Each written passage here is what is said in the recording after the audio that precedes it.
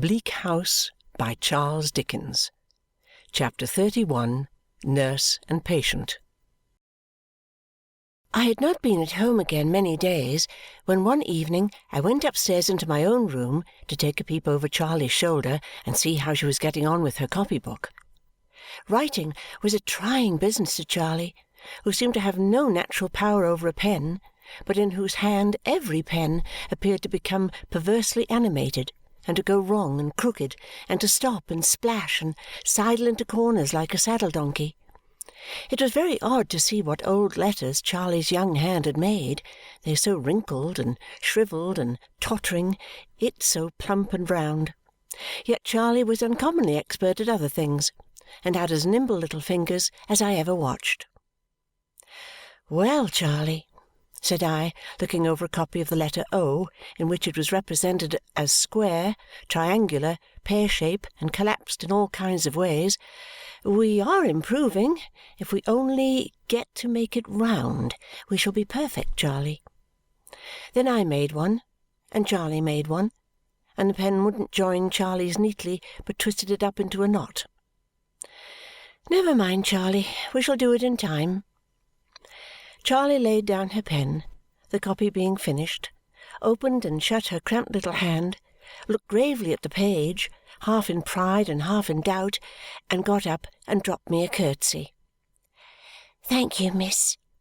If you please, miss, did you know a poor person of the name of Jenny?"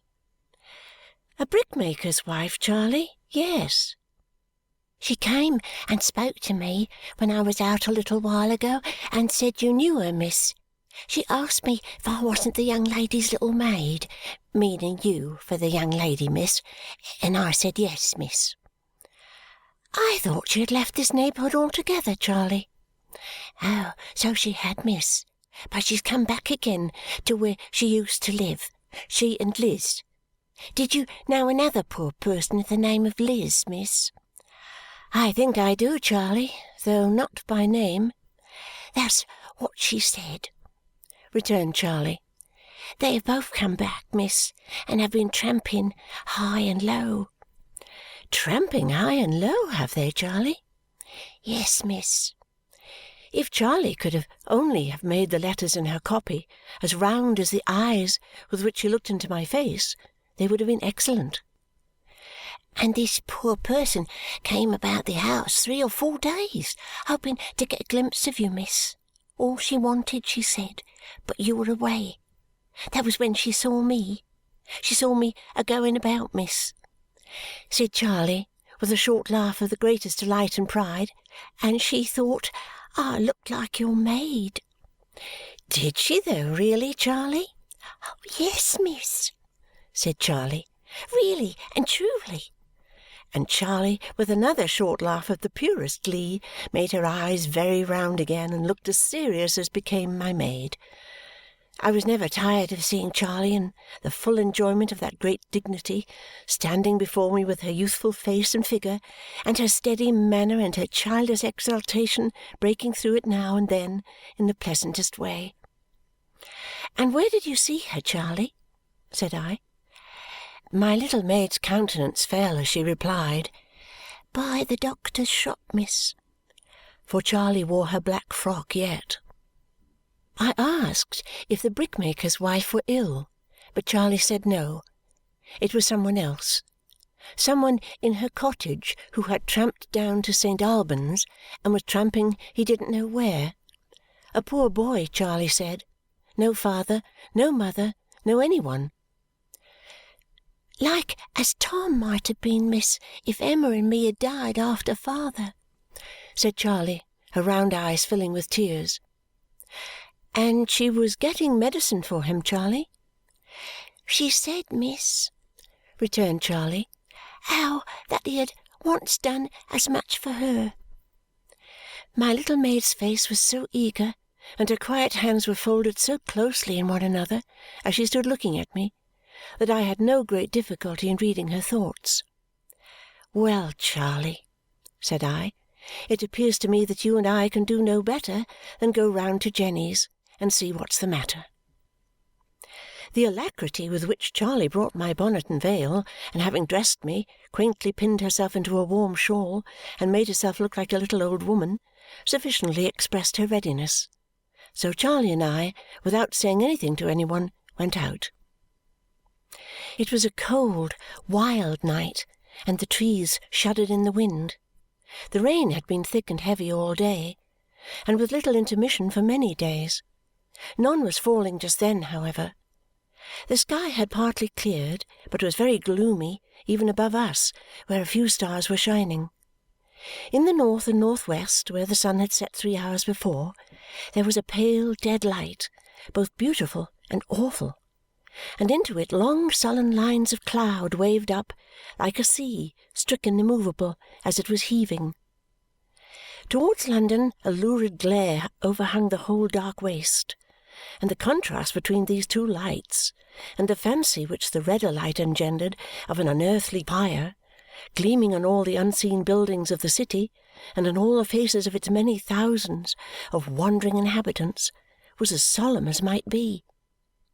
I had no thought that night, none, I am quite sure, of what was soon to happen to me.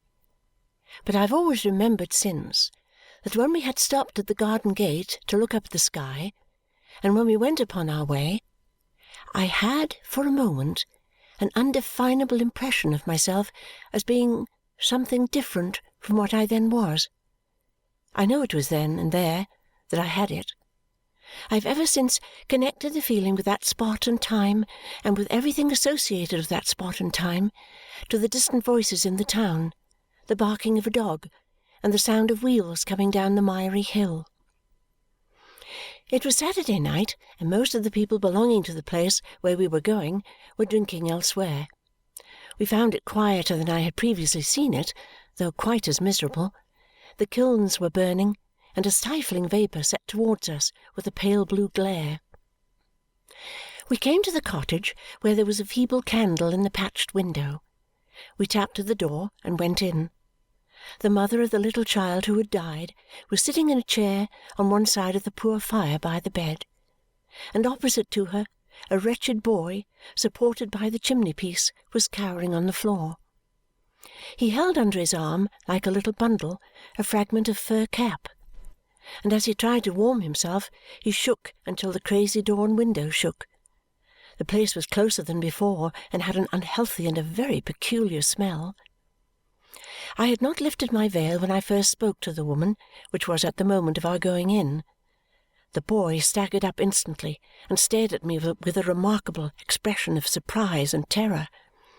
His action was so quick, and my being the cause of it was so evident, that I stood still instead of advancing nearer.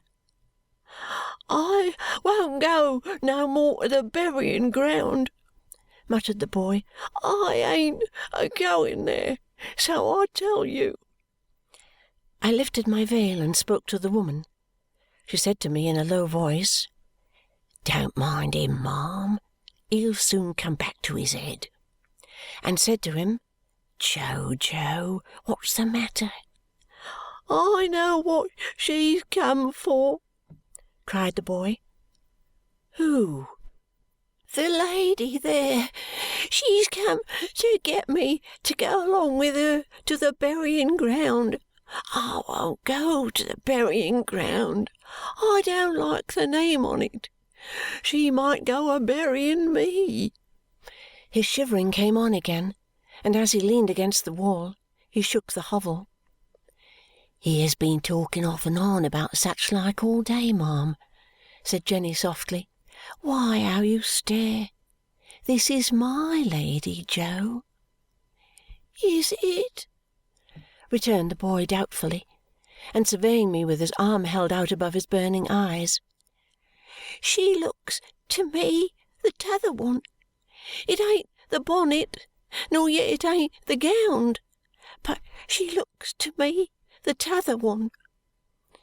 My little Charley, with her premature experience of illness and trouble, had pulled off her bonnet and shawl, and now went quietly up to him with a chair and sat him down in it like an old sick nurse, except that no such attendant could have shown him Charley's youthful face, which seemed to engage his confidence. "I say," said the boy, "you tell me, ain't the lady the t'other lady?" Charley shook her head as she methodically drew his rags about him and made him as warm as she could. "Oh," the boy muttered, "then I suppose she ain't." "I came to see if I could do you any good," said I. "What is the matter with you?"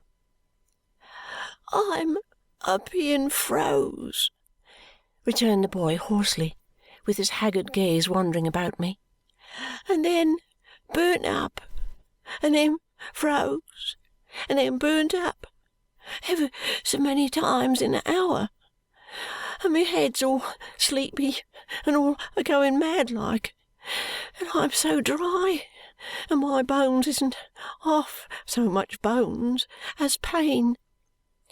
"When did he come here?" I asked the woman. "This morning, ma'am. I found him at the corner of the town. I had known him up in London yonder. Hadn't I, Jo?" "Tom all Alone's," the boy replied. Whenever he fixed his attention or his eyes, it was only for a very little while. He soon began to droop his head again, and roll it heavily, and speak as if he were half awake. "When did he come from London?" I asked. "I come from London yes'day," said the boy himself, now flushed and hot. "I'm a-going somewheres." "Where is he going?" I asked. "Somewheres," repeated the boy in a louder tone. "I have been moved on and moved on, more nor ever I was afore, since the t'other one give me the sovereign. Mrs. Snagsby, she's always a-watching and a-driving of me. What have I done to her? And they're all a-watching and a-driving of me. Every one of 'em's doing of it, from the time when I don't get up to the time when I don't go to bed. And I'm a-going somewheres. That's where I'm a-going. She told me down in Tom all Alone's as she came from Stolbuns, and so I took the Stolbuns Road. It's as good as another." He always concluded by addressing Charley. "What is to be done with him?" said I, taking the woman aside. "He could not travel in this state, even if he had a purpose and knew where he was going." "I know no more, ma'am, than the dead," she replied, glancing compassionately at him. "Perhaps the dead know better, if they could only tell us. I've kept him here all day for pity's sake, and I've given him broth and physic, and Liz has gone to try if any one will take him in. Here's my pretty in the bed. Her child, but I call it mine.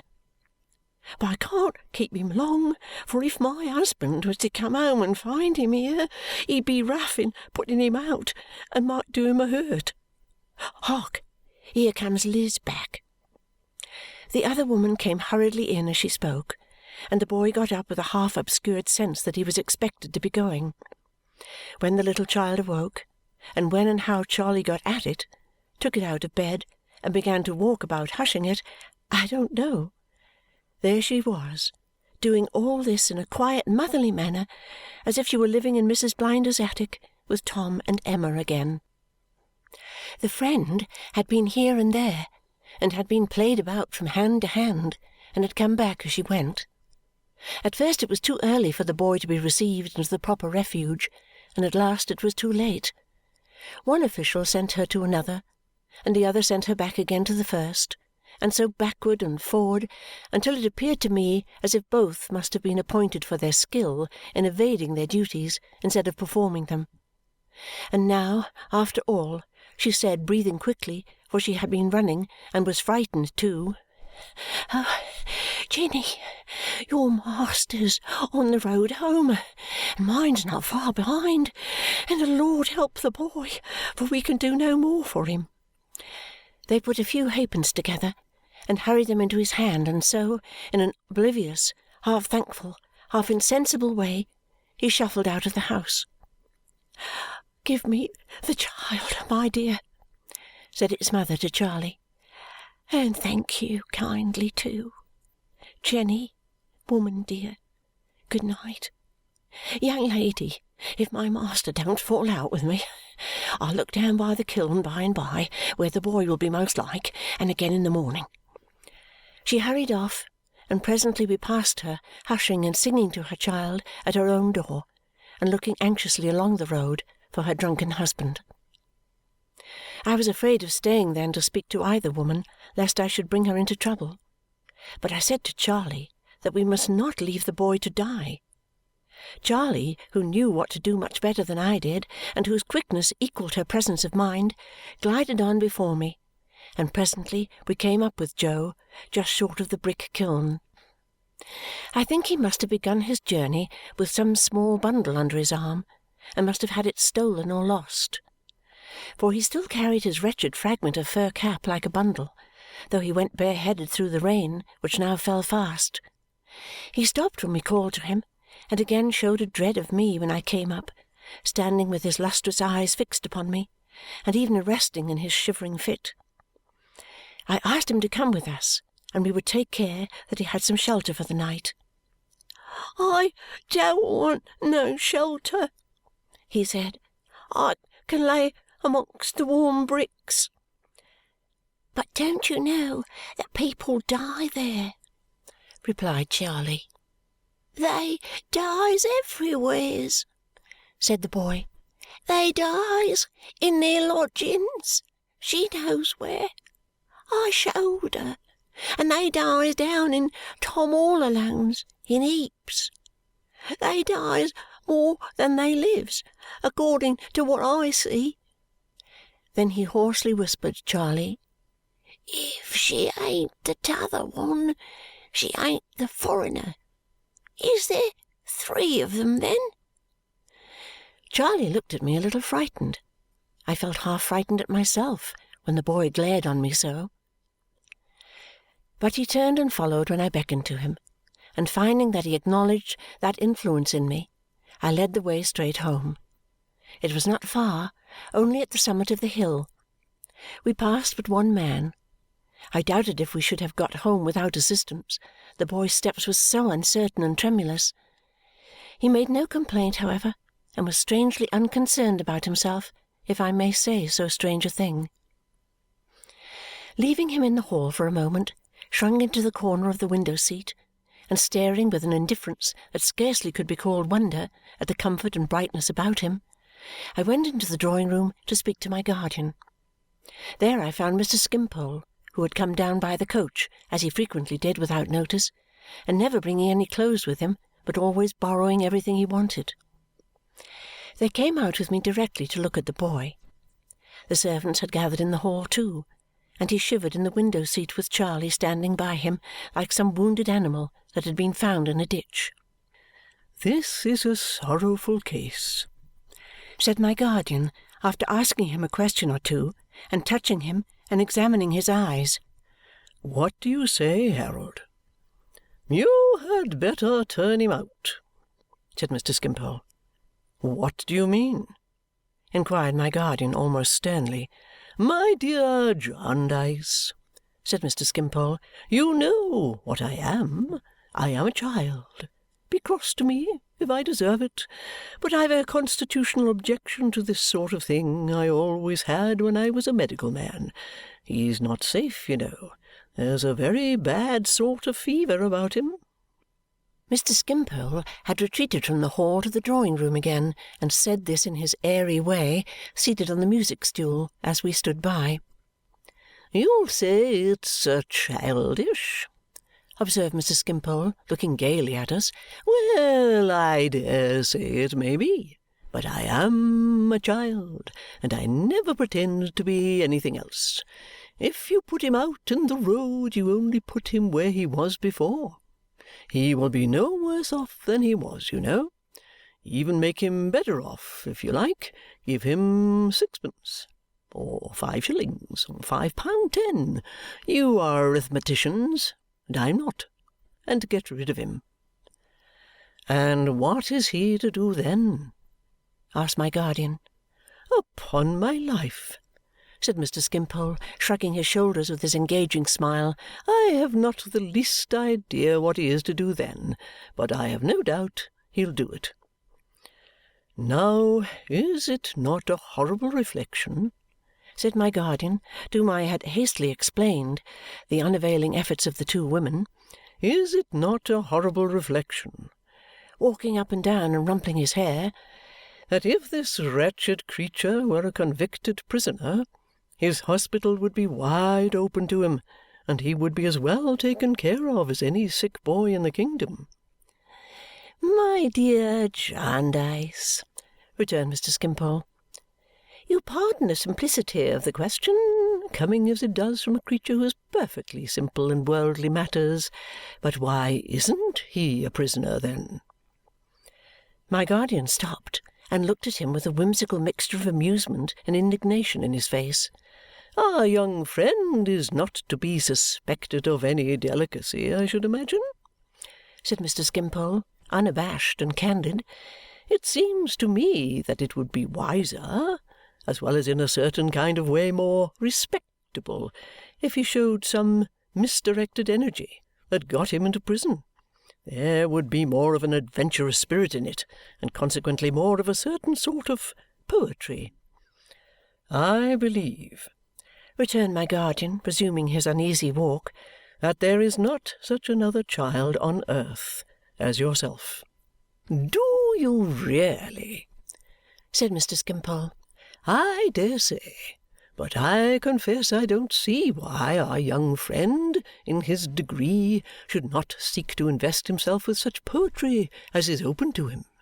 He is no doubt born with an appetite. Probably, when he is in a safer state of health, he has an excellent appetite. Very well. At our young friend's natural dinner hour, most likely about noon, our young friend says in effect to society, 'I am hungry. Will you have the goodness to produce your spoon and feed me?' Society, which has taken upon itself the general arrangement of the whole system of spoons and professes to have a spoon for our young friend, does not produce that spoon, and our young friend therefore says, 'You really must excuse me if I seize it.'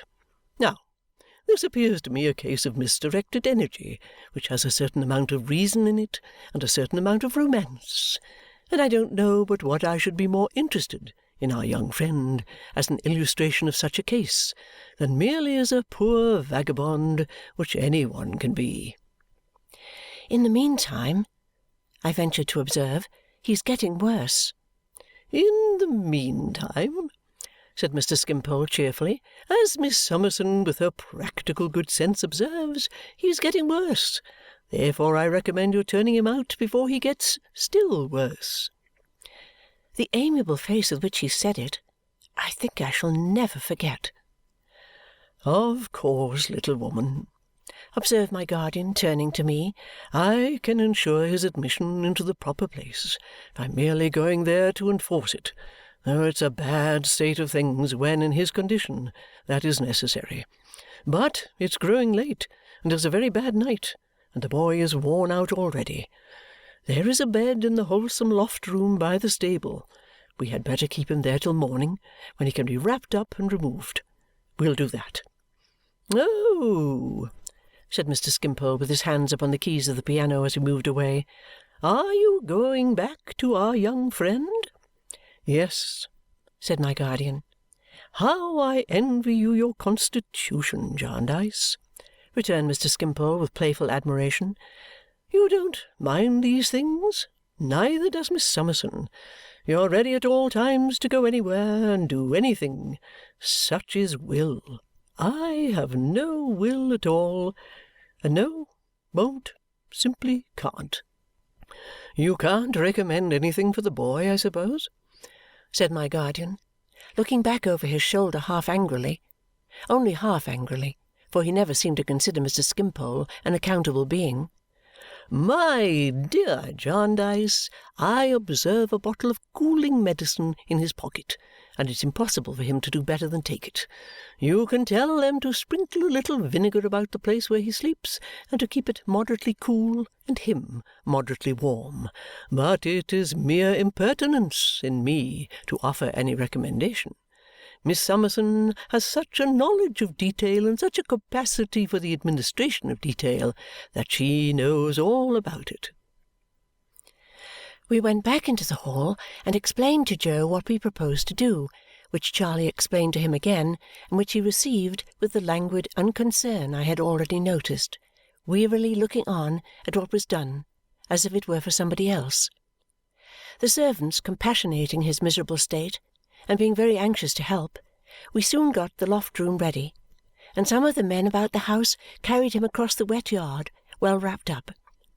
It was pleasant to observe how kind they were to him, and how there appeared to be a general impression among them that frequently calling him "old chap" was likely to revive his spirits. Charley directed the operations and went to and fro between the loft-room and the house with such little stimulants and comforts as we thought it safe to give him.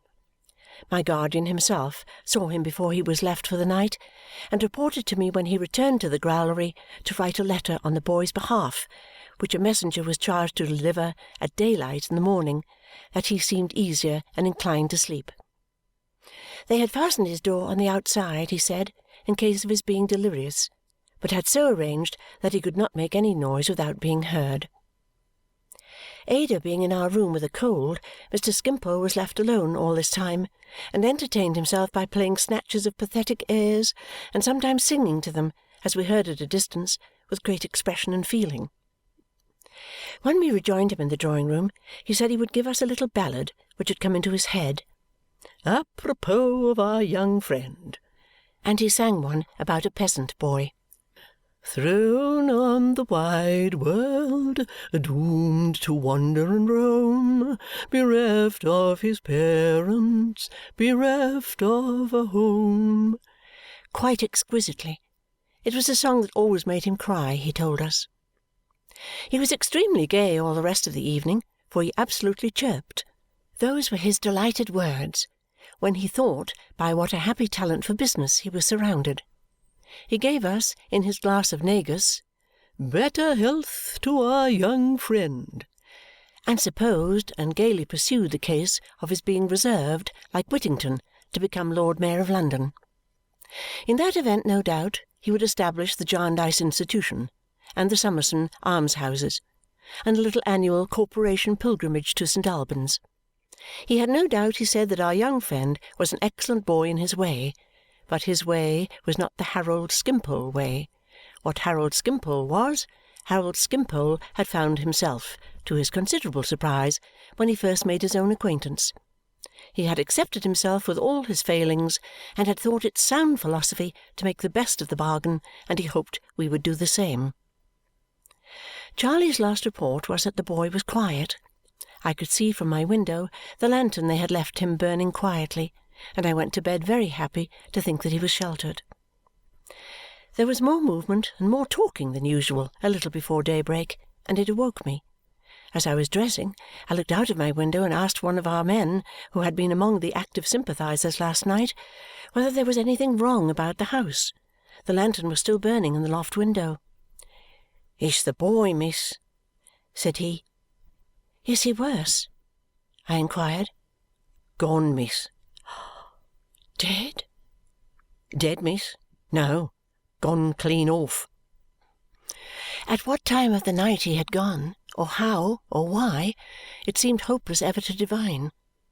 The door remaining as it had been left, and the lantern standing in the window, it could only be supposed that he had got out by a trap in the floor which communicated with an empty cart-house below.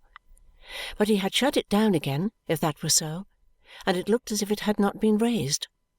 Nothing of any kind was missing.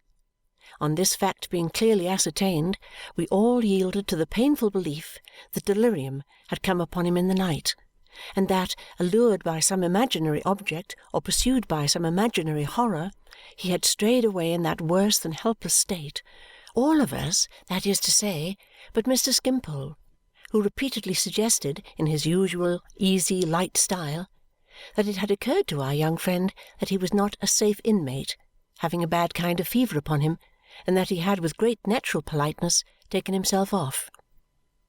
Every possible inquiry was made, and every place was searched. The brick kilns were examined, the cottages were visited, the two women were particularly questioned, but they knew nothing of him, and nobody could doubt that their wonder was genuine. The weather had for some time been too wet, and the night itself had been too wet to admit of any tracing by footsteps. Hedge and ditch and wall and rick and stack were examined by our men for a long distance round, lest the boy should be lying in such a place, insensible or dead, but nothing was seen to indicate that he had ever been near. From the time when he was left in the loft room, he vanished. The search continued for 5 days. I do not mean that it ceased even then, but that my attention was then diverted into a current very memorable to me. As Charley was at her writing again in my room in the evening, and as I sat opposite to her at work, I felt the table tremble. Looking up, I saw my little maid shivering from head to foot. "Charley," said I, "are you so cold?" "I think I am, miss," she replied. "I don't know what it is. I can't hold myself still. I felt so yesterday at about this same time, miss. Don't be uneasy. I think I'm ill." I heard Ada's voice outside, and I hurried to the door of communication between my room and our pretty sitting-room and locked it, just in time, for she tapped at it while my hand was yet upon the key. Ada called to me to let her in, but I said, "Not now, my dearest. Go away. There's nothing the matter. I will come to you presently." It was a long, long time before my darling girl and I were companions again. Charley fell ill. In 12 hours she was very ill. I moved her to my room, and laid her in my bed, and sat down quietly to nurse her. I told my guardian all about it, and why I felt it was necessary that I should seclude myself, and my reason for not seeing my darling above all. At first she came very often to the door, and called to me, and even reproached me with sobs and tears, but I wrote her a long letter, saying that she made me anxious and unhappy, and imploring her, as she loved me and wished my mind to be at peace, to come no nearer than the garden. After that she came beneath the window even oftener than she had come to the door, and if I had learnt to love her dear sweet voice before, when we were hardly ever apart, how did I learn to love it then, when I stood behind the window-curtain listening and replying, but not so much as looking out? How did I learn to love it afterwards, when the harder time came? They put a bed for me in our sitting-room, and by keeping the door wide open I turned the 2 rooms into one, now that Ada had vacated that part of the house and kept them always fresh and airy. There was not a servant in or about the house but was so good that they would all most gladly have come to me at any hour of the day or night without the least fear or unwillingness, but I thought it best to choose one worthy woman who was never to see Ada and whom I could trust to come and go with all precaution. Through her means I got out to take air with my guardian when there was no fear of meeting Ada, and wanted for nothing in the way of attendance any more than in any other respect. And thus poor Charley sickened, and grew worse, and fell into heavy danger of death, and lay severely ill for many a long round of day and night. So patient she was, so uncomplaining, and inspired by such a gentle fortitude that very often as I sat by Charley, holding her head in my arms, repose would come to her. So when it would come to her in no other attitude, I silently prayed to our Father in heaven that I might not forget the lesson which this little sister taught me. I was very sorrowful to think that Charley's pretty looks would change and be disfigured, even if she recovered. She was such a child with her dimpled face, but that thought was, for the greater part, lost in her greater peril. When she was at the worst, and her mind rambled again to the cares of her father's sick bed and the little children, she still knew me so far as that she would be quiet in my arms when she could lie quiet nowhere else, and murmur out the wanderings of her mind less restlessly. At those times I used to think, how should I ever tell the two remaining babies that the baby who had learned of her faithful heart to be a mother to them in their need was dead? There were other times when Charley knew me well and talked to me, telling me that she sent her love to Tom and Emma and that she was sure Tom would grow up to be a good man. At those times Charley would speak to me of what she had read to her father, as well as she could to comfort him, of that young man carried out to be buried who was the only son of his mother, and she was a widow, of the ruler's daughter raised up by the gracious hand upon her bed of death. And Charley told me that when her father died, she had kneeled down and prayed in her first sorrow that he likewise might be raised up and given back to his poor children, and that if she should never get better, and should die too, she thought it likely that it might come into Tom's mind to offer the same prayer for her. Then would I show Tom how these people of old days had been brought back to life on earth, only that we might know our hope to be restored to heaven. But of all the various times there were in Charley's illness, there was not one when she lost the gentle qualities I have spoken of, and there were many, many when I thought in the night of the last high belief in the watchful angel and the last higher trust in God on the part of her poor despised father. And Charley did not die. She flutteringly and slowly turned the dangerous point after long lingering there, and then began to mend. The hope that never had been given from the first of Charley being in outward appearance Charley any more soon began to be encouraged, and even that prospered, and I saw her growing into her old childish likeness again. It was a great morning when I could tell Ada all this as she stood out in the garden, and it was a great evening when Charley and I at last took tea together in the room. But on that same evening I felt that I was stricken cold. Happily for both of us, it was not until Charley was safe in bed again and placidly asleep that I began to think the contagion of her illness was upon me. I had been able easily to hide what I felt at tea-time, but I was past that already now, and I knew that I was rapidly following in Charley's steps. I was well enough, however, to be up early in the morning and to return my darling's cheerful blessing from the garden and to talk with her as long as usual. But I was not free from an impression that I had been walking about the 2 rooms in the night, a little beside myself, though knowing where I was, and I felt confused at times, with a curious sense of fullness, as if I were becoming too large altogether. In the evening I was so much worse that I resolved to prepare Charley, with which view I said, "You're getting quite strong, Charley, are you not?" "Oh, quite," said Charley. "Strong enough to be told a secret, I think, Charley?" "Oh, quite strong enough for that, miss," cried Charley. But Charley's face fell in the height of her delight, for she saw the secret in my face, and she came out of the great chair and fell upon my bosom and said, "Oh, miss, it's my doing, it's my doing," and a great deal more out of the fullness of her grateful heart. "Now, Charley," said I, after letting her go on for a little while, "if I am to be ill, my great trust, humanly speaking, is in you, and unless you are as quiet and composed for me as you always were for yourself, you can never fulfil it, Charley." "If you'll let me cry a little longer, miss," said Charley. "Oh, my dear, my dear, if only let me cry a little longer. Oh, my dear!" How affectionately and devotedly she poured this out as she clung to my neck, I never can remember without tears. "I'll be good." So I let Charley cry a little longer, and it did us both good. "Trust in me now, if you please, miss," said Charley quietly. "I am listening to everything you say." "It's very little at present, Charley. I shall tell your doctor to-night that I don't think I'm well and that you are going to nurse me."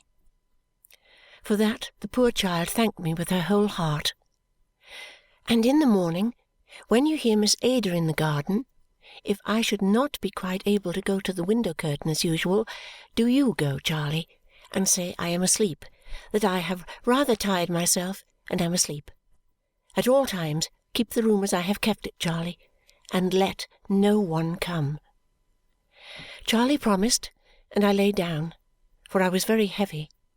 I saw the doctor that night and asked the favour of him that I wished to ask relative to his saying nothing of my illness in the house as yet. I have a very indistinct remembrance of that night melting into day, and of day melting into night again, but I was just able on the first morning to get to the window and speak to my darling. On the second morning I heard her dear voice, oh, how dear now, outside, and I asked Charley, with some difficulty, speech being painful to me, to go and say I was asleep. I heard her answer softly, "Don't disturb her, Charley, for the world." "How does my own pride look, Charley?" I inquired. "Disappointed, miss," said Charley, peeping through the curtain. "But I know she is very beautiful this morning." "She is indeed, miss," answered Charley, peeping, still looking up at the window. With her clear blue eyes, God bless them, always loveliest when raised like that. I called Charley to me and gave her her last charge. "Now, Charley, when she knows I am ill, she will try to make her way into the room. Keep her out, Charley, if you love me truly, to the last. Charley, if you let her in but once, only to look upon me for one moment as I lie here, I shall die." "I never will, I never will," she promised me. I believe it, my dear Charley. And now come and sit beside me for a little while, and touch me with your hand, for I cannot see you, Charley. I am blind. Bleak House by Charles Dickens. Chapter 32. The Appointed Time. It is night in Lincoln's Inn, perplexed and troublous valley of the shadow of the law, where suitors generally find but little day, and fat candles are snuffed out in offices, and clerks have rattled down the crazy wooden stairs and dispersed. The bell that rings at 9 o'clock has ceased its doleful clangour about nothing. The gates are shut, and the night porter, a solemn warder with a mighty power of sleep, keeps guard in his lodge. From tiers of staircase windows, clogged lamps like the eyes of equity, bleared Argus with a fathomless pocket for every eye and an eye upon it, dimly blink at the stars. In dirty upper casements, here and there hazy little patches of candlelight reveal where some wise draftsman and conveyancer yet toils for the entanglement of real estate in meshes of sheepskin, in the average ratio of about a dozen of sheep to an acre of land. Over which bee-like industry these benefactors of their species linger yet, though office hours be past, that they may give, for every day, some good account at last. In the neighbouring court, where the Lord Chancellor of the rag and bottle shop dwells, there is a general tendency towards beer and supper. Mrs. Piper and Mrs. Perkins, whose respective sons, engaged with a circle of acquaintance in the game of hide-and-seek, have been lying in ambush about the byways of Chancery Lane for some hours and scouring the plain of the same thoroughfare to the confusion of passengers. Mrs. Piper and Mrs. Perkins have but now exchanged congratulations on the children being abed, and they still linger on a doorstep over a few parting words. Mr. Krook and his lodger, and the fact of Mr. Krook's being continually in liquor, and the testamentary prospects of the young man are, as usual, the staple of their conversation. But they have something to say likewise of the harmonic meeting at the Sol's Arms, where the sound of the piano through the partly opened windows jingles out into the court, and where little Swills, after keeping the lovers of harmony in a roar like a very Yorick, may now be heard taking the gruff line in a concerted piece and sentimentally adjuring his friends and patrons to listen, listen, listen to the water fall. Mrs. Perkins and Mrs. Piper compare opinions on the subject of the young lady of professional celebrity who assists at the harmonic meetings and who has a space to herself in the manuscript announcement in the window.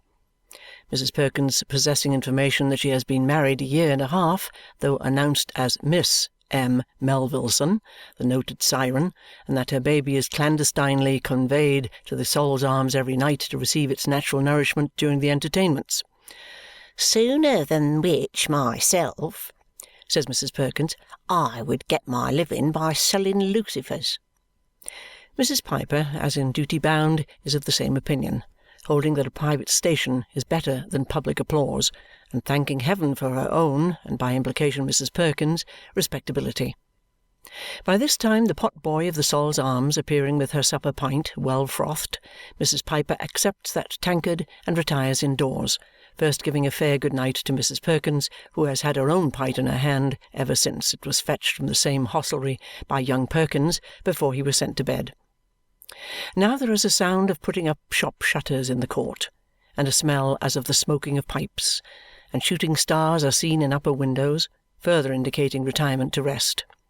Now, too, the policeman begins to push at doors, to try fastenings, to be suspicious of bundles, and to administer his beat on the hypothesis that every one is either robbing or being robbed. It is a close night, though the damp cold is searching too, and there is a laggard mist a little way up in the air.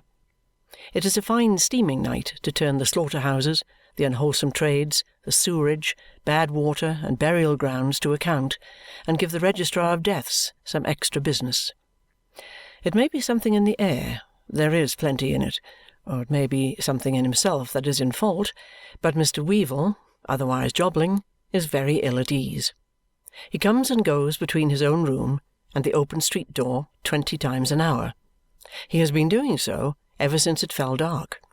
Since the Chancellor shut up his shop, which he did very early to-night, Mr. Weevle has been down and up, with a cheap tight velvet skull-cap on his head, making his whiskers look out of all proportion, oftener than before. It is no phenomenon that Mr. Snagsby should be ill at ease too, for he always is so, more or less, under the oppressive influence of the secret that is upon him. Impelled by the mystery of which he is a partaker and yet in which he is not a sharer, Mr. Snagsby haunts what seems to be its fountain-head, the rag-and-bottle shop in the court. It has an irresistible attraction for him. Even now, coming round by the Sol's Arms with the intention of passing down the court and out at the Chancery Lane end, and so terminating his unpremeditated after-supper stroll of 10 minutes long from his own door and back again, Mr. Snagsby approaches. "What, Mr. Weevle?" says the stationer, stopping to speak. "Are you there?" "Aye," says Mr. Weevle.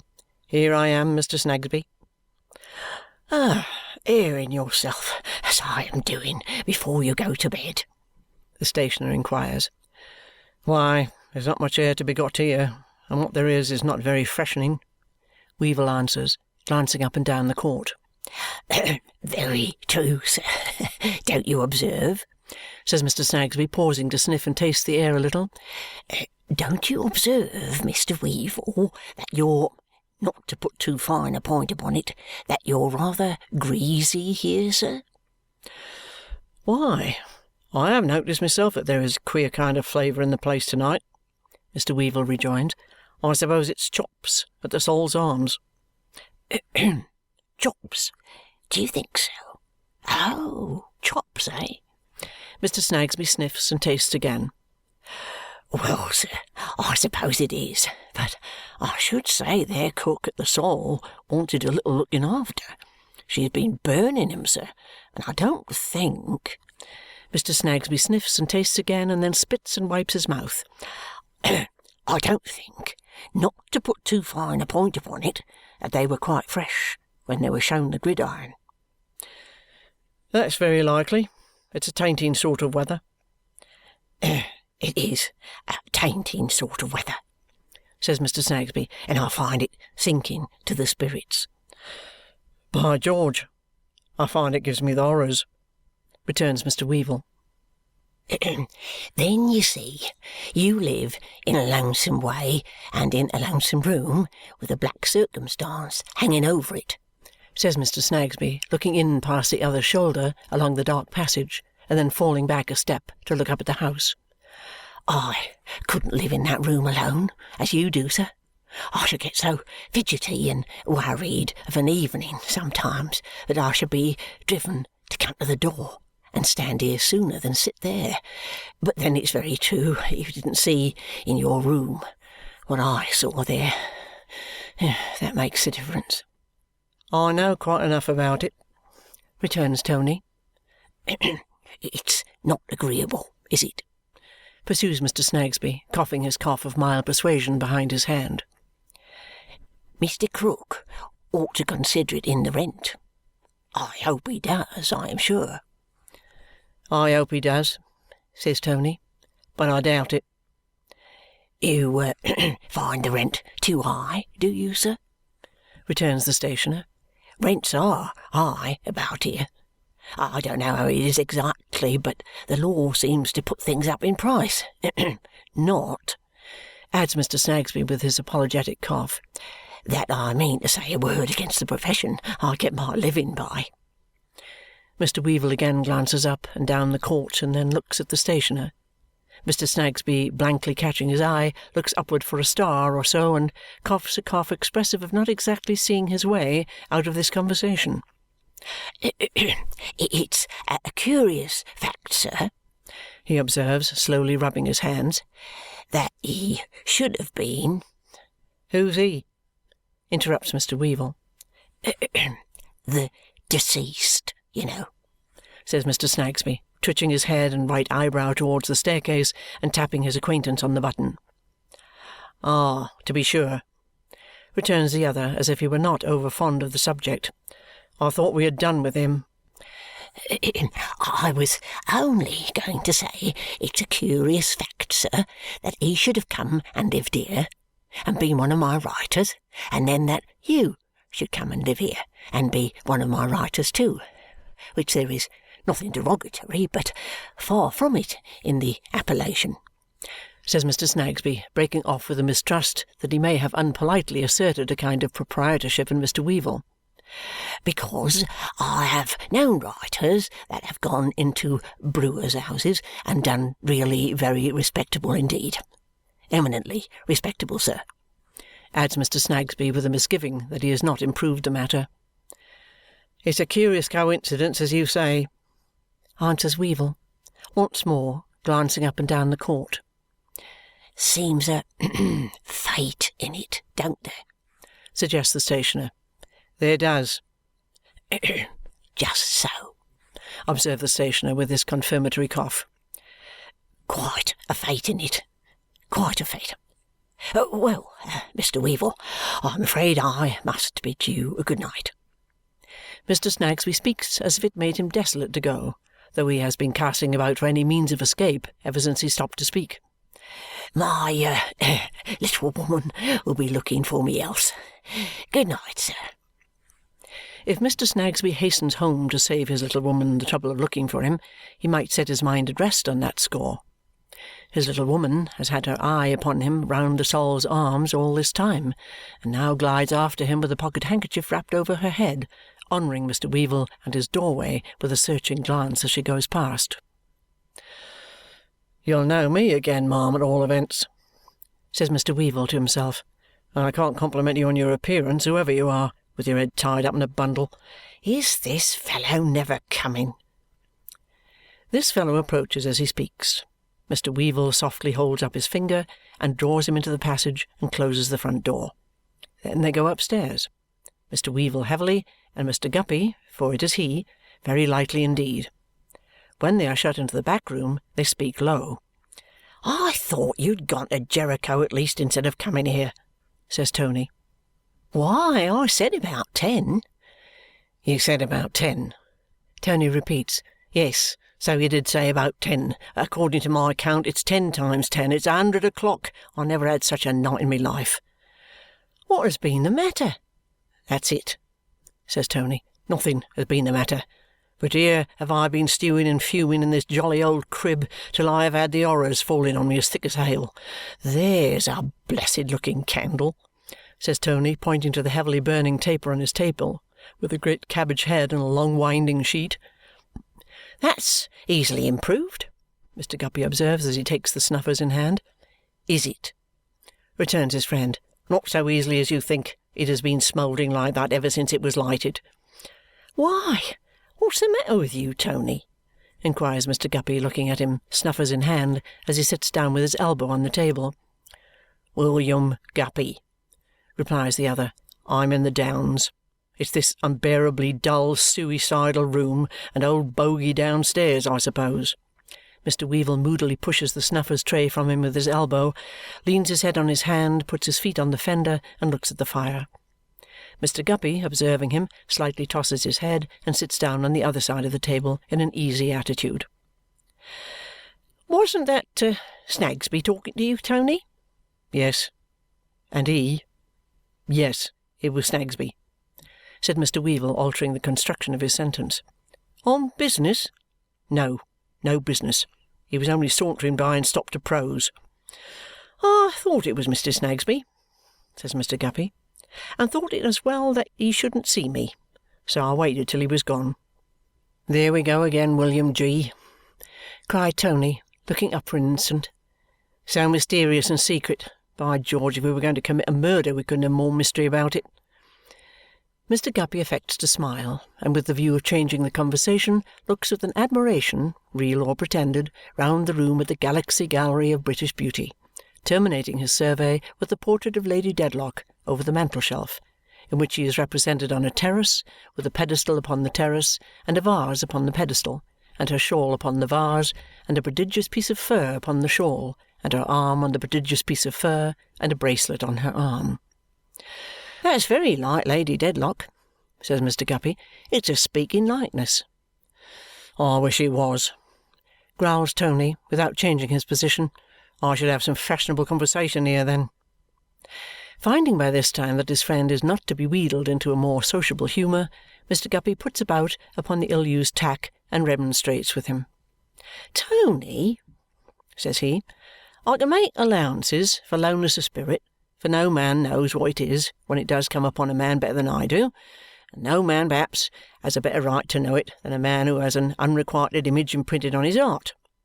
But there are bounds to these things when an unoffending party is in question, and I will acknowledge to you, Tony, that I don't think your manner on the present occasion is hospitable or quite gentlemanly."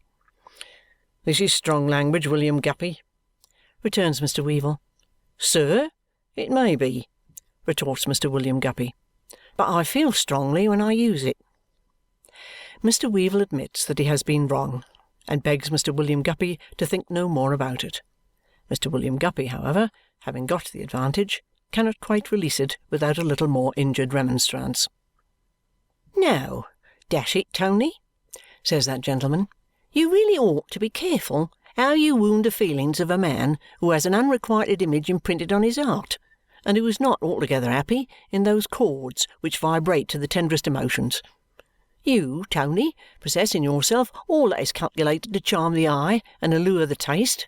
It is not, happily for you perhaps, and I may wish that I could say the same, it is not your character to hover around one flower. The whole garden is open to you, and your airy pinions carry you through it. Still, Tony, far be it from me, I am sure, to wound even your feelings without a cause." Tony again entreats that the subject may be no longer pursued, saying emphatically, "William Guppy, drop it." Mr. Guppy acquiesces, with the reply, "I never should have taken it up, Tony, of my own accord." "And now," says Tony, stirring the fire, "touching this same bundle of letters. Isn't it an extraordinary thing of Krook to have appointed 12 o'clock to-night to hand them over to me?" "Very. What did he do it for?" "What does he do anything for? He don't know. Said to-day was his birthday, and he'd hand him over to-night at 12 o'clock. He'll have drunk himself blind by that time. He has been at it all day." "He hasn't forgotten the appointment, I hope?" "Forgotten? Trust him for that. He never forgets anything. I saw him to-night about 8. Helped him to shut up his shop, and he had got the letters then in his hairy cap. He pulled it off and showed 'em me. When the shop was closed, he took 'em out of his cap, hung his cap on the chair back, and stood turning them over before the fire. I heard him a little while afterwards through the floor here, humming like the wind, the only song he knows, about Bibbo and old Charon, and Bibbo being drunk when he died, or something or other. He has been as quiet since as an old rat asleep in his hole. And you are to go down at 12. At 12. And as I tell you when you came, it seemed to me 100. Tony, says Mr. Guppy, after considering a little with his legs crossed, he can't read yet, can he? Read? He'll never read. He can make all the letters separately, and he knows most of 'em separately when he sees 'em. He has got on that much under me, but he can't put 'em together. He's too old to acquire the knack of it now, and too drunk. Tony, says Mr. Guppy, uncrossing and recrossing his legs, how do you suppose he spelt out that name of Auden? He never spelt it out. You know what a curious power of eye he has, and how he has been used to employ himself in copying things by eye alone. He imitated it, evidently from the direction of a letter, and asked me what it meant. Tony, says Mr. Guppy, uncrossing and recrossing his legs again, should you say that the original was a man's writing or a woman's? A woman's. 50 to 1 a lady's. Slopes a good deal. And the end of the letter N, long and hasty. Mr. Guppy has been biting his thumbnail during this dialogue, generally changing the thumb when he has changed the cross leg. As he is going to do so again, he happens to look at his coat sleeve. It takes his attention. He stares at it aghast. Why, Tony, what on earth is going on in this house to-night? Is there a chimney on fire? Chimney on fire? Ah, returns Mr. Guppy. See how the soot's falling. See here, on my arm. See again on the table here. Confound the stuff, it won't blow off. Smears like black fat. They look at one another, and Tony goes listening to the door, and a little way upstairs, and a little way downstairs, comes back and says it's all right and all quiet, and quotes the remark he lately made to Mr. Snagsby about their cooking chops at the Sol's Arms. And it was then, resumes Mr. Guppy, still glancing with remarkable aversion at the coat sleeve as they pursue their conversation before the fire, leaning on opposite sides of the table with their heads very near together, that he told you of his having taken the bundle of letters from his lodger's portmanteau. That was the time, sir, answers Tony, faintly adjusting his whiskers, whereupon I wrote a line to my dear boy, the Honourable William Guppy, informing him of the appointment for to-night and advising him not to call before, bogey being a sly boots. The light vivacious tone of fashionable life which is usually assumed by Mr. Weevle sits so ill upon him to-night that he abandons that and his whiskers together, and after looking over his shoulder appears to yield himself up a prey to the horrors again. You are to bring the letters to your room to read and compare, and to get yourself into a position to tell him all about them. That's the arrangement, isn't it, Tony? Asked Mr. Guppy, anxiously biting his thumbnail. You can't speak too low. Yes, that's what he and I agreed. I tell you what, Tony. You can't speak too low, says Tony once more. Mr. Guppy nods his sagacious head, advances it yet closer, and drops into a whisper. I tell you what.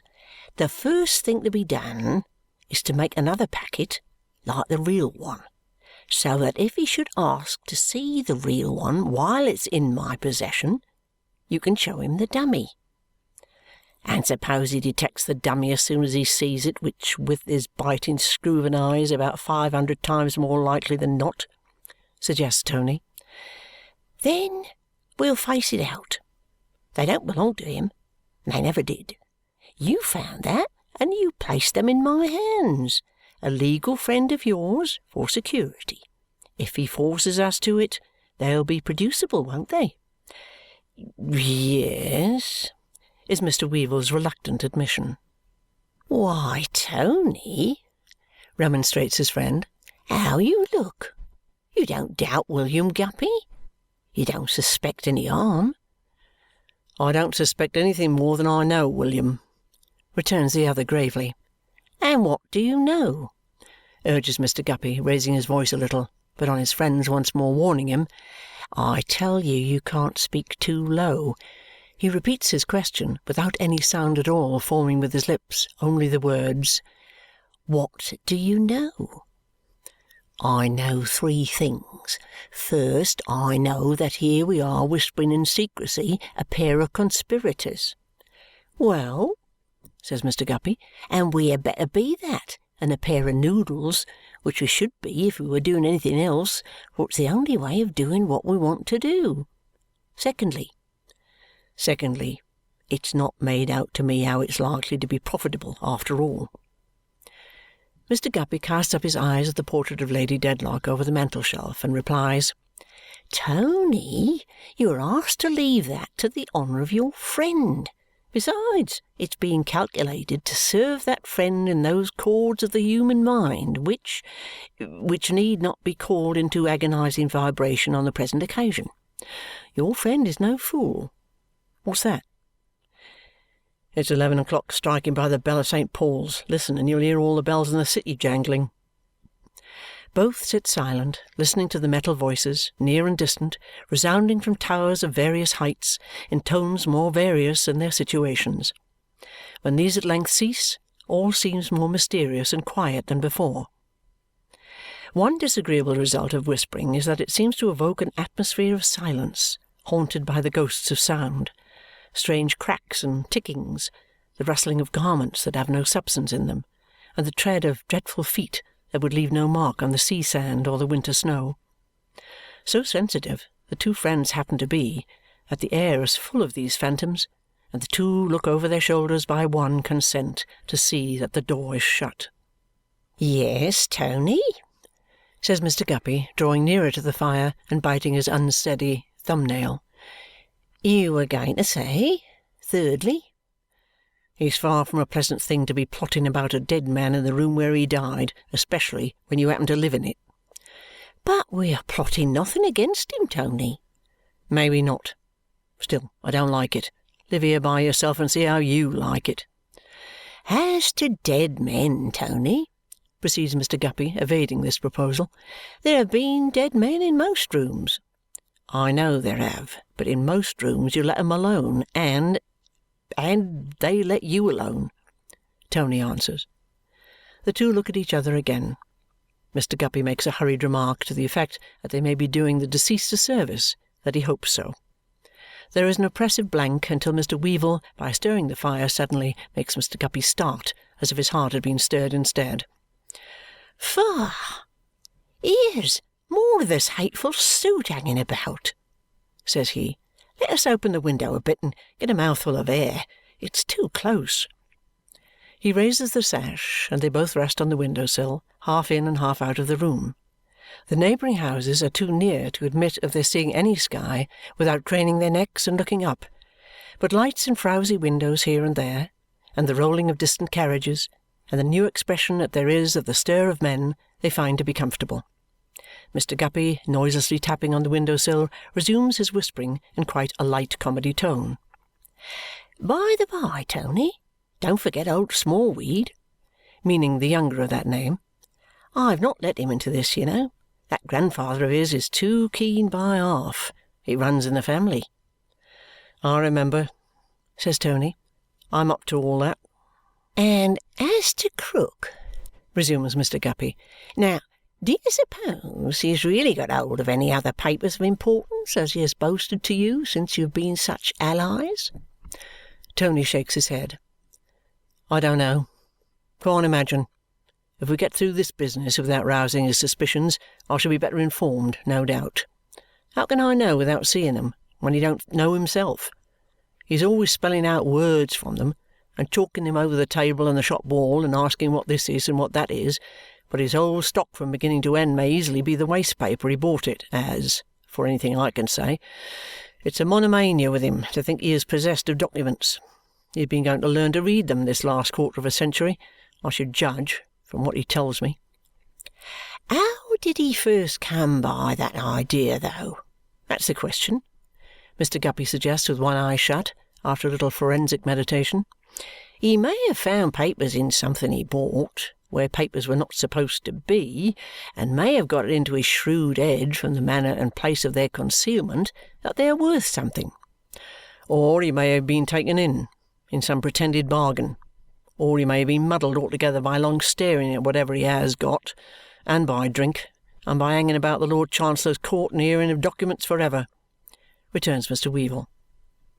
Mr. Guppy, sitting on the window-sill, nodding his head and balancing all these possibilities in his mind, continues thoughtfully to tap it, and clasp it, and measure it with his hand, until he hastily draws his hand away. "What in the devil's name," he says, "is this? Look at my fingers." A thick yellow liquor defiles them, which is offensive to the touch and sight and more offensive to the smell. A stagnant, sickening oil with some natural repulsion in it that makes them both shudder. "What have you been doing here? What have you been pouring out of the window?" "I pouring out of window? Nothing, I swear. Never since I've been here," cries the lodger. And yet look here, and look here. When he brings the candle here, from the corner of the window-sill, it slowly drips and creeps away down the bricks. Here lies in a little thick nauseous pool. "This is a horrible house," says Mr. Guppy, shutting down the window. "Give me some water, or I shall cut my hands off." He so washes and rubs and scrubs and smells and washes that he has not long restored himself with a glass of brandy and stood silently before the fire when St. Paul's bell strikes 12, and all those other bells strike 12, from their towers of various heights in the dark air and in their many tones. When all is quiet again, the lodger says, "It's the appointed time at last. Shall I go?" Mr. Guppy nods and gives him a lucky touch on the back, but not with the washed hand, though it is his right hand. He goes downstairs, and Mr. Guppy tries to compose himself before the fire for waiting a long time. But in no more than a minute or two the stairs creak, and Tony comes swiftly back. "Have you got 'em?" "Got 'em? No. The old man's not there." He has been so horribly frightened in the short interval that his terror seizes the other, who makes a rush at him and asks loudly, "What's the matter?" "I couldn't make him hear, and I softly opened the door and looked in. And the burning smell is there, and the soot is there, and the oil is there, and he is not there." Tony ends this with a groan. Mr. Guppy takes the light. They go down, more dead than alive, and holding one another, push open the door of the back shop. The cat has retreated close to it and stands snarling, not at them, at something on the ground before the fire. There is a very little fire left in the grate, but there is a smouldering, suffocating vapour in the room and a dark, greasy coating on the walls and ceiling. The chairs and table, and the bottle so rarely absent from the table, all stand as usual. On one chair back hang the old man's hairy cap and coat. "Look," whispers the lodger, pointing his friend's attention to these objects with a trembling finger. "I told you so. When I saw him last, he took his cap off, took out the little bundle of old letters, hung his cap on the back of the chair. His coat was there already, for he had pulled that off before he went to put the shutters up, and I left him turning the letters over in his hand, standing just where that crumbled black thing is upon the floor." Is he hanging somewhere? They look up. No. "See," whispers Tony, "at the foot of the same chair, there lies a dirty bit of thin red cord that they tie up pens with. That went round the letters. He undid it slowly, leering and laughing at me before he began to turn them over, and threw it there. I saw it fall." "What's the matter with the cat?" says Mr. Guppy. "Look at her." "Mad, I think, and no wonder in this evil place." They advance slowly, looking at all these things. The cat remains where they found her, still snarling at the something on the ground before the fire and between the two chairs. What is it? Hold up the light. Here is a small burnt patch of flooring. Here is the tinder from a little bundle of burnt paper, but not so light as usual, seeming to be steeped in something. And here is it the cinder of a small charred and broken log of wood sprinkled with white ashes, or is it coal? Oh, horror! He is here. And this from which we run away, striking out the light and overturning one another into the street, is all that represents him. Help! Help! Help! Come into this house for heaven's sake. Plenty will come in, but none can help. the Lord Chancellor of that court, true to his title in his last act, has died the death of all Lord Chancellors in all courts and of all authorities in all places under all names soever where false pretences are made and where injustice is done. Call the death by any name your Highness will, attribute it to whom you will, or say it might have been prevented how you will, it is the same death eternally, inborn, inbred, engendered in the corrupted humours of the vicious body itself, and that only, spontaneous combustion, and none other of all the deaths that can be died. Bleak House by Charles Dickens. Chapter 33. Interlopers. Now do those two gentlemen, not very neat about the cuffs and buttons, who attended the last coroner's inquest at the Sol's Arms, reappear in the precincts with surprising swiftness, being in fact breathlessly fetched by the active and intelligent beadle, and institute perquisitions through the court, and dive into the Sol's parlour, and write with ravenous little pens on tissue paper. Now do they note down, in the watches of the night, how the neighbourhood of Chancery Lane was yesterday, at about midnight, thrown into a state of the most intense agitation and excitement by the following alarming and horrible discovery. Now do they set forth how it will doubtless be remembered that some time back a painful sensation was created in the public mind by a case of mysterious death from opium occurring in the first floor of the house occupied as a rag, bottle, and general marine store shop by an eccentric individual of intemperate habits, far advanced in life, named Krook, and how, by a remarkable coincidence, Krook was examined at the inquest, which it may be recollected was held on that occasion at the Sol's Arms, a well-conducted tavern immediately adjoining the premises in question on the west side, and licensed to a highly respectable landlord, Mr. James George Bogsby.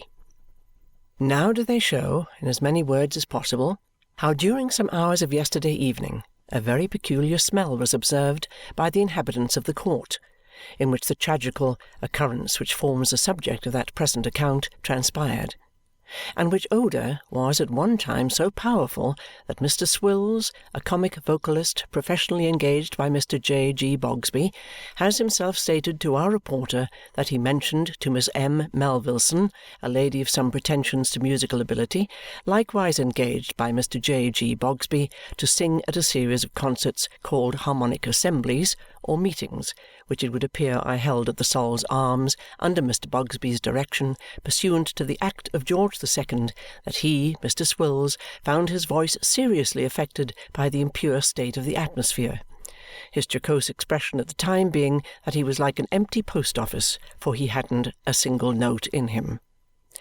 How this account of Mr. Swills is entirely corroborated by two intelligent married females residing in the same court and known respectively by the names of Mrs. Piper and Mrs. Perkins, both of whom observed the fetid effluvia and regarded them as being emitted from the premises in the occupation of Krook, the unfortunate deceased.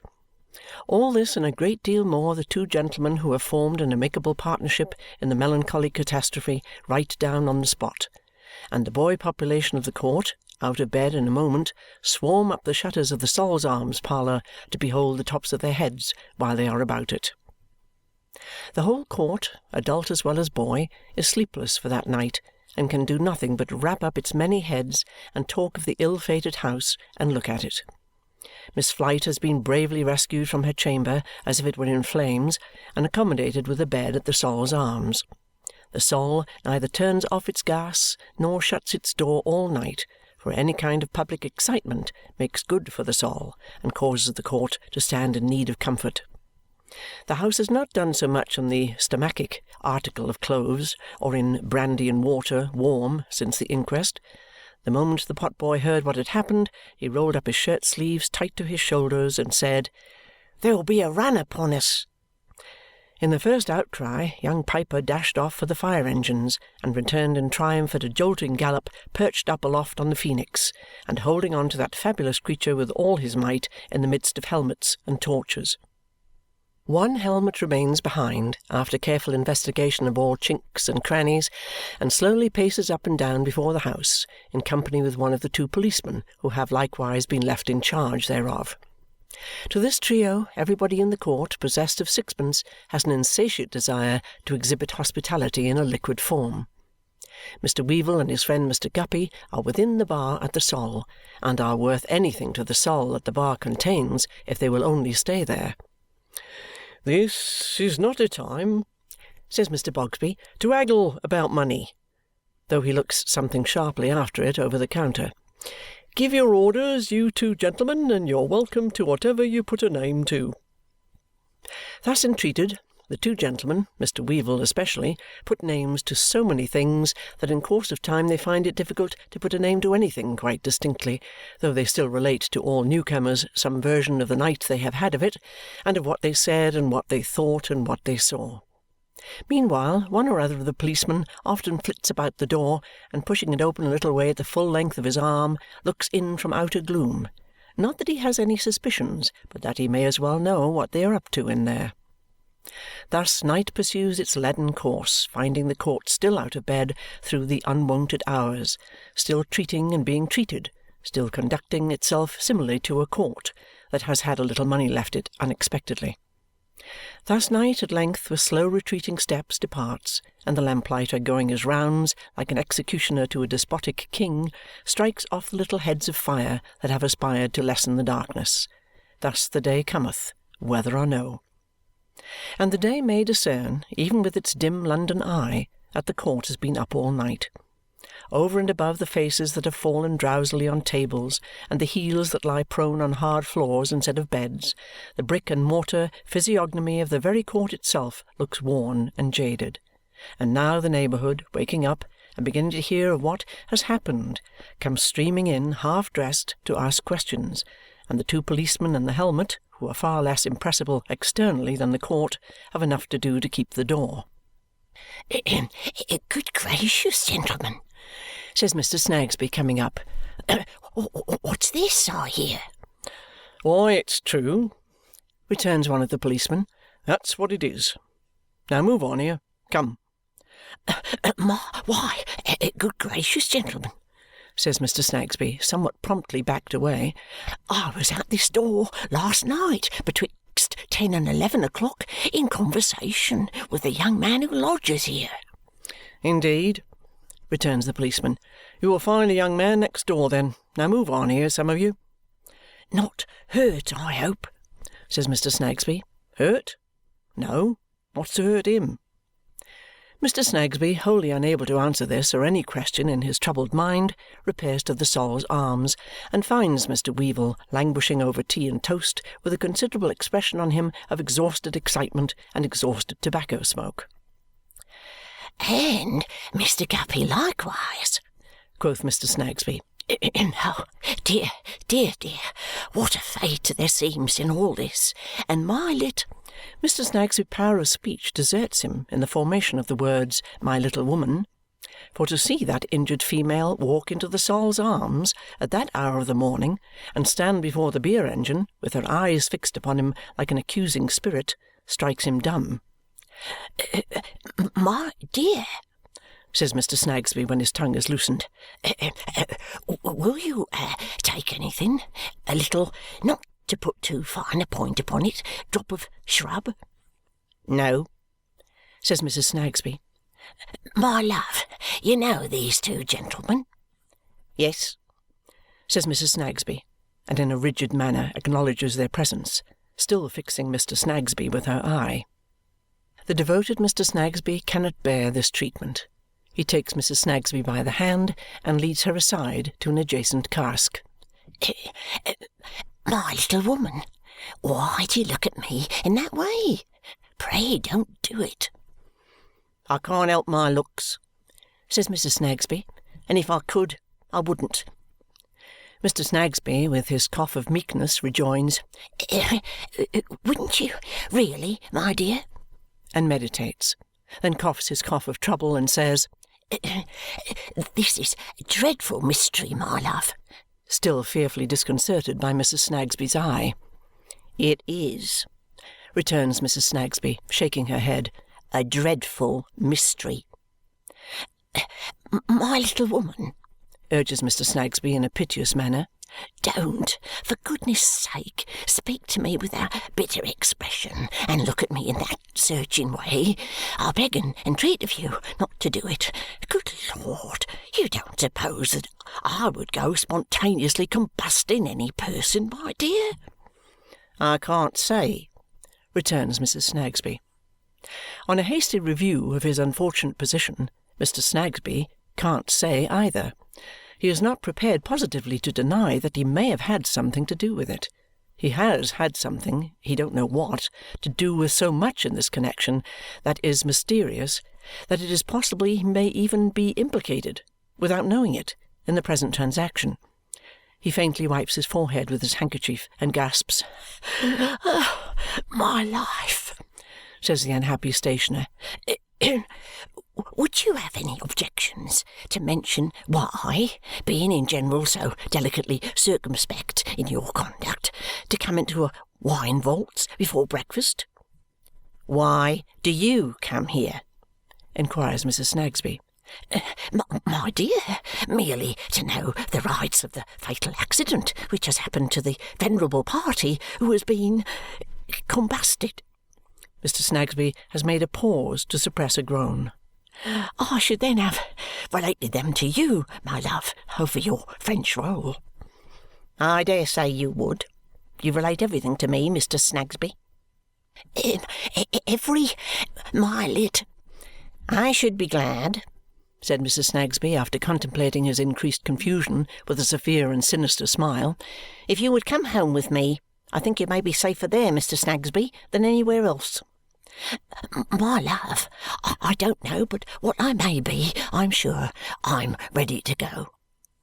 Mr. Snagsby casts his eye forlornly round the bar, gives Messrs. Weevle and Guppy good morning, assures them of the satisfaction with which he sees them uninjured, and accompanies Mrs. Snagsby from the Sol's Arms. Before night, his doubt whether he may not be responsible for some inconceivable part in the catastrophe which is the talk of the whole neighbourhood is almost resolved into certainty by Mrs. Snagsby's pertinacity in that fixed gaze. His mental sufferings are so great that he entertains wandering ideas of delivering himself up to justice and requiring to be cleared if innocent and punished with the utmost rigour of the law if guilty. Mr. Weevle and Mr. Guppy, having taken their breakfast, step into Lincoln's Inn to take a little walk about the square and clear as many of the dark cobwebs out of their brains as a little walk may. "There can be no more favourable time than the present, Tony," says Mr. Guppy after they have broodingly made out the four sides of the square, "for a word or two between us upon a point on which we must, with very little delay, come to an understanding." "Now, I'll tell you what, William G.," returns the other, eyeing his companion with a bloodshot eye. "If it's a point of conspiracy, you needn't take the trouble to mention it. I've had enough of that, and I ain't going to have any more. We shall have you taking fire next or blowing up with a bang." This supposititious phenomenon is so very disagreeable to Mr. Guppy that his voice quakes as he says in a moral way, "Tony, I should have thought that what we went through last night would have been a lesson to you never to be personal any more as long as you lived." To which Mr. Weevle returns, "William, I should have thought it would have been a lesson to you never to conspire any more as long as you live." To which Mr. Guppy says, "Who's conspiring?" To which Mr. Jobling replies, "Why, you are." To which Mr. Guppy retorts, "No, I'm not." To which Mr. Jobling retorts again, "Yes, you are." To which Mr. Guppy retorts, "Who says so?" To which Mr. Jobling retorts, "I say so." To which Mr. Guppy retorts, "Oh, indeed." To which Mr. Jobling retorts, "Yes, indeed." And both being now in a heated state, they walk on silently for a while to cool down again. "Tony," says Mr. Guppy then, "if you heard your friend out instead of flying at him, you wouldn't fall into mistakes. But your temper is hasty, and you are not considerate, possessing in yourself, Tony, all that is calculated to charm the eye." "Oh, blow the eye!" cries Mr. Weevle, cutting him short. "Say what you've got to say." Finding his friend in this morose and material condition, Mr. Guppy only expresses the finer feelings of his soul through the tone of injury in which he recommences. "Tony, When I say there is a point on which we must come to an understanding pretty soon, I say so quite apart from any kind of conspiring, however innocent. You know it is professionally arranged beforehand, in all cases that are tried, what facts the witnesses are to prove. Is it, or is it not desirable that we should know what facts we are to prove on the inquiry into the death of this unfortunate old gentleman? Mr. Guppy was going to say mogul, but thinks gentleman better suited to the circumstances. What facts? The facts. The facts bearing on that inquiry. Those are, Mr. Guppy tells them off on his fingers, what we knew of his habits, when you saw him last, what his condition was then, the discovery that we made, and how we made it. Yes, says Mr. Weevle, those are about the facts. We made the discovery in consequence of his having, in his eccentric way, an appointment with you at 12 o'clock at night, when you were to explain some writing to him as you had often done before on account of his not being able to read. I, spending the evening with you, was called down, and so forth. The inquiry being only into the circumstances touching the death of the deceased, it's not necessary to go beyond these facts. I suppose you'll agree? No, returns Mr. Weevle, I suppose not. And this is not a conspiracy, perhaps, says the injured Guppy. No, returns his friend. If it's nothing worse than this, I'll withdraw the observation. Now, Tony, says Mr. Guppy, taking his arm again and walking him slowly on, I should like to know, in a friendly way, whether you have yet thought over the many advantages of your continuing to live at that place. What do you mean? Says Tony, stopping. Whether you have yet thought over the many advantages of your continuing to live at that place, repeats Mr. Guppy, walking him on again. At what place? That place? Pointing in the direction of the rag and bottle shop. Mr. Guppy nods. Why, I wouldn't pass another night there for any consideration that you could offer me, says Mr. Weevle, haggardly staring. Do you mean it, though, Tony? Mean it? Do I look as if I mean it? I feel as if I do. I know that, says Mr. Weevle with a very genuine shudder. Then the possibility, or probability, or such it must be considered, of your never being disturbed in possession of those effects lately belonging to a lone old man who seemed to have no relation in the world, and the certainty of your being able to find out what he really had got stored up there, don't weigh with you at all against last night, Tony, if I understand you, says Mr. Guppy, biting his thumb with the appetite of vexation. Certainly not. Talk in that cool way of a fellow's living there, cries Mr. Weevle indignantly. Go and live there yourself. Oh, I, Tony, says Mr. Guppy, soothing him. I have never lived there and couldn't get a lodging there now, whereas you have got one. You're welcome to it, rejoins his friend, and you make yourself at home in it. Then you really and truly at this point, says Mr. Guppy, give up the whole thing, if I understand you, Tony. You never, returns Tony with a most convincing steadfastness, said a truer word in all your life. I do. While they are so conversing, a hackney coach drives into the square, on the box of which vehicle a very tall hat makes itself manifest to the public. Inside the coach, and consequently not so manifest to the multitude, though sufficiently so to the two friends, for the coach stops almost at their feet, are the venerable Mr. Smallweed and Mrs. Smallweed, accompanied by their granddaughter Judy. An air of haste and excitement pervades the party, and as the tall hat, surmounting Mr. Smallweed the younger, alights, Mr. Smallweed the elder pokes his head out of the window and bawls to Mr. Guppy, "How-de-do, sir, how-de-do." What do Chick and his family want here at this time of the morning, I wonder? Says Mr. Guppy, nodding to his familiar. My dear sir, cries Grandfather Smallweed, would you do me a favour? Would you and your friend be so very obliging as to carry me into the public house in the court, while Bart and his sister bring their grandmother along? Would you do an old man that good turn, sir?" Mr. Guppy looks at his friend, repeating inquiringly, "The public house in the court?" And they prepare to bear the venerable burden to the Sol's Arms. "There's your fare," says the patriarch to the coachman, with a fierce grin and shaking his incapable fist at him. "Ask me for a penny more, and I'll have my lawful revenge upon you. My dear young men, be easy with me, if you please. Allow me to catch you round the neck. I won't squeeze you tighter than I can help. Oh, Lord! Oh, dear me! Oh, my bones!"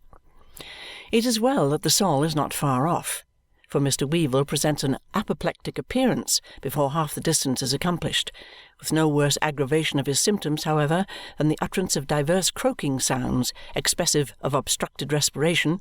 He fulfils his share of the porterage, and a benevolent old gentleman is deposited by his own desire in the parlour of the Sol's Arms. "Oh, Lord!" gasps Mr. Smallweed, looking about him breathless from an armchair.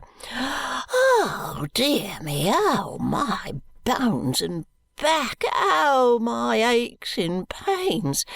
Sit down, you dancing, prancing, shambling, scrambling poll parrot. Sit down." This little apostrophe to Mrs. Smallweed is occasioned by a propensity on the part of that unlucky old lady, whenever she finds herself on her feet, to amble about and set to inanimate objects, accompanying herself with a chattering noise as in a witch dance. A nervous affectation has probably as much to do with these demonstrations as any imbecile intention in the poor old woman, but on the present occasion they are so particularly lively in connexion with the Windsor armchair, fellow to that in which Mr. Smallweed is seated, that she only quite desists when her grandchildren have held her down in it, her lord in the meanwhile bestowing upon her with great volubility the endearing epithet of "A pig-headed jackdaw," repeated a surprising number of times. "My dear sir," Grandfather Smallweed then proceeds, addressing Mr. Guppy, "there has been a calamity here. Have you heard of it, either of you?" "Heard of it, sir? Why, we discovered it." "You discovered it? You two discovered it, but they discovered it." The two discoverers stare at the Smallweeds, who return the compliment. "My dear friends," whines Grandfather Smallweed, putting out both his hands, "I owe you 1,000 thanks for discharging the melancholy office of discovering the ashes of Mrs. Smallweed's brother." "Eh?" says Mr. Guppy. "Mrs. Smallweed's brother, my dear friend, her only relation. We were not on terms which is to be deplored now, but he never would be on terms. He was not fond of us. He was eccentric. He was very eccentric. Unless he has left a will, which is not at all likely, I shall take out letters of administration. I have come down to look after the property. It must be sealed up. It must be protected. I have come down," repeats Grandfather Smallweed, hooking the air towards him with all his 10 fingers at once, "to look after the property." "I think, Small," says the disconsolate Mr. Guppy, "you might have mentioned that the old man was your uncle."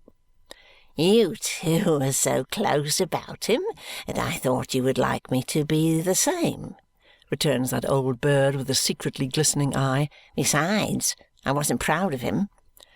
"Besides which, it's nothing to do with you, you know, whether he was or not," says Judy, also with a secretly glistening eye. "He never showed me in his life to know me," observed Small. "I don't know why. I should introduce him, I'm sure." "No, he never communicated with us, which is to be deplored," the old gentleman strikes in.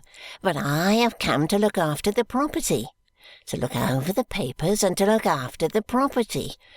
We shall make good our title. It is in the hands of my solicitor. Mr. Tulkinghorn of Lincoln's Inn Fields, over the way there, is so good as to act as my solicitor, and grass don't grow under his feet, I can tell you. Krook was Mrs. Smallweed's only brother. She had no relation but Krook, and Krook had no relation but Mrs. Smallweed. I'm speaking of your brother, you brimstone black beetle, that was 76 years of age. Mrs. Smallweed instantly begins to shake her head and pipe up, £76, 7 and 7pence. 76,000 bags of money. 7,600,000 million of parcels of banknotes. Will somebody give me a quart pot? exclaims her exasperated husband, looking helplessly about him and finding no missile within his reach. Will somebody oblige me with a spittoon? Will somebody hand me anything hard and bruising to pelt at her? You hag, you cat, you dog, you brimstone barker. Here Mr. Smallweed, wrought up to the highest pitch by his own eloquence, actually throws Judy at her grandmother, in default of anything else, by butting that young virgin at the old lady with such force as he can muster, and then dropping into his chair in a heap. Oh, shake me up, somebody, if you'll be so good, says the voice from within the faintly struggling bundle into which he has collapsed. I have come to look after the property. Shake me up and call in the police on duty at the next house to be explained to about the property. My solicitor will be here presently to protect the property. Transportation or the gallows for anybody who shall touch the property. As his dutiful grandchildren set him up, panting, and putting him through the usual restorative process of shaking and punching, he still repeats like an echo, The property, the property, property. Mr. Weevle and Mr. Guppy look at each other, the former as having relinquished the whole affair, the latter with a discomfited countenance as having entertained some lingering expectations yet. But there is nothing to be done in opposition to the Smallweed interest.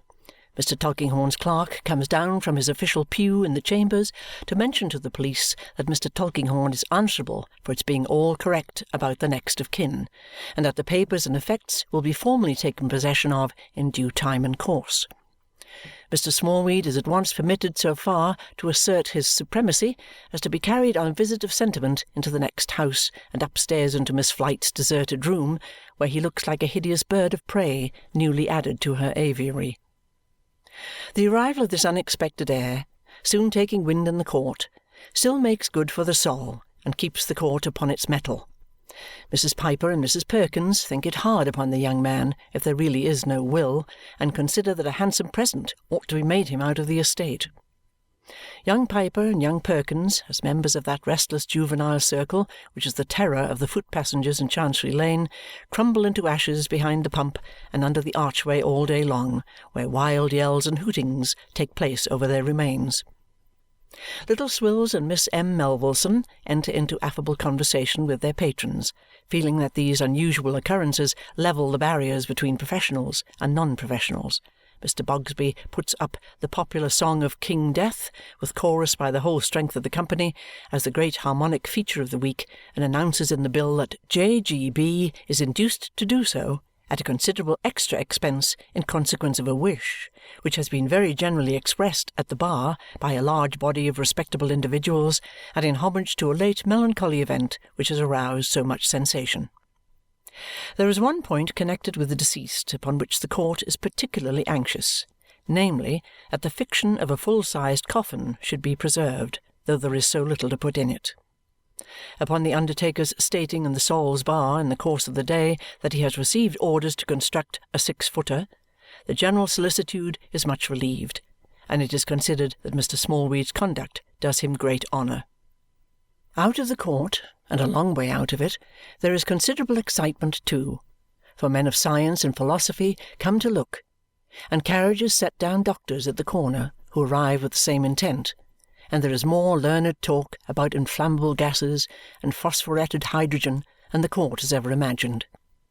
Some of these authorities, of course the wisest, hold with indignation that the deceased had no business to die in the alleged manner, and being reminded by other authorities of a certain inquiry into the evidence for such deaths reprinted in the 6th volume of the Philosophical Transactions, and also of a book not quite unknown on English medical jurisprudence, and likewise of the Italian case of the Countess Cornelia Bordi, as set forth in detail by one Bianchini, prebendary of Verona, who wrote a scholarly work or so and was occasionally heard of in his time as having gleams of reason in him, and also of the testimony of Messrs. Fodere and Maire, two pestilent Frenchmen who would investigate the subject, and further of the corroborative testimony of Monsieur Le Cat, a rather celebrated French surgeon once upon a time, who had the unpoliteness to live in a house where such a case occurred and even to write an account of it. Still they regard the late Mr. Krook's obstinacy in going out of the world by any such byway as wholly unjustifiable and personally offensive. The less the court understands of all this, the more the court likes it, and the greater enjoyment it has in the stock in trade of the Sol's Arms.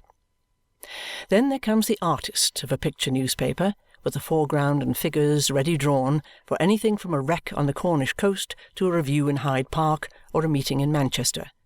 And in Mrs. Perkins' own room, memorable evermore, he then and there throws in upon the block Mr. Krook's house, as large as life, in fact considerably larger, making a very temple of it.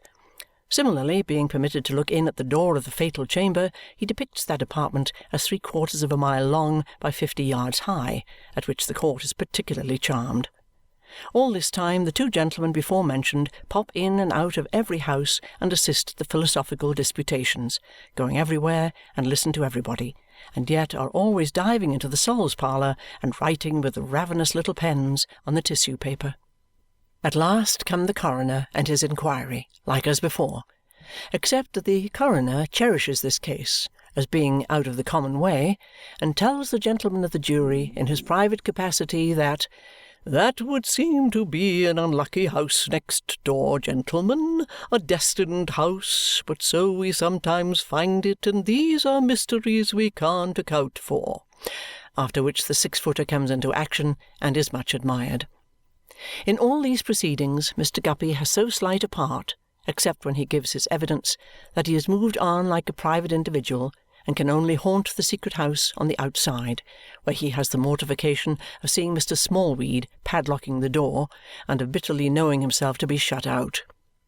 But before these proceedings draw to a close, that is to say, on the night next after the catastrophe, Mr. Guppy has a thing to say that must be said to Lady Dedlock.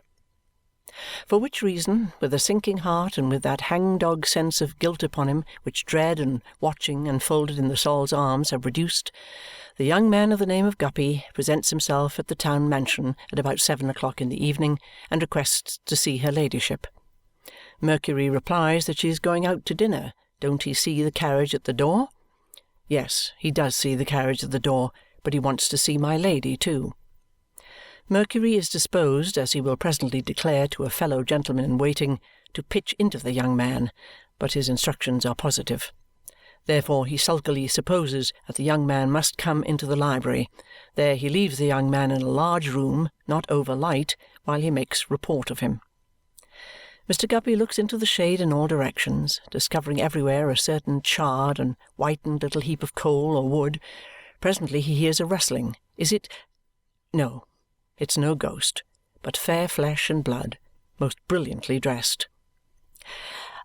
"I have to beg your ladyship's pardon," Mr. Guppy stammers, very downcast. "This is an inconvenient time." "I told you you could come at any time." She takes a chair, looking straight at him as on the last occasion. "Oh, thank you, your ladyship. Your ladyship is very affable." "You can sit down." There is not much affability in her tone. "I don't know, your ladyship, that it's worth while my sitting down and detaining you, for I have not got the letters that I mentioned when I had the honour of waiting on your ladyship." "Have you come merely to say so?" "Merely to say so, your ladyship." Mr. Guppy, besides being depressed, disappointed, and uneasy, is put at a further disadvantage by the splendour and beauty of her appearance. She knows its influence perfectly, has studied it too well to miss a grain of its effect on any one. As she looks at him so steadily and coldly, he not only feels conscious that he has no guide in the least perception of what is really the complexion of her thoughts, but also that he is being every moment, as it were, removed further and further from her. She will not speak, it is plain, so he must. "In short, your ladyship," says Mr. Guppy, like a meanly penitent thief. "The person I was to have had the letters of has come to a sudden end, and—" He stops. Lady Dedlock calmly finishes the sentence. "And the letters are destroyed with the person?" Mr. Guppy would say no if he could, as he is unable to hide. "I believe so, your ladyship." If you could see the least sparkle of relief in her face now. No, he could see no such thing, even if that brave outside did not utterly put him away and he were not looking beyond it and about it. He falters an awkward excuse or two for his failure. "Is this all you have to say?" inquires Lady Dedlock, having heard him out, or as nearly out as he can stumble. Mr. Guppy thinks that's all. "You had better be sure that you wish to say nothing more to me, this being the last time you'll have the opportunity." Mr. Guppy is quite sure, and indeed he has no such wish at present by any means. "That is enough. I will dispense with excuses. Good evening to you." And she rings for Mercury to show the young man of the name of Guppy out. But in that house, in that same moment, there happens to be an old man of the name of Tulkinghorn. And that old man, coming with his quiet footstep to the library, has his hand at the moment on the handle of the door, comes in, and comes face to face with the young man as he is leaving the room. One glance between the old man and the lady, and for an instant the blind that is always down flies up. Suspicion, eager and sharp, looks out. Another instant, close again. "I beg your pardon, Lady Dedlock. I beg your pardon 1,000 times. It is so very unusual to find you here at this hour. I suppose the room was empty. I beg your pardon." "Stay," she negligently calls him back. "Remain here, I beg. I am going out to dinner. I have nothing more to say to this young man." The disconcerted young man bows as he goes out, and cringingly hopes that Mr. Tulkinghorn of the Fields is well. "Aye, aye?" says the lawyer, looking at him from under his bent brows, though he has no need to look again, not he. "From Kenge and Carboys, surely?" "Kenge and Carboys, Mr. Tulkinghorn. Name of Guppy, sir." "To be sure. I thank you, Mr. Guppy. I am very well." "Oh, happy to hear it, sir. You can't be too well, sir, for the credit of the profession." "Thank you, Mr. Guppy." Mr. Guppy sneaks away. Mr. Tulkinghorn, such a foil in his old-fashioned rusty black to Lady Dedlock's brightness, hands her down the staircase to her carriage. He returns, rubbing his chin, and rubs it a good deal in the course of the evening. Bleak House by Charles Dickens. Chapter 34. A Turn of the Screw. "Now what," says Mr. George, "may this be? Is it blank cartridge or ball? A flash in the pan or a shot?" An open letter is the subject of the trooper's speculations, and it seems to perplex him mightily. He looks at it at arm's length, brings it close to him, holds it in his right hand, holds it in his left hand, reads it with his head on this side, with his head on that side, contracts his eyebrows, elevates them, still cannot satisfy himself. He smooths it out upon the table with his heavy palm, and thoughtfully walking up and down the gallery, makes a halt before it every now and then to come upon it with a fresh eye. Even that won't do. Is it, Mr. George still muses, blank cartridge or ball? Phil Squad, with the aid of a brush and paint-pot, is employed in the distance whitening the targets, softly whistling in quick march time and in drum and fife manner that he must and will go back again to the girl he left behind him. "Phil!" The trooper beckons as he calls him. Phil approaches in his usual way, sidling off at first as if he were going anywhere else, and then bearing down upon his commander like a bayonet charge. Certain splashes of white show in high relief upon his dirty face, and he scrapes his one eyebrow with the handle of the brush. "Attention, Phil. Listen to this." "Steady, commander, steady." "Sir, allow me to remind you though there is no legal necessity for my doing so, as you are aware, that the bill at 2 months' date drawn on yourself by Mr. Matthew Bagnet, and by you accepted for the sum of £97 4s and 9pence, will become due to-morrow, when you will please be prepared to take up the same on presentation. Yours, Joshua Smallweed. What do you make of that, Phil? Mischief, governor. Why? I think, replies Phil, after pensively tracing out a cross-wrinkle in his forehead with the brush-handle, that mischievous consequences is always meant when money's asked for. Look'ee, Phil, said the trooper, sitting on the table. First and last, I have paid, I may say, half as much again as this principal and interest in one thing and another. Phil intimates, by sidling back a pace or two with a very unaccountable wrench of his wry face, that he does not regard the transaction as being made more promising by this incident. And look'ee further, Phil, says the trooper, staying his premature conclusions with a wave of his hand. There has always been an understanding that this bill was to be what they call renewed, and it has been renewed no end of times. What do you say now? I say that I think the time has come to an end at last. You do? I am much of the same mind myself. Joshua Smallweed is him that was brought here in a chair? The same.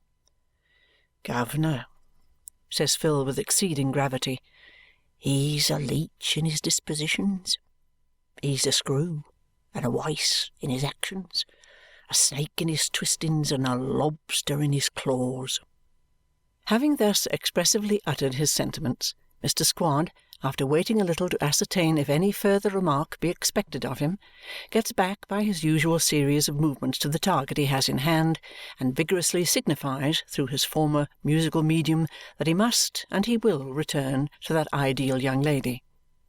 George, having folded the letter, walks in that direction.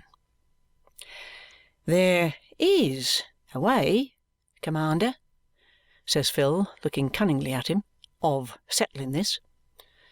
Paying the money, I suppose. I wish I could. Phil shakes his head.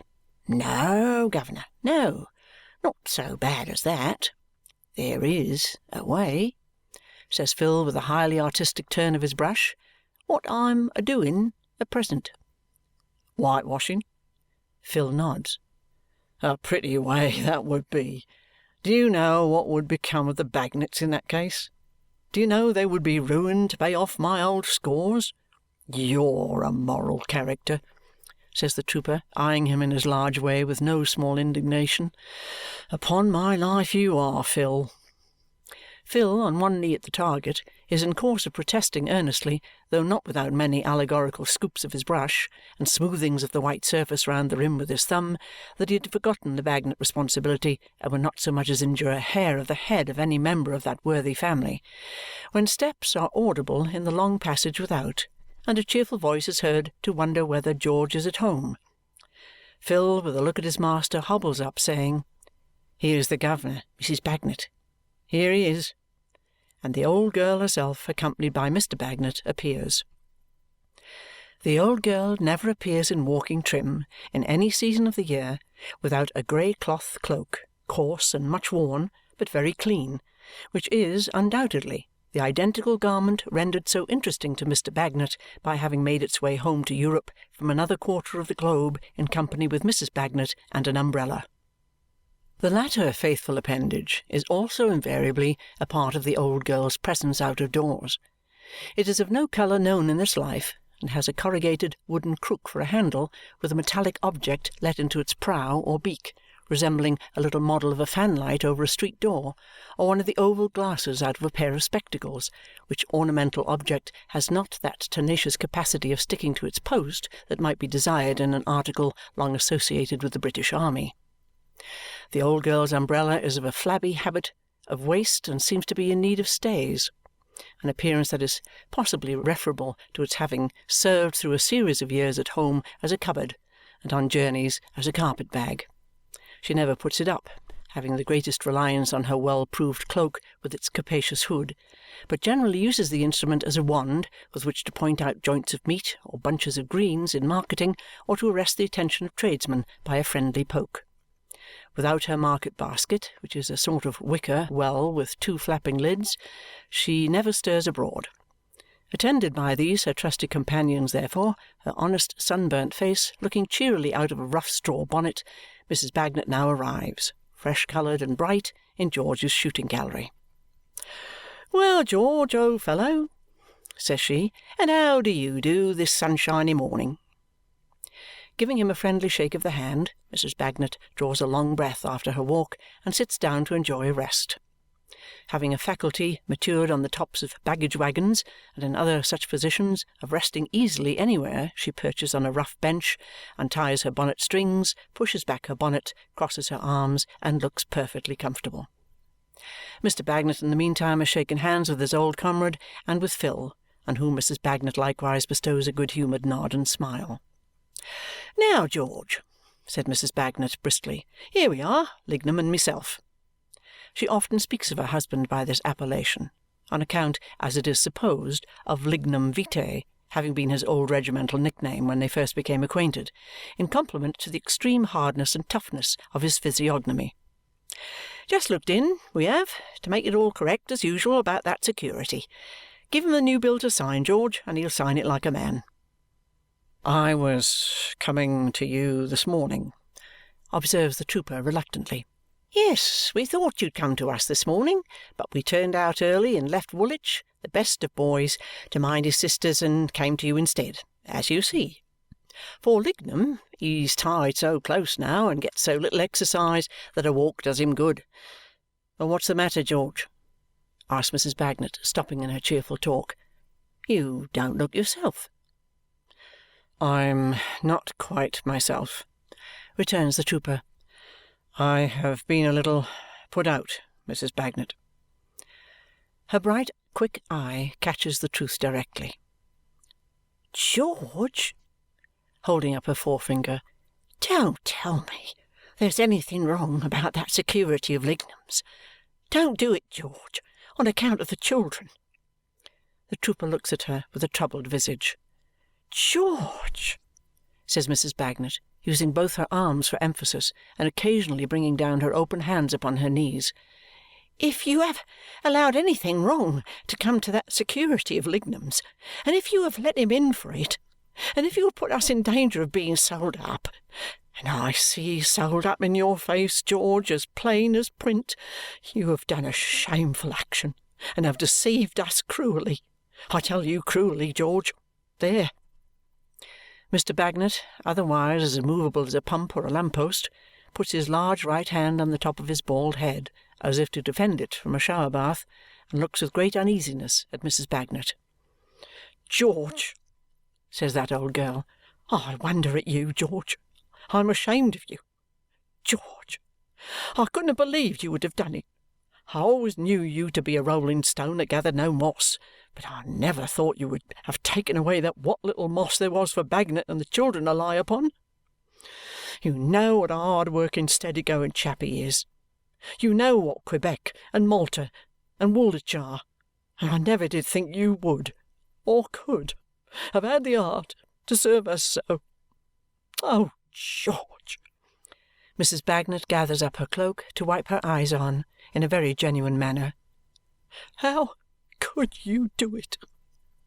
Mrs. Bagnet ceasing, Mr. Bagnet removes his hand from his head as if the shower-bath were over, and looks disconsolately at Mr. George, who has turned quite white and looks distressfully at the grey cloak and straw bonnet.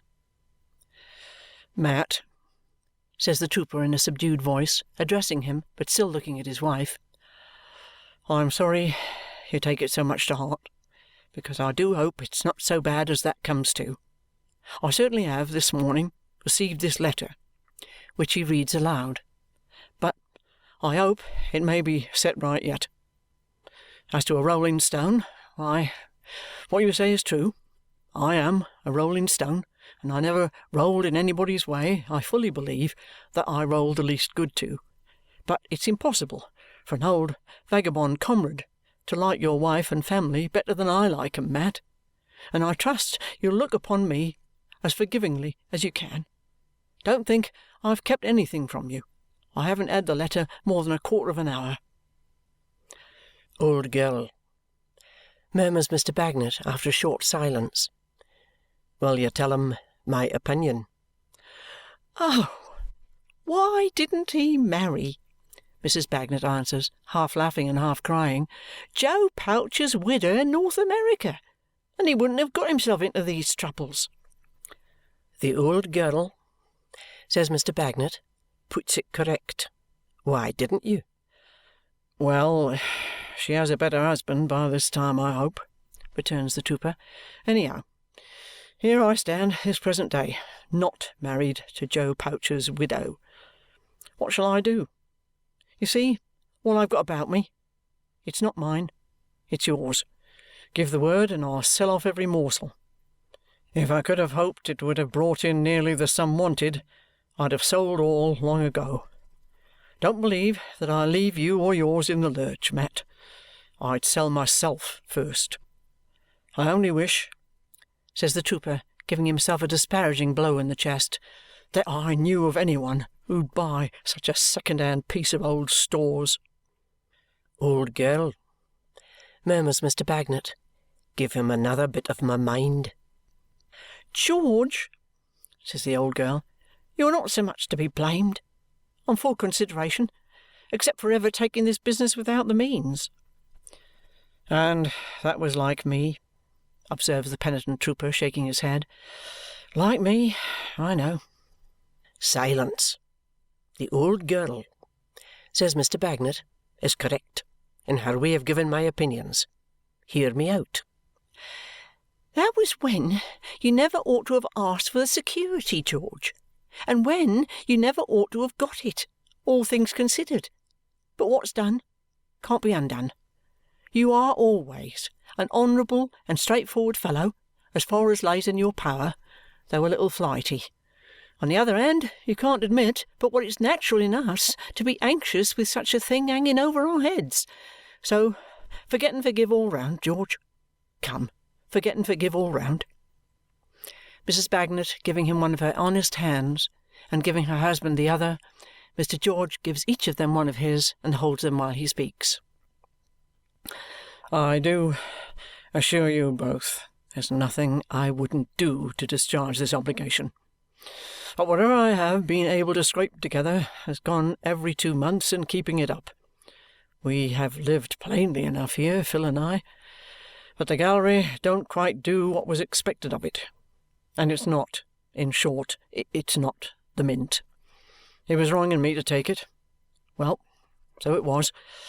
But I was in a manner drawn into that step, and I thought it might steady me and set me up. And you'll try to overlook my having such expectations, and upon my soul I am very much obliged to you, and very much ashamed of myself." With these concluding words, Mr. George gives a shake to each of the hands he holds, and relinquishing them, backs a pace or two in a broad-chested, upright attitude, as if he had made a final confession and were immediately going to be shot with all military honours. "George, hear me out," says Mr. Bagnet, glancing at his wife. "Old girl, go on." Mr. Bagnet, being in this singular manner heard out, has merely to observe that the letter must be attended to without any delay, that it is advisable that George and he should immediately wait on Mr. Smallweed in person, and that the primary object is to save and hold harmless Mr. Bagnet, who had none of the money. Mr. George, entirely assenting, puts on his hat and prepares to march with Mr. Bagnet to the enemy's camp. "Don't you mind a woman's hasty word, George," says Mrs. Bagnet, patting him on the shoulder. "I trust my old Lignum to you, and I'm sure you'll bring him through it." The trooper returns that this is kindly said, and that he will bring Lignum through it somehow. Upon which Mrs. Bagnet, with her cloak, basket, and umbrella, goes home bright-eyed again to the rest of her family, and the comrades sally forth on the hopeful errand of mollifying Mr. Smallweed. Whether there are two people in England less likely to come satisfactorily out of any negotiation with Mr. Smallweed than Mr. George and Mr. Matthew Bagnet may be very reasonably questioned. Also, notwithstanding their martial appearance, broad square shoulders, and heavy tread, whether there are within the same limits two more simple and unaccustomed children in all the small weedy affairs of life. As they proceed with great gravity through the streets towards the region of Mount Pleasant, Mr. Bagnet, observing his companion to be thoughtful, considered it a friendly part to refer to Mrs. Bagnet's late sally. "George, you know the old girl. She's as sweet and as mild as milk, but touch her on the children or myself, and she's off like gunpowder." "It does her credit, Mat." "George," says Mr. Bagnet, looking straight before him, "the old girl can't do anything that don't do her credit. More or less, I never say so, discipline must be maintained." "She is worth her weight in gold," says the trooper. "In gold?" says Mr. Bagnet. "I'll tell you what. The old girl's weight is 12 stone 6. Would I take that weight in any metal for the old girl? No. Why not? Because the old girl's metal is far more precious than the preciousest metal, and she's all metal." "You're right, Mat. When she took me and accepted of the ring, she listed under me and the children, heart and head for life. She's that earnest," says Mr. Bagnet, "and true to her colours, that touch us with a finger, and she turns out and stands to her arms. If the old girl fires wide once in a way at the call of duty, look over it, George, for she's loyal."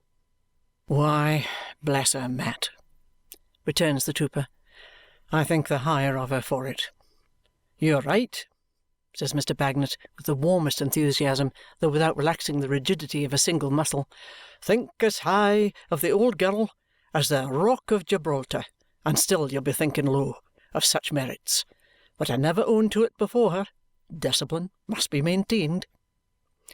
These encomiums bring them to Mount Pleasant and to Grandfather Smallweed's house.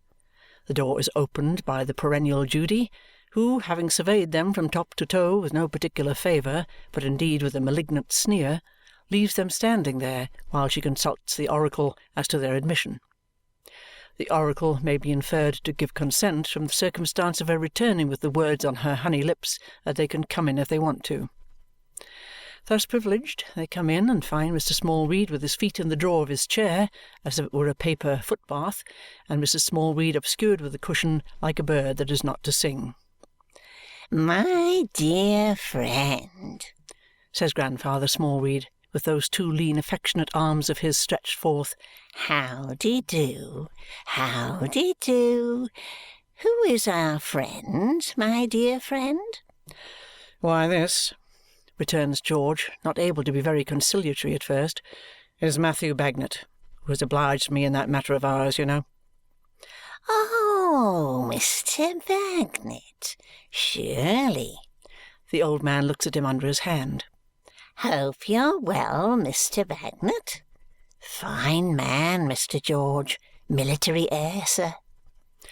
No chairs being offered, Mr. George brings one forward for Bagnet and one for himself. They sit down, Mr. Bagnet as if he had no power of bending himself except to the hips for that purpose.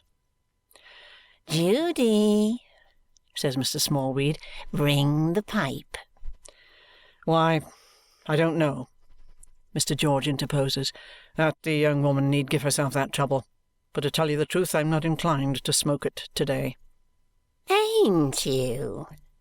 returns the old man. "Judy, bring the pipe." "The fact is, Mr. Smallweed," proceeds George, "that I find myself in rather an unpleasant state of mind. It appears to me, sir, that your friend in the city has been playing tricks." "Oh, dear no," says Grandfather Smallweed. "He never does that." "Don't he? Well, I'm glad to hear it, because I thought it might be his doing. This, you know, I'm speaking of, this letter." Grandfather Smallweed smiles in a very ugly way in recognition of the letter. What does it mean?" asked Mr. George. "Judy," says the old man, "have you got the pipe? Give it to me. Did you say, 'What does it mean,' my good friend?" "Aye. Now, come. You know, Mr. Smallweed," urges the trooper, constraining himself to speak as smoothly and confidentially as he can, holding the open letter in one hand and resting the broad knuckles of the other on his thigh. "A good lot of money has passed between us, and we are face to face at the present moment, and are both well aware of the understanding there's always been. I'm prepared to do the usual thing which I have done regularly, and to keep this matter going. I never got a letter like this from you before, and I have been a little put about by it this morning, because here's my friend Matthew Bagnet, who, you know, had none of the money." "I don't know it. You know," says the old man quietly. "Why, confound you, I mean, I tell you so, don't I?" "Oh, yes, you tell me so," returns Grandfather Smallweed, "but I don't know it." "Well," says the trooper, swallowing his fire, "I know it." Mr. Smallweed replies with excellent temper, "Ah, that's quite another thing," and adds, "but it don't matter. Mr. Bagnet's situation is all one, whether or no." The unfortunate George makes a great effort to arrange the affair comfortably and to propitiate Mr. Smallweed by taking him upon his own terms. "That's just what I mean. As you say, Mr. Smallweed, here's Matthew Bagnet, liable to be fixed whether or no. Now, you see, that makes his good lady very uneasy in her mind, and me too, for whereas I'm a harum-scarum sort of a good-for-naught that more kicks than halfpence come natural to, why, he's a steady family man, don't you see? Now, Mr. Smallweed," says the trooper, gaining confidence as he proceeds in his soldierly mode of doing business, "although you and I are good friends enough in a certain sort of way, I'm well aware that I can't ask you to let my friend Bagnet off entirely." "Oh, dear, you are too modest. You can ask me anything, Mr. George." There is an ogreish kind of jocularity in Grandfather Smallweed to-day. "And you can refuse, you mean, eh? Or not you so much, perhaps, as your friend in the city?" echoes Grandfather Smallweed, in such a very hard manner and with eyes so particularly green that Mr. Bagnet's natural gravity is much deepened by the contemplation of that venerable man. "Come," says the sanguine George, "I'm glad to find we can be pleasant, because I want to arrange this pleasantly. Here's my friend Bagnet, and here am I. We'll settle the matter on the spot, if you please, Mr. Smallweed, in the usual way, and you'll ease my friend Bagnet's mind and his family's mind a good deal if you'll just mention to him what our understanding is." Here some shrill spectre cries out in a mocking manner, "Oh, good gracious, oh!" unless indeed it be the sportive Judy, who is found to be silent when the startled visitors look round, but whose chin has received a recent toss expressive of derision and contempt. Mr. Bagnet's gravity becomes yet more profound. "But I think you asked me, Mr. George." Old Smallweed, who all this time has had the pipe in his hand, is the speaker now. "I think you asked me, what did the letter mean?" "Why, yes, I did," returns the trooper in his off-hand way, "but I don't care to know particularly if it's all correct and pleasant." Mr. Smallweed, purposely balking himself in an aim at the trooper's head, throws the pipe on the ground and breaks it to pieces. "That's what it means, my dear friend. I'll smash you. I'll crumble you. I'll powder you. Go to the devil." The two friends rise and look at one another.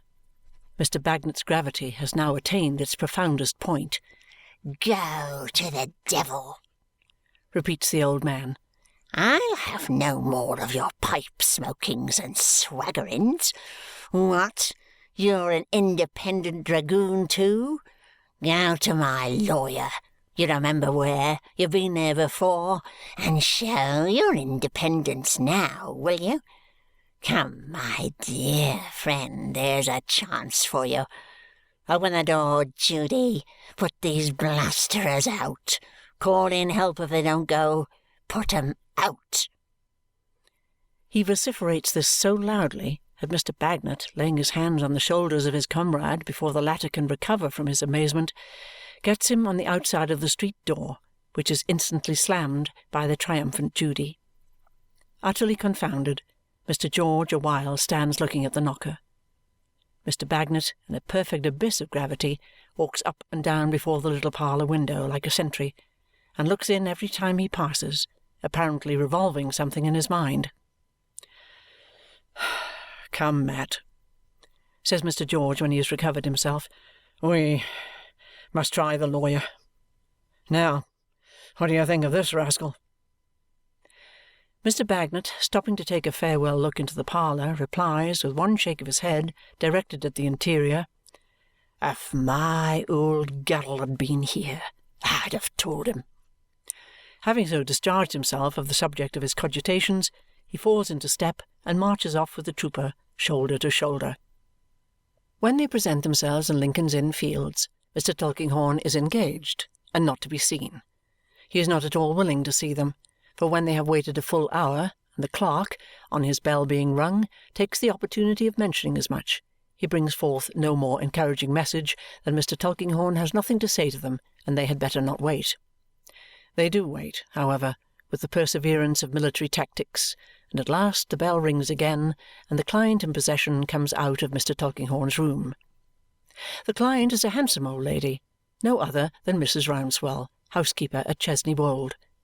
She comes out of the sanctuary with a fair old-fashioned curtsy and softly shuts the door. She is treated with some distinction there, for the clerk steps out of his pew to show her through the outer office and to let her out. The old lady is thanking him for his attention when she observes the comrades in waiting. I beg your pardon, sir, but I think those gentlemen are military. The clerk referring the question to them with his eye, and Mr. George not turning round from the almanac over the fireplace, Mr. Bagnet takes upon himself to reply, "Yes, ma'am, formally." I thought so. I was sure of it. My heart warms, gentlemen, at the sight of you. It always does at the sight of such. God bless you, gentlemen. You'll excuse an old woman, but I had a son once who went for a soldier. A fine handsome youth he was, and good in his bold way, though some people did disparage him to his poor mother. I ask your pardon for troubling you, sir. God bless you, gentlemen. "Same to you, ma'am," returns Mr. Bagnet with right good will. There is something very touching in the earnestness of the old lady's voice, and in the tremble that goes through her quaint old figure. But Mr. George is so occupied with the almanac over the fireplace, calculating the coming months by it perhaps, that he does not look round until she has gone away and the door is closed upon her. "George," Mr. Bagnet gruffly whispers when he does turn from the almanac at last, "don't be cast down. Why, soldiers, why should we be melancholy boys? Cheer up, my hearty." The clerk having now again gone in to say that they are still there, and Mr. Tulkinghorn being heard to return with some irascibility, "Let them come in, then," they pass into the great room with the painted ceiling and find him standing before the fire. "Now, you men, what do you want? Sergeant, I told you the last time I saw you that I don't desire your company here." Sergeant replies, dashed within the last few minutes as to his usual manner of speech, and even at his usual carriage, that he has received this letter, has been to Mr. Smallweed about it, and has been referred there. "I have nothing to say to you," returns Mr. Tulkinghorn. "If you get into debt, you must pay your debts, or take the consequences. You have no occasion to come here to learn that, I suppose." Sergeant is sorry to say that he is not prepared with the money. Very well. Then the other man, this man, if this is he, must pay for it for you. Sergeant is sorry to add that the other man is not prepared with the money either. Very well. Then you must pay it between you, or you must both be sued for it, and both suffer. You have had the money and must refund it. You are not to pocket other people's pounds, shillings, and pence, and escape scot-free. The lawyer sits down in his easy chair and stirs the fire. Mr. George hopes he will have the goodness to. I tell you, Sergeant, I have nothing to say to you. I don't like your associates and don't want you here. This matter is not at all in my course of practice and is not in my office. Mr. Smallweed is good enough to offer these affairs to me, but they are not in my way. You must go to Melchizedek's and Clifford's Inn. I must make an apology to you, sir, says Mr. George, for pressing myself upon you with so little encouragement, which is almost as unpleasant to me as it can be to you. But would you let me say a private word to you? Mr. Tulkinghorn rises with his hands in his pockets and walks into one of the window recesses. Now, I have no time to waste. In the midst of his perfect assumption of indifference, he directs a sharp look at the trooper, taking care to stand with his own back to the light and to have the other with his face towards it. Well, sir, says Mr. George, this man with me is the other party implicated in this unfortunate affair. Nominally, only nominally, and my sole object is to prevent his getting into trouble on my account. He is a most respectable man, with a wife and family, formerly in the Royal Artillery. My friend, I don't care a pinch of snuff for the whole Royal Artillery establishment, officers, men, tumbrils, wagons, horses, guns, and ammunition. 'Tis likely, sir, but I care a good deal for Bagnet and his wife and family being injured on my account, and if I could bring 'em through this matter, I should have no help for it but to give up without any other consideration what you wanted of me the other day. Have you got it here? I have got it here, sir. Sergeant, the lawyer proceeds in his dry, passionless manner, far more hopeless in the dealing with than any amount of vehemence. Make up your mind while I speak to you, for this is final. After I have finished speaking, I have closed the subject, and I won't reopen it. Understand that. You can leave here for a few days. What you say you have brought here if you choose. You can take it away at once if you choose. In case you choose to leave it here, I can do this for you. I can replace this matter on its old footing, and I can go so far besides as to give you a written undertaking that this man Bagnet shall never be troubled in any way until you have been proceeded against to the utmost, that your means shall be exhausted before the creditor looks to his. This is, in fact, all but freeing him. Have you decided? The trooper puts his hand into his breast and answers with a long breath, I must do it, sir. So Mr. Tulkinghorn, putting on his spectacles, sits down and writes the undertaking, which he slowly reads and explains to Bagnet, who has all this time been staring at the ceiling, and who puts his hand on his bald head again, under this new verbal shower-bath, and seems exceedingly in need of the old girl through whom to express his sentiments. The trooper then takes from his breast-pocket a folded paper, which he lays with an unwilling hand at the lawyer's elbow.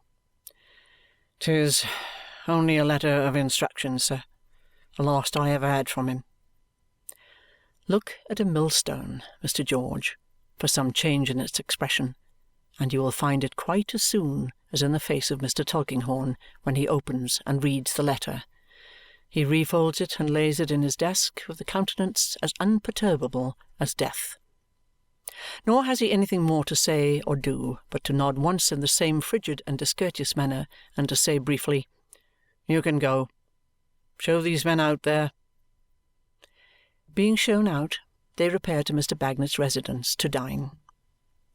Boiled beef and greens constitute the day's variety on the former repast of boiled pork and greens, and Mrs. Bagnet serves out the meal in the same way and seasons it with the best of temper, being that rare sort of old girl that she receives good to her arms without a hint that it might be better, and catches light from any little spot of darkness near her. The spot on this occasion is the darkened brow of Mr. George, he is unusually thoughtful and depressed. At first Mrs. Bagnet trusts to the combined endearments of Quebec and Malta to restore him, but finding those young ladies sensible that their existing Bluffy is not the Bluffy of their usual frolicsome acquaintance, she winks off the light infantry and leaves him to deploy at leisure on the open ground of the domestic hearth. But he does not. He remains in close order, clouded and depressed. During the lengthy cleaning up and patterning process, when he and Mr. Bagnet are supplied with their pipes, he is no better than he was at dinner.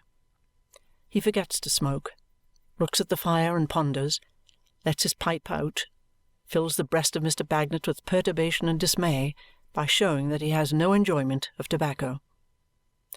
Therefore, when Mrs. Bagnet at last appears, rosy from the invigorating pail, and sits down to her work, Mr. Bagnet growls, "Old girl," and winks monitions to her to find out what's the matter.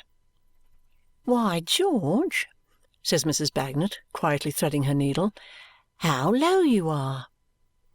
Am I? Not good company? Well, I'm afraid I'm not. "He ain't at all like Bluffy, mother," cries little Malta. "Because he ain't well, I think, mother," adds Quebec. Sure, that's a bad sign, not to be like Bluffy too, returns the trooper, kissing the young damsels. But it's true. With a sigh. True, I'm afraid. These little ones are always right. "George," says Mrs. Bagnet, working busily, "if I thought you cross enough to think of anything that a shrill old soldier's wife, who could have bitten her tongue off afterwards and ought to have done it almost, said this morning, I don't know what I shouldn't say to you now." My kind soul of a darling, returns the trooper, not a morsel of it. "Because, really and truly, George, what I said and meant to say was that I trusted Lignum to you and was sure you'd bring him through it. And you have brought him through it, noble." "Thankye, my dear," says George. "I'm glad of your good opinion." In giving Mrs. Bagnet's hand with her work in it a friendly shake, for she took her seat beside him, the trooper's attention is attracted to her face. After looking at it for a little while as she plies her needle, he looks to young Woolwich sitting on his stool in the corner and beckons that fifer to him. "See there, my boy," says George, very gently smoothing the mother's hair with his hand. "There's a good, loving forehead for you, all bright with love of you, my boy. A little touched by the sun and the weather through following your father about and taking care of you, but as fresh and wholesome as a ripe apple on a tree."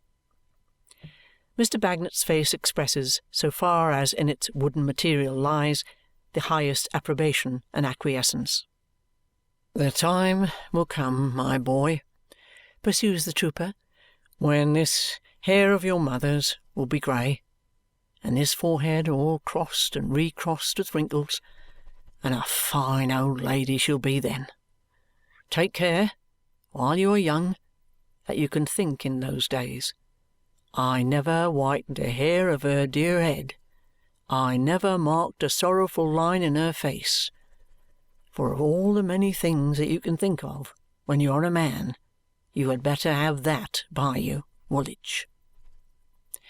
Mr. George concludes by rising from his chair, seating the boy beside his mother in it, and saying, with something of a hurry about him, that he'll smoke his pipe in the street a bit. Bleak House by Charles Dickens.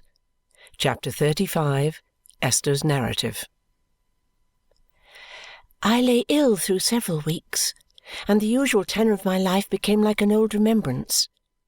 But this was not the effect of time so much as of the change in all my habits made by the helplessness and inaction of a sick-room. Before I had been confined to it many days, everything else seemed to have retired into a remote distance where there was little or no separation between the various stages of my life, which had been really divided by years. In falling ill, I seemed to have crossed a dark lake and to have left all my experiences, mingled together by the great distance on the healthy shore. My housekeeping duties, though at first it caused me great anxiety to think that they were unperformed, were soon as far off as the oldest of the old duties at Greenleaf, or the summer afternoons when I went home from school with my portfolio under my arm and my childish shadow at my side to my godmother's house. I had never known before how short life really was, and into how small a space the mind could put it. While I was very ill, the way in which these divisions of time became confused with one another distressed my mind exceedingly. At once a child, an elder girl, and the little woman I had been so happy as, I was not only oppressed by cares and difficulties adapted to each station, but by the great perplexity of endlessly trying to reconcile them. I suppose that few who have not been in such a condition can quite understand what I mean, or what painful unrest arose from this source. For the same reason, I am almost afraid to hint at that time in my disorder. It seemed one long night, but I believe there were both nights and days in it, when I laboured up colossal staircases, ever striving to reach the top, and ever turned as I have seen a worm in a garden path by some obstruction, and labouring again. I knew perfectly at intervals, and I think vaguely at most times, that I was in my bed, and I talked with Charley and felt her touch, and knew her very well, yet I would find myself complaining, "Oh, more of these never-ending stairs, Charley, more and more, piled up to the sky, I think," and labouring on again. Dare I hint at that worst time when, strung together somewhere in great black space, there was a flaming necklace or ring or starry circle of some kind, of which I was one of the beads, and when my only prayer was to be taken off from the rest, and when it was such inexplicable agony and misery to be a part of the dreadful thing? Perhaps the less I say of these sick experiences, the less tedious and the more intelligible I shall be. I do not recall them to make others unhappy, or because I am now the least unhappy in remembering them. It may be that if we knew more of such strange afflictions, we might be the better able to alleviate their intensity. The repose that succeeded the long delicious sleep, the blissful rest, when in my weakness I was too calm to have any care for myself, and could have heard, or so I think now, that I was dying, with no other emotion than with a pitying love for those I left behind, this state can be perhaps more widely understood. I was in this state when I first shrunk from the light as it twinkled on me once more, and knew with a boundless joy for which no words are rapturous enough that I should see again. I had heard my Ada crying at the door day and night. I had heard her calling to me that I was cruel and did not love her. I had heard her praying and imploring to be let in, to nurse and comfort me, and to leave my bedside no more. But I had only said, when I could speak, "Never, my sweet girl, never." And I had over and over again reminded Charley that she was to keep my darling from the room, whether I lived or died. Charley had been true to me in that time of need, and with her little hand and her great heart had kept the door fast. But now, my sight strengthening and the glorious light coming every day more fully and brightly on me, I could read the letters that my dear wrote to me every morning and evening, and could put them to my lips and lay my cheek upon them with no fear of hurting her. I could see my little maid, so tender and so careful, going about the 2 rooms setting everything in order and speaking cheerfully to Ada from the open window again. I could understand the stillness in the house and the thoughtfulness it expressed on the part of all those who had always been so good to me. I could weep in the exquisite felicity of my heart and be as happy in my weakness as ever I had been in my strength. By and by, my strength began to be restored. Instead of lying, with so strange a calmness, watching what was done for me as if it were done for some one else whom I was quietly sorry for, I helped it a little, and so on to a little more, and much more, until I became useful to myself and interested and attached to life again. How well I remember the pleasant afternoon when I was raised in bed with pillows for the first time to enjoy a great tea-drinking with Charley, the little creature, sent into the world surely to minister to the weak and sick, was so happy and so busy and stopped so often in her preparations to lay her head upon my bosom and fondle me and cry with joyful tears she was so glad, that I was obliged to say, "Charley, if you go on in this way, I must lie down again, my darling, for I am weaker than I thought I was." So Charley became as quiet as a mouse and took her bright face here and there, across and across the two rooms, out of the shade into the divine sunshine, and out of the sunshine into the shade, while I watched her peacefully. When all her preparations were concluded, and the pretty tea-table with its little delicacies to tempt me, and its white cloth, and its flowers, and everything so lovingly and beautifully arranged for me by Ada downstairs, was ready at the bedside, I felt sure I was steady enough to say something to Charley that was not new to my thoughts. First I complimented Charley on the room, and indeed it was so fresh and airy, so spotless and neat, that I could scarcely believe I had been lying there so long. This delighted Charley, and her face was brighter than before. "Yet, Charley," said I, looking round, "I miss something, surely, that I am accustomed to." Poor little Charley looked round too, and pretended to shake her head as if there were nothing absent. "Are the pictures all as they used to be?" I asked her. "Every one of them, miss," said Charley. "And the furniture, Charley?" "Except where I've moved it about to make more room, miss." "And yet," said I miss some familiar object. Ah, I know what it is, Charley. It's the looking-glass." Charley got up from the table, making as if she had forgotten something, and went into the next room, and I heard her sob there. I had thought of this very often. I was now certain of it. I could thank God that it was not a shock to me now. I called Charley back, and when she came, at first pretending to smile, but as she drew nearer to me, looking grieved, I took her in my arms and said, "It matters very little, Charley. I hope I can do without my old face very well." I was presently so far advanced as to be able to sit up in a great chair, and even giddily to walk into the adjoining room, leaning on Charley.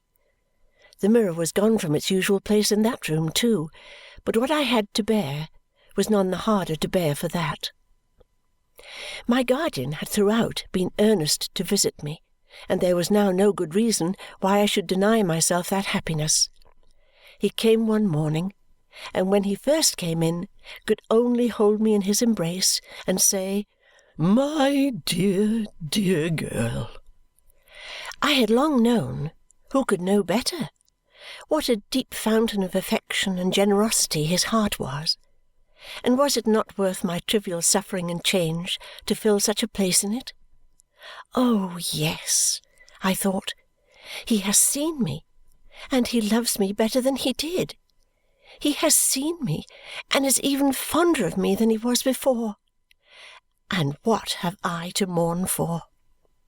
He sat down by me on the sofa, supporting me with his arm. For a little while he sat with his hand over his face, but when he removed it, fell into his usual manner. There never can have been, there never can be, a pleasanter manner. "My little woman," said he, "what a sad time this has been! Such an inflexible little woman, too, through all." "Only for the best, guardian," said I.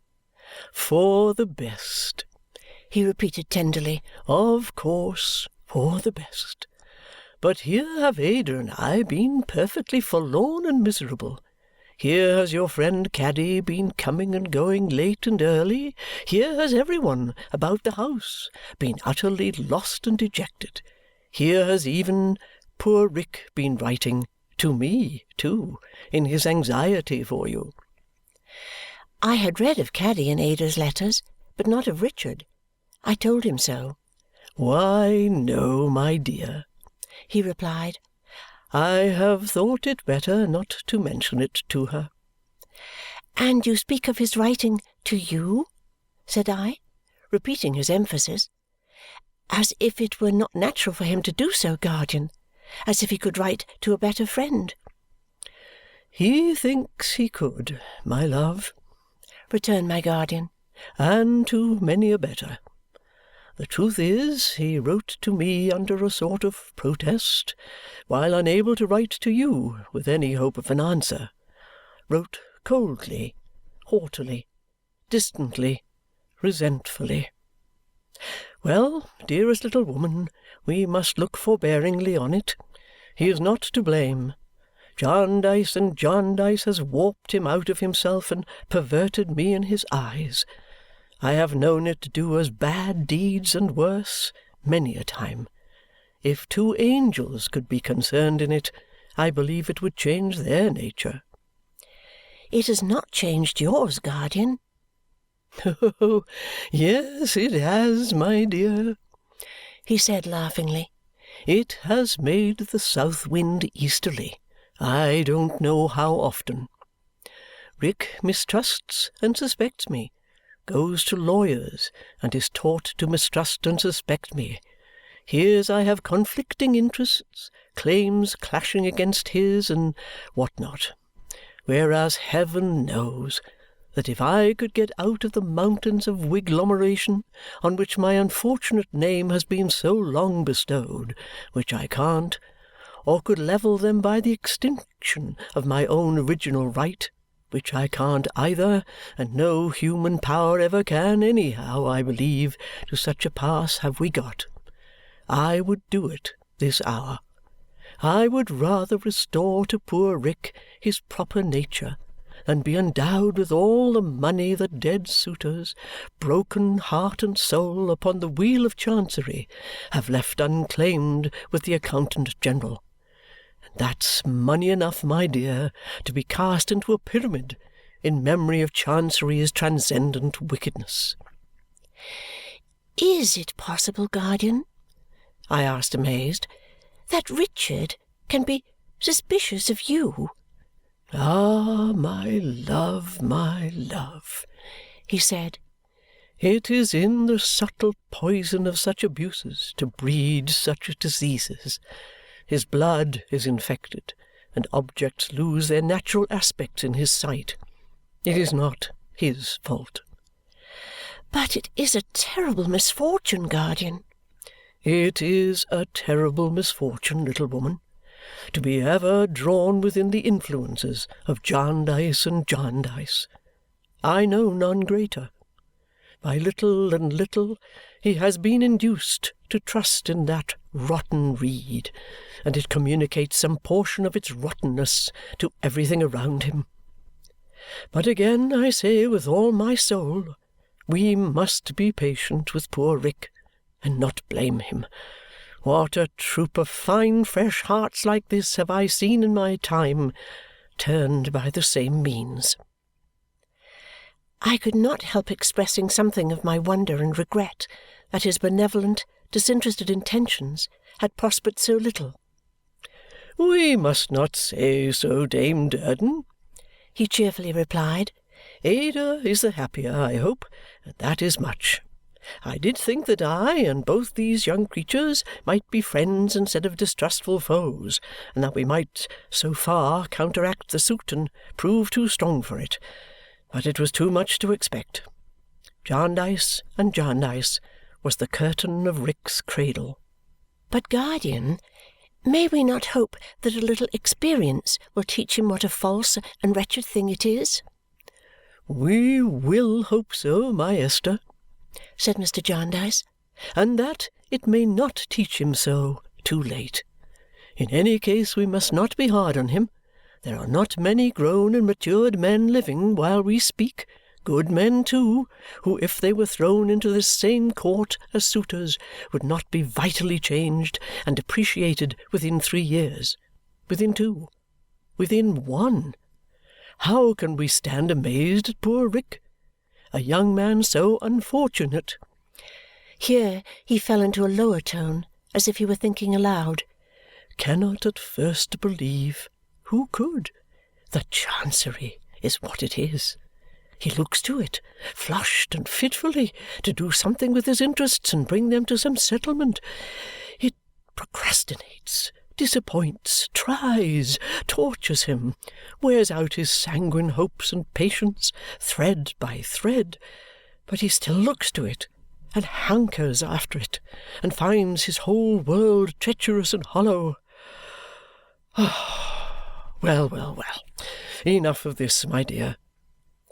He had supported me, as at first, all this time, and his tenderness was so precious to me that I leaned my head upon his shoulder and loved him as if he had been my father. I resolved in my own mind, in this little pause, by some means, to see Richard when I grew strong and try to set him right. "There are better subjects than these," said my guardian, "for such a joyful time as the time of our dear girl's recovery, and I had a commission to broach one of them as soon as I should begin to talk. When shall Ada come to see you, my love?" I had been thinking of that too, a little in connexion with the absent mirrors, but not much, for I knew my loving girl would be changed by no change in my looks. "Dear guardian," said I, "as I have shut her out so long, though indeed she is like the light to me." "I know it well, Dame Durden, well." "He was so good. His touch expressed such endearing compassion and affection, and the tone of his voice carried such comfort into my heart, that I stopped for a little while, quite unable to go on. "Yes, yes, you are tired," said he. "Rest a little." "As I have kept Ada out so long," I began afresh after a short while, "I think I should like to have my own way a little longer, guardian. It would be best to be away from here before I see her. If Charley and I were to go to some country lodging as soon as I can move, and if I had a week there in which to grow stronger and to be revived by the sweet air and to look forward to the happiness of having Ada with me again, I think it would be better for us. I hope it was not a poor thing in me to wish to be a little more used to my altered self before I met the eyes of the dear girl I longed so ardently to see, but it is the truth. I did. He understood me, I was sure, but I was not afraid of that. If it were a poor thing, I knew he would pass it over. "Our spoilt little woman," said my guardian, "shall have her own way even in her inflexibility, though at the price, I know, of tears downstairs. And see here. Here is Boythorn, heart of chivalry, breathing such ferocious vows as never were breathed on paper before, that if you don't go and occupy his whole house, he having already turned out of it expressly for that purpose, by heaven and by earth he'll pull it down and not leave one brick standing on another." And my guardian put a letter in my hand, without any ordinary beginning such as "My dear Jarndyce," but rushing at once into the words, "I swear if Miss Summerson do not come down and take possession of my house, which I vacate for her this day at 1 p.m." And then with the utmost seriousness and in the most emphatic terms, going on to make the extraordinary declaration he had quoted. We did not appreciate the right of the less for laughing heartily over it, and we settled that I should send him a letter of thanks on the morrow and accept his offer. It was a most agreeable one to me. For all the places I could have thought of, I should have liked to go to none so well as Chesney Wold. "Now, little housewife," said my guardian, looking at his watch, "I was strictly timed before I came upstairs, for you must not be tired too soon, and my time has waned away to the last minute. I have one other petition. Little Miss Flite, hearing a rumour that you were ill, made nothing of walking down here, 20 miles, poor soul, in a pair of dancing shoes, to inquire. It was heaven's mercy we were at home, or she would have walked back again." The old conspiracy to make me happy. Everybody seemed to be in it. "Now, pet," said my guardian, "if it would not be irksome to you to admit the harmless little creature one afternoon before you save Boythorn's otherwise devoted house from demolition, I believe you would make her prouder and better pleased with herself than I, though my eminent name is Jarndyce, could do in a lifetime." I have no doubt he knew there would be something in the simple image of the poor afflicted creature that would fall like a gentle lesson on my mind at that time. I felt it as he spoke to me. I could not tell him heartily enough how ready I was to receive her. I had always pitied her, never so much as now. I had always been glad of my little power to soothe her under her calamity, but never, never half so glad before. We arranged a time for Miss Flite to come out by the coach and share my early dinner.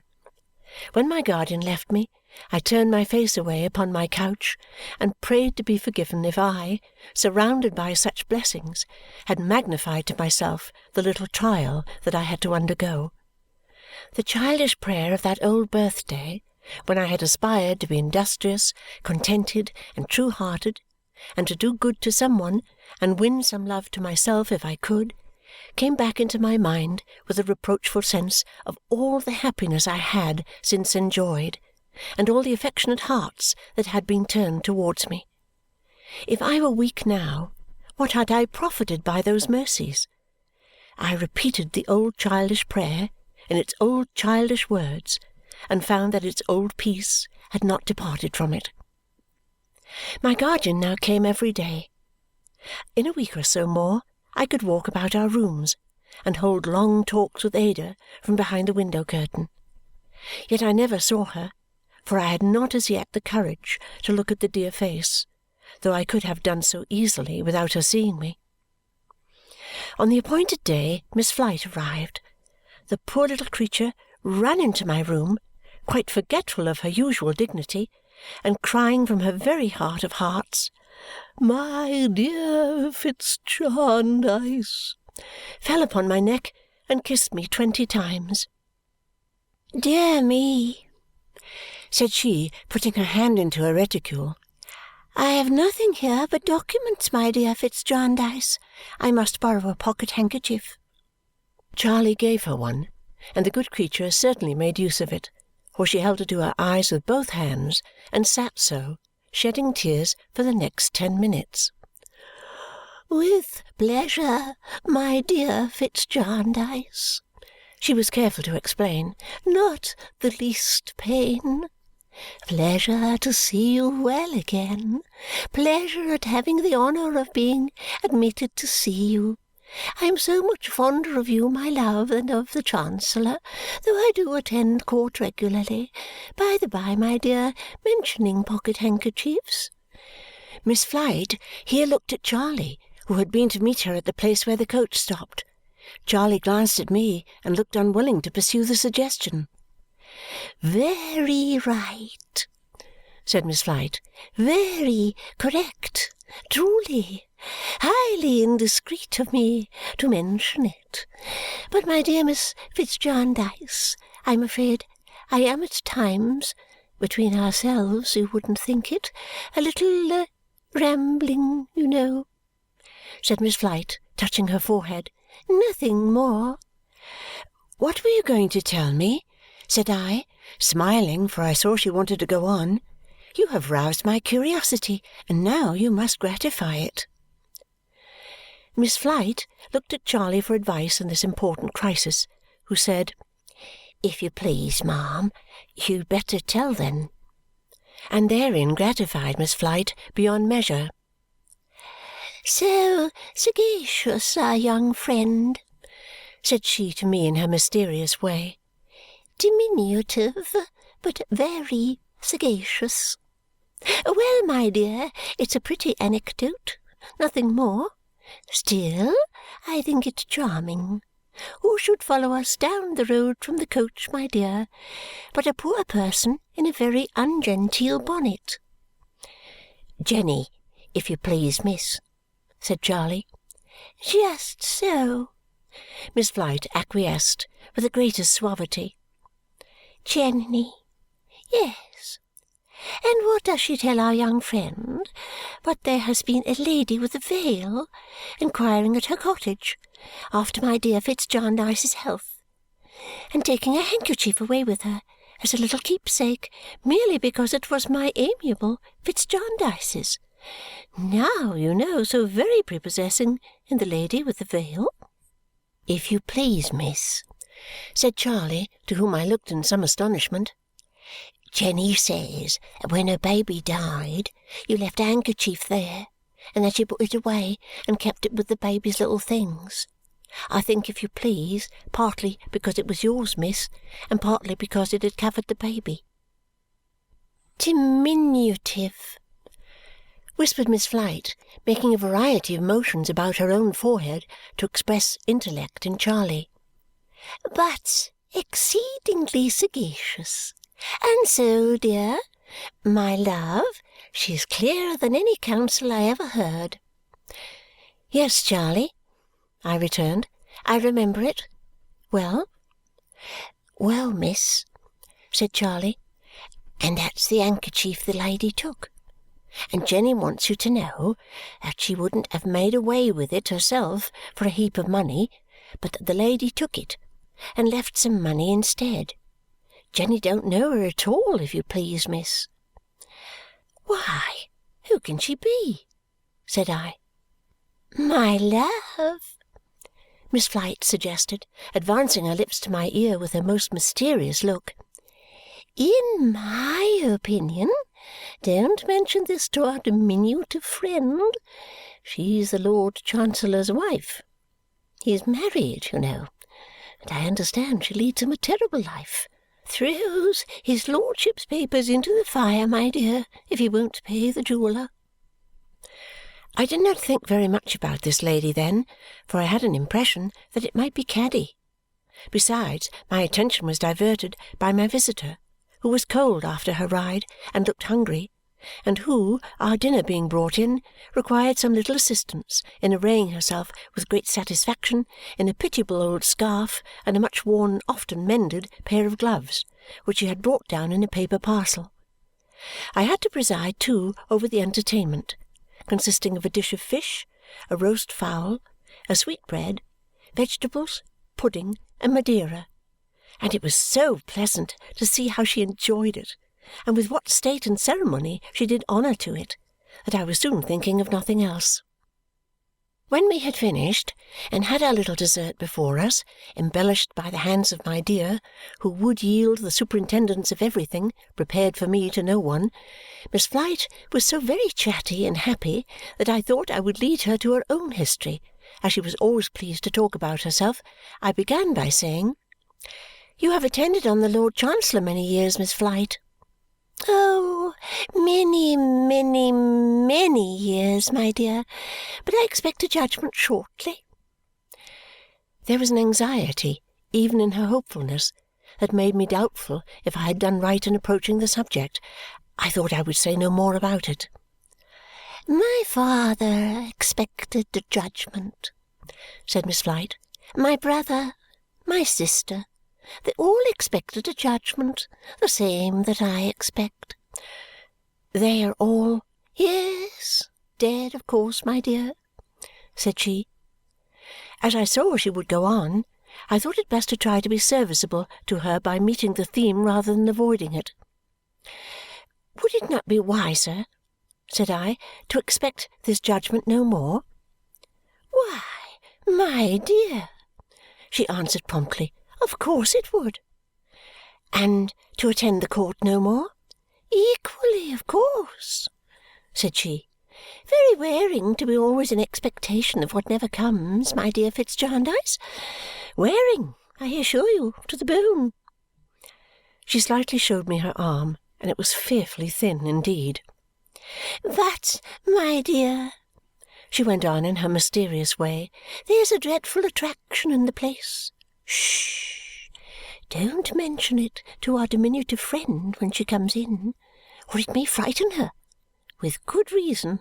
There's a cruel attraction in the place. You can't leave it, and you must expect." I tried to assure her that it was not so. She heard me patiently and smilingly, but was ready with her own answer. Aye. You think so, because I'm a little rambling. Very absurd to be a little rambling, is it not? Very confusing, too. To the head. I find it so. But, my dear, I have been there many years, and I have noticed. It's the mace and seal upon the table. What could they do, did she think? I mildly asked her. Draw, returned Miss Flite. Draw people on, my dear. Draw peace out of them, sense out of them, good looks out of them, good qualities out of them. I have felt them even drawing my rest away in the night. Cold and glittering devils.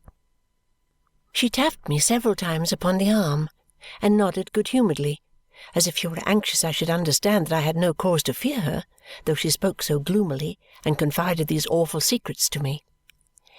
"Let me see," said she. "I'll tell you my own case, before they ever drew me, before I had ever seen them. What was it I used to do? Tambourine playing? No, tambour work. I and my sister worked at tambour work. Our father and our brother had a builder's business. We all lived together. Very respectably, my dear. First, our father was drawn, slowly. Home was drawn with him. In a few years he was a fierce, sour, angry bankrupt without a kind word or a kind look for any one. He had been so different, Jarndyce. He was drawn to a debtor's prison. There he died. Then our brother was drawn, swiftly, to drunkenness and rags and death. And my sister was drawn, never ask to what. Then I was ill and in misery, and heard, as I had often heard before, that this was all the work of Chancery. When I got better, I went to look at the monster, and then I found out how it was, and I was drawn to stay there. Having got over her own short narrative, in the delivery of which she had spoken in a low, strained voice, as if the shock were fresh upon her, she gradually resumed her usual air of amiable importance. "You don't quite credit me, my dear. Well, you will some day. I am a little rambling, but I have noticed. I've seen many new faces come, unsuspicious, within the influence of the mace and seal in these many years. As my fathers came there, as my brothers, as my sisters, as my own, I hear Conversation Kenge and the rest of them say to the new faces, 'Here's little Miss Flite.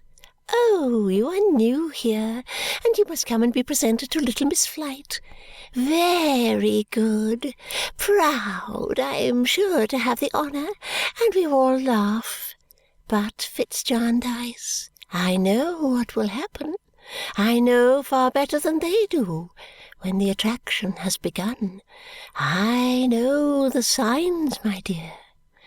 I saw them begin in Gridley, and I saw them end. Jarndyce, my love," speaking low again, "I saw them beginning in our friend, the ward in Jarndyce. Let some one hold him back, or he'll be drawn to ruin." She looked at me in silence for some moments, with her face gradually softening into a smile. Seeming to fear that she had been too gloomy, and seeming also to lose the connection in her mind, she said politely, as she sipped her glass of wine, "Yes, my dear, as I was saying, I expect a judgment shortly. Then I shall release my birds, you know, and confer estates." I was much impressed by her allusion to Richard and by the sad meaning, so sadly illustrated in her poor pinched form, that made its way through all her incoherence. But happily for her, she was quite complacent again now and beamed with nods and smiles. "Oh, but, my dear," she said gaily, reaching another hand to put it upon mine, "you have not congratulated me on my physician. Positively not once yet." I was obliged to confess that I did not quite know what she meant. "My physician, Mr. Woodcourt, my dear, who was so exceedingly attentive to me, though his services were rendered quite gratuitously until the day of judgment. I mean, the judgment that will dissolve the spell upon me of the mace and seal." "Mr. Woodcourt is so far away now," said I, "that I thought the time for such congratulation was past, Miss Flite." "But, my child," she returned, "is it possible that you don't know what has happened?" "No," said I. "Not what everybody has been talking of, my beloved Fitz Jarndyce?" "No," said I. "You forget how long I've been here." "True, my dear, for the moment, true. I blame myself. But my memory has been drawn out of me, with everything else, by what I mentioned. Very strong influence, is it not? Well, my dear, there has been a terrible shipwreck over in those East Indian seas." "Mr. Woodcourt shipwrecked?" "Don't be agitated, my dear. He is safe. An awful scene. Death in all shapes. Hundreds of dead and dying. Fire, storm, and darkness. Numbers of the drowning thrown upon a rock. There, and through it all, my dear physician was a hero. Calm and brave through everything.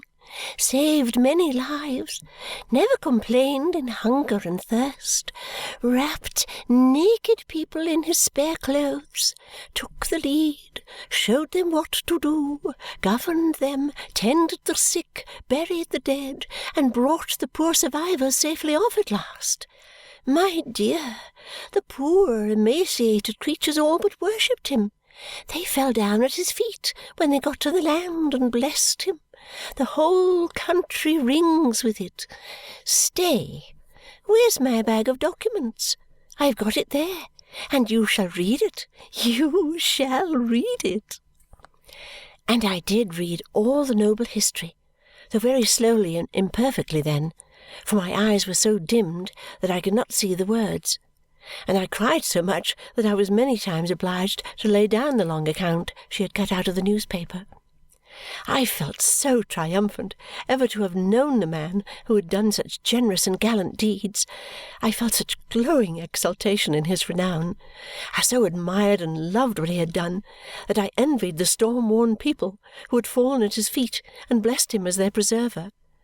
I could myself have kneeled down then, so far away, and blessed him in my rapture that he should be so truly good and brave.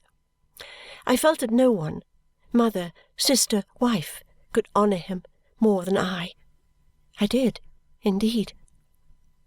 My poor little visitor made me a present of the account, and when, as the evening began to close in, she rose to take her leave, lest she should miss the coach by which she was to return, she was still full of the shipwreck, which I had not yet sufficiently composed myself to understand in all its details. "My dear," said she as she carefully folded up her scarf and gloves, "my brave physician ought to have a title bestowed upon him, and no doubt he will. You are of that opinion?" That he well deserved one, yes. That he would ever have one, no. "Why not, Fitz Jarndyce?" she asked rather sharply. I said it was not the custom in England to confer titles on men distinguished by peaceful services, however good and great, unless occasionally when they consisted of the accumulation of some very large amount of money. "Why, good gracious!" said Miss Flite. "How can you say that? Surely you know, my dear, that all the greatest ornaments of England are knowledge, imagination, active humanity, and improvement of every sort are added to its nobility. Look round you, my dear, and consider. You must be rambling a little now, I think, if you don't know that this is the great reason why titles will always last in the land. I am afraid she believed what she said, for there were moments when she was very mad indeed. And now I must part with a little secret I have thus far tried to keep.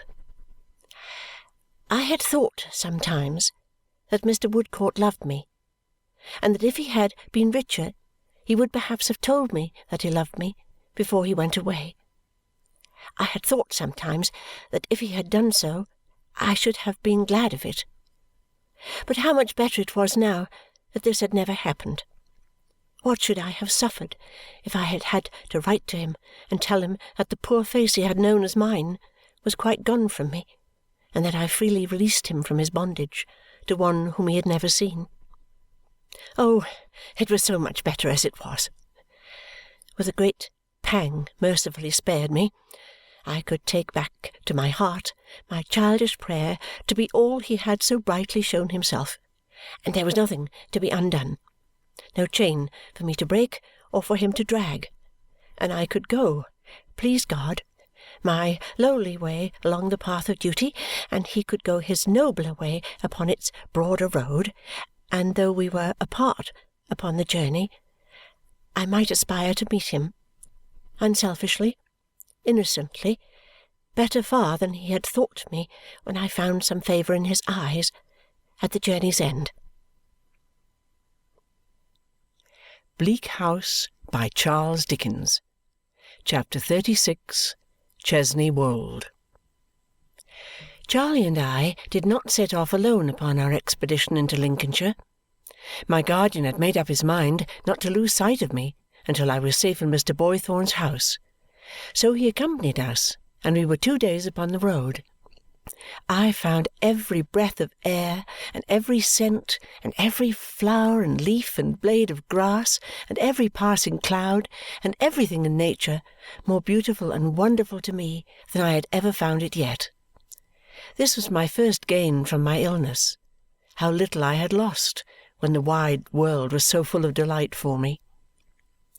My guardian intending to go back immediately, we appointed, on our way down, a day when my dear girl should come.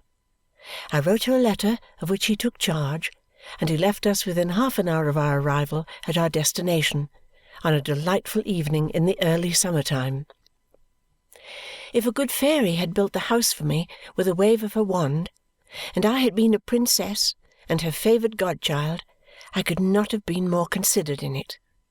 So many preparations were made for me, and such an endearing remembrance was shown of all my little tastes and likings, that I could have sat down, overcome, 12 times before I had revisited half the rooms. I did better than that, however, by showing them all to Charley instead. Charley's delight calmed mine, and after we had had a walk in the garden, and Charley had exhausted her whole vocabulary of admiring expressions, I was as tranquilly happy as I ought to have been. It was a great comfort to be able to say to myself after tea, "Esther, my dear, I think you are quite sensible enough to sit down now and write a note of thanks to your host." He had left a note of welcome for me, as sunny as his own face, and had confided his bird to my care, which I knew to be his highest mark of confidence. Accordingly, I wrote a little note to him in London, telling him how all his favourite plants and trees were looking, and how the most astonishing of birds had chirped the honours of the house to me in the most hospitable manner, and how, after singing on my shoulder, to the inconceivable rapture of my little maid, he was then at roost in the usual corner of his cage, but whether dreaming or no, I could not report. My note finished and sent off to the post, I made myself very busy in unpacking and arranging, and I sent Charley to bed in good time and told her I should want her no more that night. For I had not yet looked in the glass, and had never asked to have my own restored to me. I knew this to be a weakness which must be overcome, but I had always said to myself that I would begin afresh when I got to where I now was. Therefore I had wanted to be alone, and therefore I said, now alone in my own room, Esther, if you are to be happy, if you are to have any right to pray, to be true-hearted, you must keep your word, my dear. I was quite resolved to keep it, but I sat down for a little while first to reflect upon all my blessings, and then I said my prayers and thought a little more. My hair had not been cut off, though it had been in danger more than once. It was long and thick. I let it down, and shook it out, and went up to the glass upon the dressing-table. There was a little muslin curtain drawn across it. I drew it back, and stood for a moment looking through such a veil of my own hair that I could see nothing else. Then I put my hair aside and looked at the reflection in the mirror, encouraged by seeing how placidly it looked at me. I was very much changed. Oh, very, very much. At first my face was so strange to me that I think I should have put my hands before it and started back, but for the encouragement I have mentioned. Very soon it became more familiar, and then I knew the extent of the alteration in it better than I had done at first. It was not like what I had expected, but I had expected nothing definite, and I dare say anything definite would have surprised me. I had never been a beauty, and had never thought myself one, but I had been very different from this. It was all gone now. Heaven was so good to me that I could let it go with a few not bitter tears, and could stand there arranging my hair for the night quite thankfully. One thing troubled me, and I considered it for a long time before I went to sleep. I had kept Mr. Woodcourt's flowers. When they were withered, I had dried them and put them in a book that I was fond of. Nobody knew this, not even Ada. I was doubtful whether I had a right to preserve what he had sent to one so different, whether it was generous towards him to do it. I wished to be generous to him, even in the secret depths of my heart, which he would never know, because I could have loved him, could have been devoted to him. At last I came to the conclusion that I might keep them, if I treasured them, only as a remembrance of what was irrevocably past and gone, never to be looked back on any more, in any other light. I hope this may not seem trivial. I was very much in earnest. I took care to be up early in the morning, and to be before the glass when Charley came in on tiptoe. "Dear, dear miss!" cried Charley, starting. "Is that you?" "Yes, Charley," said I, quietly putting up my hair, "and I am very well indeed, and very happy." I saw it was a weight off Charley's mind, but it was a greater weight off mine. I knew the worst now and was composed to it. I shall not conceal, as I go on, the weaknesses I could not quite conquer, but they always passed from me soon, and the happier frame of mind stayed by me faithfully. Wishing to be fully re-established in my strength and in my good spirits before Ada came, I now laid down a little series of plans with Charley for being in the fresh air all day long. We were to be out before breakfast, and were to dine early, and were to be out again before and after dinner, and were to talk in the garden after tea, and were to go to rest betimes, and were to climb every hill and explore every road, lane, and field in the neighbourhood. As to restoratives and strengthening delicacies, Mr. Boythorn's good housekeeper was for ever trotting about with something to eat or drink in her hand. I could not even be heard of as resting in the park, but she would come trotting after me with a basket, her cheerful face shining with a lecture on the importance of frequent nourishment. Then there was a pony, expressly for my riding, a chubby pony with a short neck and a mane all over his eyes, who could canter, when he would, so easily and quietly that he was a treasure. In a very few days he would come to me in the paddock when I called him, and eat out of my hand, and follow me about. We arrived at such a capital understanding that when he was jogging with me lazily and rather obstinately down some shady lane, if I patted his neck and said, "Stubbs, I'm surprised you don't canter when you know how much I like it, and I think you might oblige me, for you're only getting stupid and going to sleep," He would give his head a comical shake or two and set off directly, while Charley would stand still and laugh with such enjoyment that her laughter was like music. I don't know who had given Stubbs his name, but it seemed to belong to him as naturally as his rough coat. Once we put him in a little chaise and drove him triumphantly through the green lanes for 5 miles, but all at once, as we were extolling him to the skies, he seemed to take it ill that he should have been accompanied so far by the circle of tantalizing little gnats that had been hovering around and round his ears the whole way without appearing to advance an inch, and stopped to think about it. I suppose he came to the decision that it was not to be borne, for he steadily refused to move until I gave the reins to Charley and got out and walked, when he followed me with a sturdy sort of good humour, putting his head under my arm and rubbing his ear against my sleeve.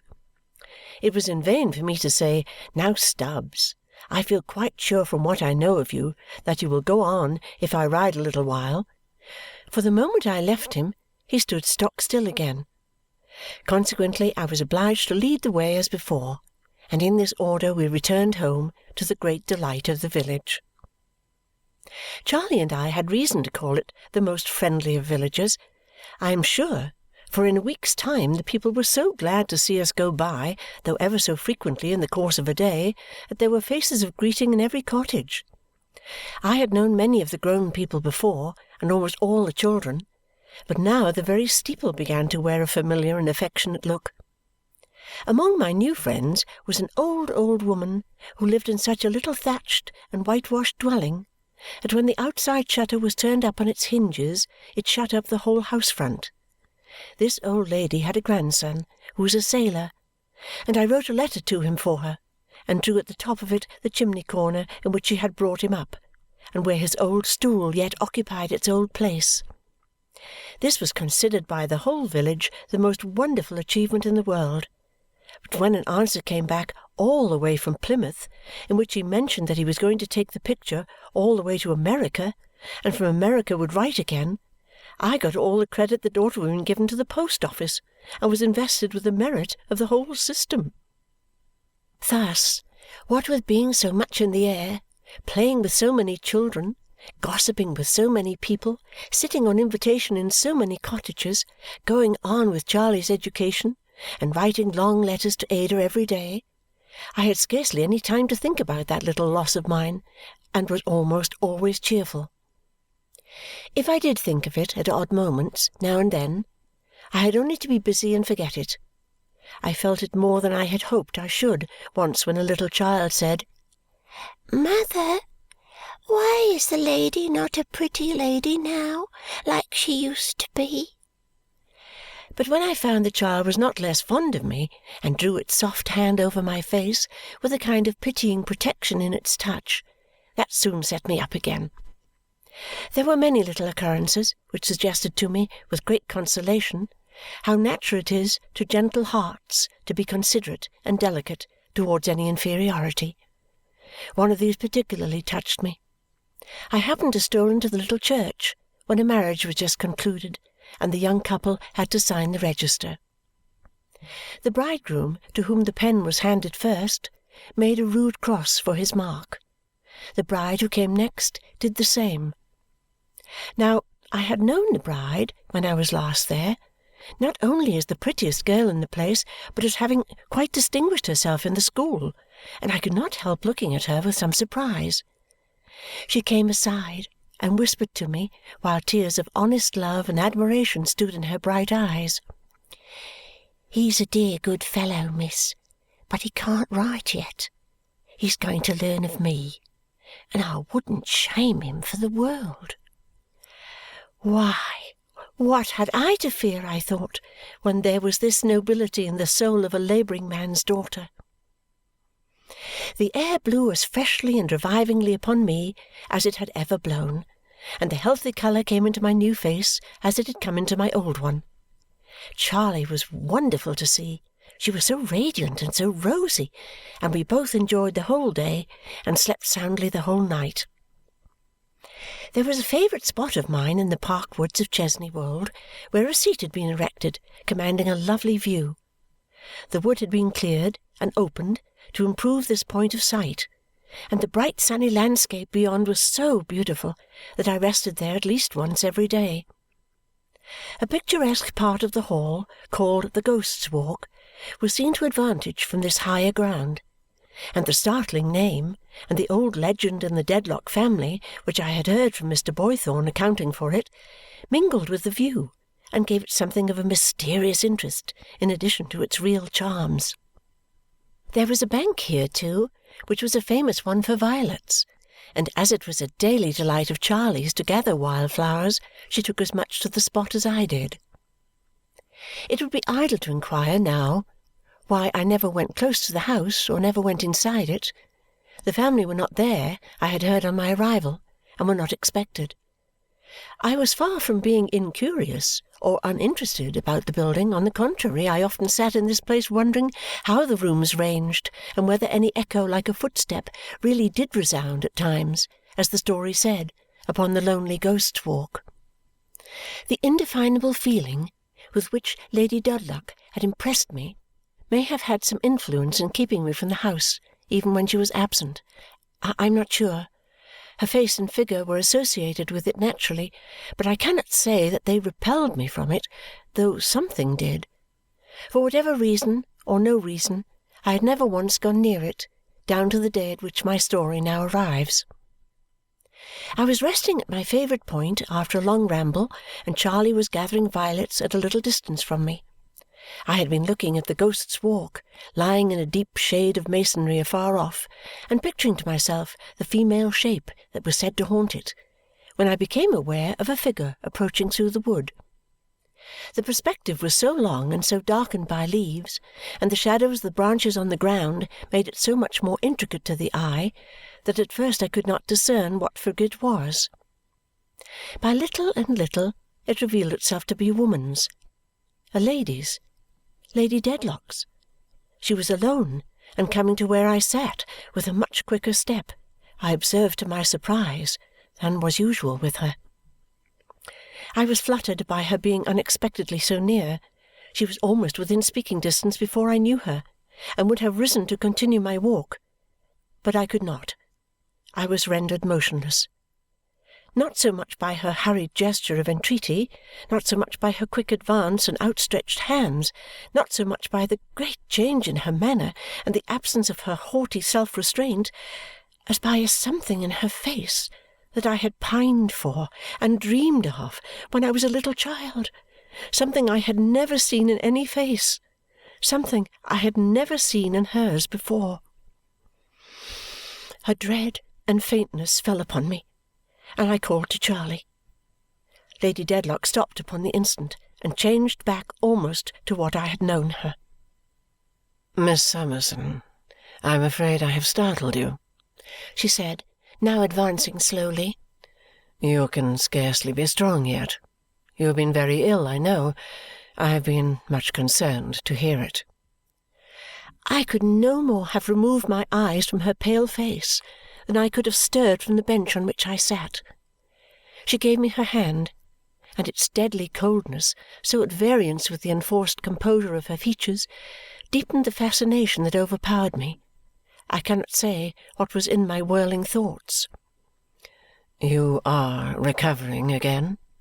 she asked kindly. "I was quite well but a moment ago, Lady Dedlock." "Is this your young attendant?" "Yes." "Will you send her on before and walk towards your house with me?" "Charley," said I, "take your flowers home, and I will follow you directly." Charley, with her best curtsy, blushingly tied on her bonnet and went her way. When she was gone, Lady Dedlock sat down on the seat beside me. I cannot tell in any words what the state of my mind was when I saw in her hand my handkerchief with which I had covered the dead baby. I looked at her, but I could not see her. I could not hear her. I could not draw my breath. The beating of my heart was so violent and wild that I felt as if my life were breaking from me.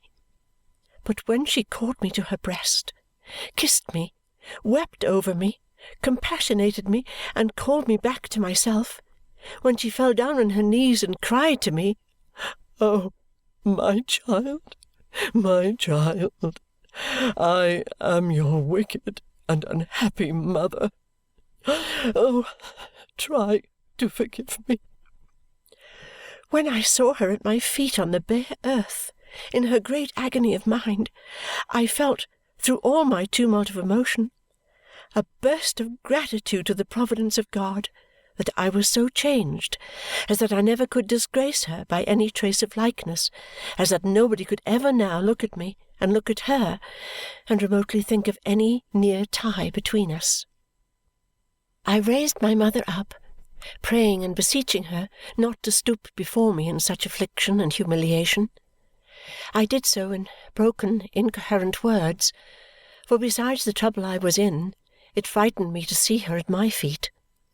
I told her, or I tried to tell her, that if it were for me, her child, under any circumstances, to take upon me to forgive her, I did it, and had done it many, many years ago. I told her that my heart overflowed with love for her, that it was natural love, which nothing in the past had changed or could change, that it was not for me, then resting for the first time on my mother's bosom, to take her to account for having given me life, but that my duty was to bless her and receive her, though the whole world turned from her, and that I only asked her leave to do it. I held my mother in my embrace, and she held me in hers, and among the still woods, in the silence of the summer day, there seemed to be nothing but our two troubled minds that was not at peace. "To bless and receive me," groaned my mother. "It is far too late. I must travel my dark road alone, and it will lead me where it will. From day to day, sometimes from hour to hour, I do not see the way before my guilty feet. This is the earthly punishment I have brought upon myself. I bear it, and I hide it." Even in the thinking of her endurance, she drew her habitual air of proud indifference about her like a veil, though she soon cast it off again. "I must keep this secret, if by any means it can be kept, not wholly for myself. I have a husband, wretched and dishonouring creature that I am." These words she uttered with a suppressed cry of despair, more terrible in its sound than any shriek. Covering her face with her hands, she shrank down in my embrace, as if she were unwilling that I should touch her. Nor could I, by my utmost persuasions or by any endearments I could use, prevail upon her to rise. She said, no, no, no, she could only speak to me so. She must be proud and disdainful everywhere else. She would be humbled and ashamed there in the only natural moments of her life. My unhappy mother told me that in my illness she had been nearly frantic. She had but then known that her child was living. She could not have suspected me to be that child before. She had followed me down here to speak to me but once in all her life. We never could associate, never could communicate, never, probably from that time forth, could interchange another word on earth. She put into my hands a letter she had written for my reading only, and said when I had read it and destroyed it, but not so much for her sake, since she asked nothing, as for her husband's and my own, I must evermore consider her as dead. If I could believe that she loved me in this agony in which I saw her, with a mother's love, she asked me to do that, for then I might think of her with a greater pity, imagining what she suffered. She had put herself beyond all hope and beyond all help. Whether she preserved her secret until death, or it came to be discovered, and she brought dishonour and disgrace upon the name she had taken, it was her solitary struggle always. and no affection could come near her, and no human creature could render her any aid. "But is the secret safe so far?" I asked. "Is it safe now, dearest mother?" "No," replied my mother. "it has been very near discovery. It was saved by an accident. It may be lost by another accident. To-morrow. Any day." "Do you dread a particular person?" "Shh! Do not tremble and cry so much for me. I am not worthy of these tears," said my mother, kissing my hands. "I dread one person very much." "An enemy?" "Not a friend. One who is too passionless to be either. He is Sir Leicester Dedlock's lawyer, mechanically faithful without attachment, and very jealous of the profit, privilege, and reputation of being master of the mysteries of great houses." "Has he any suspicions?" "Many." "Not of you?" I said, alarmed. "Yes. He is always vigilant, and always near me. I may keep him at a standstill, but I can never shake him off." "Has he so little pity or compunction?" "He has none, and no anger. He is indifferent to everything but his calling. His calling is the acquisition of secrets and the holding possession of such power as they give him, with no sharer or opponent in it." "Could you trust in him?" "I shall never try. The dark road I have trodden for so many years will end where it will. I follow it alone to the end, whatever the end be. It may be near, it may be distant. While the road lasts, nothing turns me." "Dear mother, are you so resolved?" "I am resolved. I have long outbidden folly with folly, pride with pride, scorn with scorn, insolence with insolence, and have outlived many vanities with many more. I will outlive this danger and outdie it if I can. It has closed around me almost as awfully as if these woods of Chesney Wold had closed around the house. But my course through it is the same. I have but one. I can have but one." "Mr. Jarndyce," I was beginning when my mother hurriedly inquired, "Does he suspect?" "No," said I. "No, indeed. Be assured that he does not." And I told her what he had related to me as his knowledge of my story. "But he is so good and sensible," said I, "that perhaps if he knew—" My mother, who until this time had made no change in her position, raised her hand up to my lips and stopped me. "Confide fully in him," she said after a little while. "You have my free consent. A small gift from such a mother to her injured child. But do not tell me of it. Some pride is left in me even yet." I explained, as nearly as I could then or can recall now, for my agitation and distress throughout were so great that I scarcely understood myself, though every word that was uttered in the mother's voice, so unfamiliar and so melancholy to me, which in my childhood I had never learned to love and recognized, had never been sung to sleep with, had never heard a blessing from, had never had a hope inspired by, made an enduring impression on my memory. I say I explained, or tried to do it, how I had only hoped that Mr. Jarndyce, who had been the best of fathers to me, might be able to afford some counsel and support to her. But my mother answered no. It was impossible. No one could help her.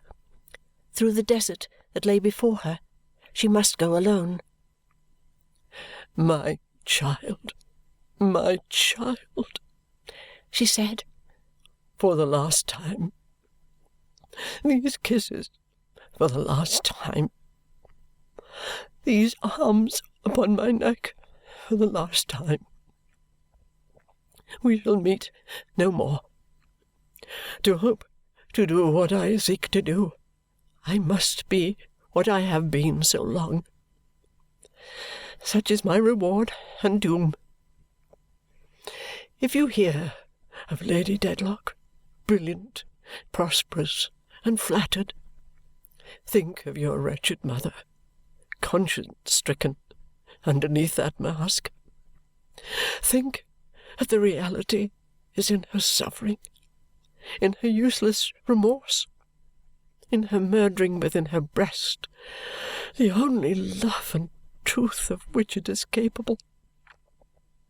And then forgive her, if you can, and cry to heaven to forgive her, which it never can. We held one another for a little space yet, but she was so firm that she took my hands away and put them back against my breast, and with a last kiss as she held them there, released me and went from me into the wood. I was alone and calm and quiet. Below me in the sun and shade lay the old house, with its terraces and turrets, on which there had seemed to me to be such complete repose when I first saw it, but which now looked like the obdurate and unpitying watcher of my mother's misery. Stunned as I was, as weak and helpless at first as I had ever been in my sick chamber, the necessity of guarding against the danger of discovery, or even of the remotest suspicion, did me service. I took such precautions as I could to hide from Charley that I had been crying, and I constrained myself to think of every sacred obligation that there was upon me to be careful and collected. It was not a little while before I could succeed, or could even restrain bursts of grief. But after an hour or so, I was better, and felt that I might return. I went home very slowly, and told Charley, whom I found at the gate looking for me, that I had been tempted to extend my walk after Lady Dedlock had left me, and that I was overtired and would lie down. Safe in my own room, I read the letter. I clearly derived from it, and that was much then, that I had not been abandoned by my mother. Her elder and only sister, the godmother of my childhood, discovering signs of life in me when I had been laid aside as dead, had in her stern sense of duty, with no desire or willingness that I should live, reared me in rigid secrecy, and had never again beheld my mother's face from within a few hours of my birth. So strangely did I hold my place in this world that until within a short time back I had never, to my own mother's knowledge, breathed, had been buried, had never been endowed with life, had never borne a name. When she had first seen me in the church, she had been startled, and had thought of what would have been like me if it had ever lived, and had lived on. But that was all then. What more the letter told me needs not to be repeated here. It has its own times and places in my story. My first care was to burn what my mother had written, and to consume even its ashes. I hope it may not appear very unnatural or bad in me that I then became heavily sorrowful to think I had ever been reared, that I felt as if I knew it would have been better and happier for many people if indeed I had never breathed, that I had a terror of myself as the danger and the possible disgrace of my own mother and of a proud family name, that I was so confused and shaken as to be possessed by a belief that it was right and had been intended that I should die in my birth, and that it was wrong and not intended that I should be then alive. These are the real feelings that I had. I fell asleep worn out, and when I awoke I cried afresh to think that I was back in the world with my load of trouble for others. I was more than ever frightened of myself, thinking anew of her against whom I was a witness, of the owner of Chesney Wold, of the new and terrible meaning of the old words, now moaning in my ear like a surge upon the shore. "Your mother, Esther, was your disgrace, and you are hers. The time will come, and soon enough, when you will understand this better and will feel it too, as no one save a woman can." With them these other words returned. "Pray daily that the sins of others be not visited upon your head."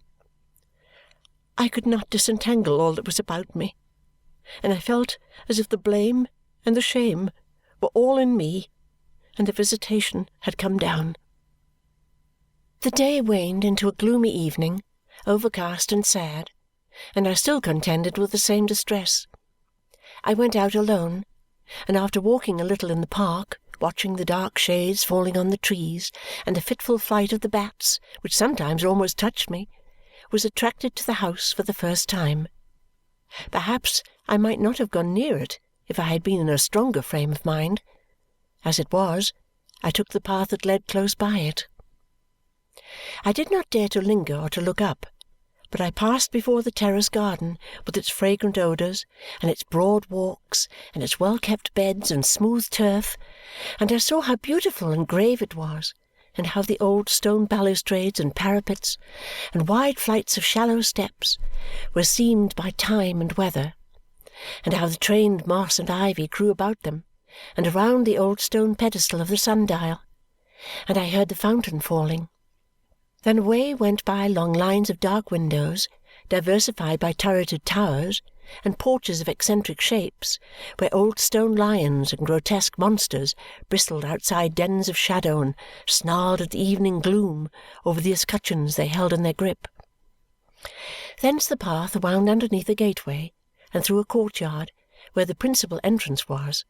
I hurried quickly on, and by the stables, where none but deep voices seemed to be, whether in the murmurings of the wind through the strong mass of ivy holding to a high red wall, or in the low complaining of the weathercock, or in the barking of the dogs, or in the slow striking of a clock. So, encountering presently a sweet smell of limes, whose rustling I could hear, I turned with the turning of the path to the south front, and there above me were the balustrades of the Ghost's Walk, and one lighted window that might be my mother's. The way was paved here like the terrace overhead, and my footsteps from being noiseless made an echoing sound upon the flags. Stopping to look at nothing, but seeing all I did see as I went, I was passing quickly on, and in a few moments should have passed the lighted window, when my echoing footsteps brought it suddenly into my mind that there was a dreadful truth in the legend of the Ghost's Walk, that it was I who was to bring calamity upon the stately house, and that my warning feet were haunting it even then. Seized with an augmented terror of myself which turned me cold, I ran from myself and everything, retraced the way by which I had come, and never paused until I gained the lodge gate and the park lay sullen and black behind me. Not before I was alone in my own room for the night and had again been dejected and unhappy there did I begin to know how wrong and thankless this state was. But from my darling, who was coming on the morrow, I found a joyful letter, full of such loving anticipation that I must have been of marble if it had not moved me. From my guardian, too, I found another letter, asking me to tell Dame Durden, if I should see that little woman anywhere, that they had moped most pitiably without her, that the housekeeping was going to wreck and ruin, that nobody else could manage the keys, and that everybody in and about the house declared it was not the same house and was becoming rebellious for her return. Two such letters together made me think how far beyond my deserts I was beloved and how happy I ought to be. That made me think of all my past life, and that brought me, as it ought to have done before, into a better condition. For I saw very well that I could not have been intended to die, or I should never have lived, not to say should never have been reserved for such a happy life. I saw very well how many things had worked together for my welfare, and that if the sins of the fathers were sometimes visited upon the children, the phrase did not mean what I had in the morning feared it meant. I knew I was as innocent of my birth as a queen of hers, and that before my heavenly Father I should not be punished for birth, nor a queen rewarded for it. I had had experience, in the shock of that very day, that I could, even thus soon, find comforting reconcilements to the chains that had fallen on me. I renewed my resolutions and prayed to be strengthened in them, pouring out my heart for myself and for my unhappy mother, and feeling that the darkness of the morning was passing away. It was not upon my sleep, and when the next day's light awoke me, it was gone. My dear girl was to arrive at 5 o'clock in the afternoon. How to help myself through the intermediate time better than by taking a long walk along the road by which she was to come, I did not know. So Charley and I and Stubbs saddled, for we never drove him after the one great occasion, made a long expedition along that road and back. On our return we held a great review of the house and garden, and saw that everything was in its prettiest condition, and had the bird out ready as an important part of the establishment. There were more than 2 full hours yet to elapse before she could come, and in that interval, which seemed a long one, I must confess I was nervously anxious about my altered looks. I loved my darling so well that I was more concerned for their effect on her than on any one. I was not in this slight distress because I had at all repined. I am quite certain that I did not that day. But I thought, would she be wholly prepared? When she first saw me, might she not be a little shocked and disappointed? Might it not prove a little worse than she expected? Might she not look for her old Esther and not find her? Might she not have to grow used to me and begin all over again? I knew the various expressions of my sweet girl's face so well, and it was such an honest face in its loveliness, that I was sure beforehand she could not hide that first look from me. And I considered whether, if it should signify any one of these meanings, which was so very likely, could I quite answer for myself. Well, I thought I could. After last night, I thought I could. But to wait and wait and expect and think was such bad preparation that I resolved to go along the road again and meet her. So I said to Charley, "Charley, I will go by myself and walk along the road until she comes." Charley highly approving of anything that pleased me, I went and left her at home. But before I got to the second milestone, I had been in so many palpitations from seeing dust in the distance, though I knew it was not, and could not, be the coach yet, that I resolved to turn back and go home again. And when I had turned, I was in such fear of the coach coming up behind me, though I still knew that it neither would nor could do any such thing, that I ran the greater part of the way to avoid being overtaken. Then I considered, when I had got safe back again, this was a nice thing to have done. Now I was hot and had made the worst of it instead of the best. At last, when I believed there was at least 1/4 more yet, Charley all at once cried out to me as I was trembling in the garden, "Here she comes, miss! Here she is!" I did not mean to do it, but I ran upstairs into my room and hid myself behind the door. There I stood trembling, even when I heard my darling calling as she came upstairs. "Esther, my dear, my love, where are you? Little woman, dear Dame Durden." She ran in, and was running out again when she saw me. Ah, my angel girl! The old dear look, all love, all fondness, all affection, nothing else in it, no, nothing, nothing.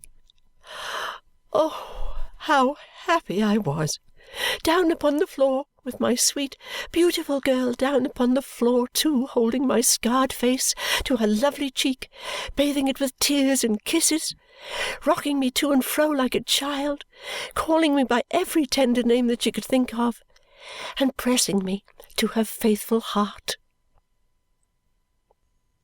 Bleak House by Charles Dickens. Chapter 37. Jarndyce and Jarndyce. If the secret I had to keep had been mine, I must have confided it to Ada before we had been long together. But it was not mine, and I did not feel that I had a right to tell it even to my guardian unless some great emergency arose. It was a weight to bear alone. Still, my present duty appeared to be plain, and blessed in the attachment of my dear, I did not want an impulse and encouragement to do it. Though often when she was asleep and all was quiet, the remembrance of my mother kept me waking and made the night sorrowful. I did not yield to it at another time, and Ada found me what I used to be, except, of course, in that particular of which I have said enough and which I have no intention of mentioning any more just now, if I can help it.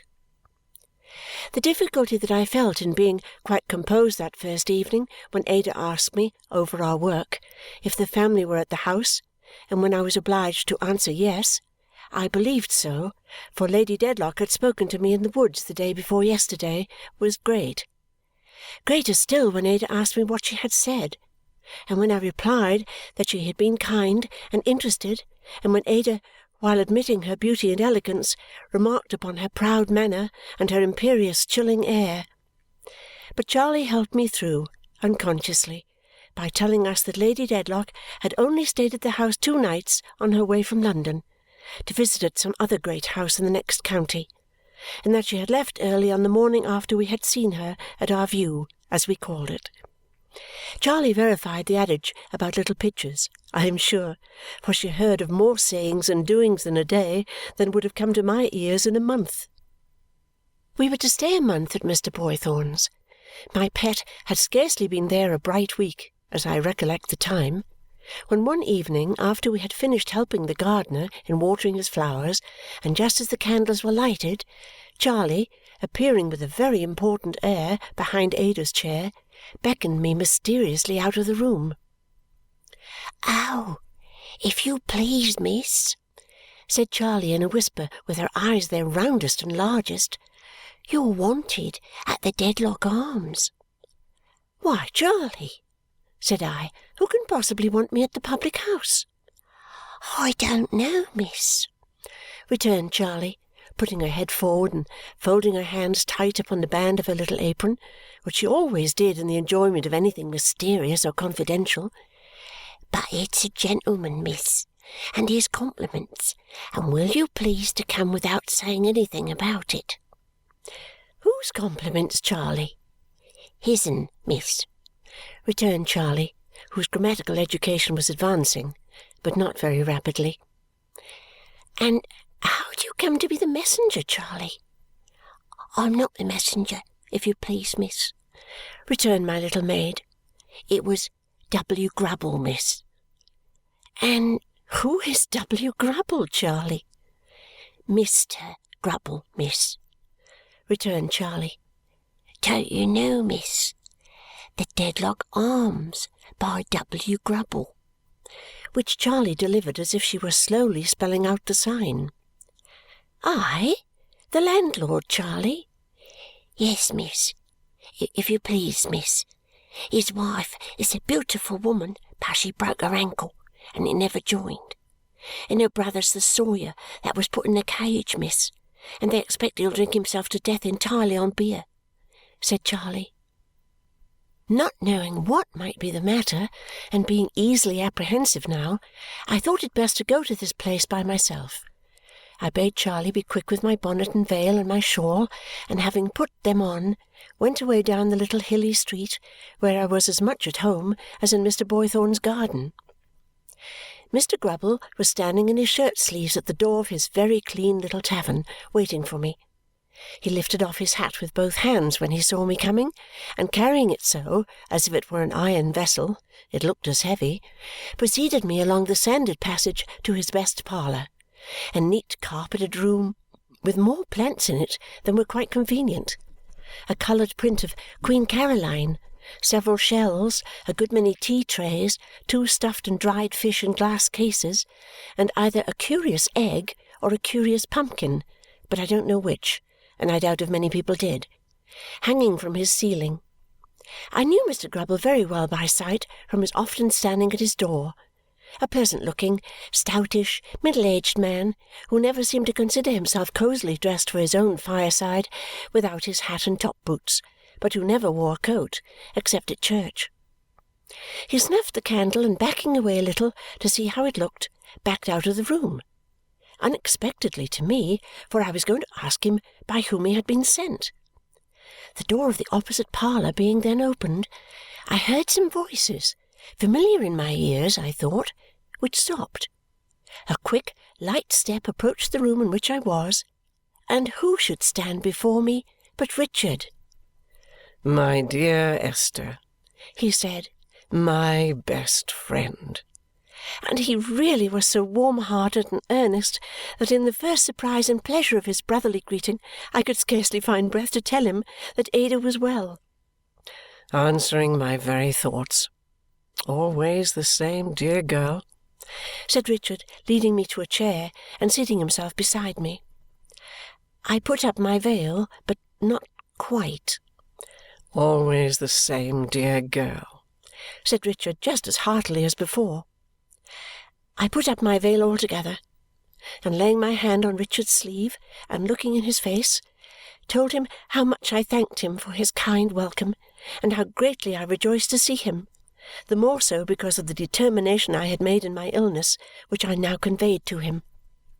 My love, said Richard, there is no one with whom I have a greater wish to talk than you, for I want you to understand me. And I want you, Richard, said I, shaking my head, to understand someone else. Since you refer so immediately to John Jarndyce, said Richard, I suppose you mean him. Of course I do.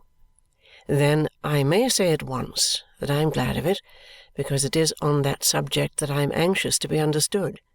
By you, mind. You, my dear. I am not accountable to Mr. Jarndyce, or Mr. Anybody. I was pained to find him taking this tone, and he observed it. Well, well, my dear, said Richard, we won't go into that now. I want to appear quietly in your country house here, with you under my arm, and give my charming cousin a surprise. I suppose your loyalty to John Jarndyce will allow that? My dear Richard, I returned, you know you would be heartily welcome at his house, your home, if you will but consider it so, and you are as heartily welcome here. Spoken like the best of little women, cried Richard gaily. I asked him how he liked his profession. Oh, I like it well enough, said Richard. It's all right. It does as well as anything else for a time. I don't know that I shall care about it when I come to be settled, but I can sell out then and, never mind all that botheration at present. So young and handsome, and in all respects so perfectly the opposite of Miss Flite, and yet in the clouded, eager, seeking look that passed over him, so dreadfully like her. I am in town on leave just now, said Richard. Indeed? Yes. I have run over to look after my Chancery interests before the long vacation, said Richard, forcing a careless laugh. We are beginning to spin along with that old suit at last, I promise you. No wonder that I shook my head. As you say, it's not a pleasant subject. Richard spoke with the same shade crossing his face as before. Let it go to the four winds for to-night. Puff!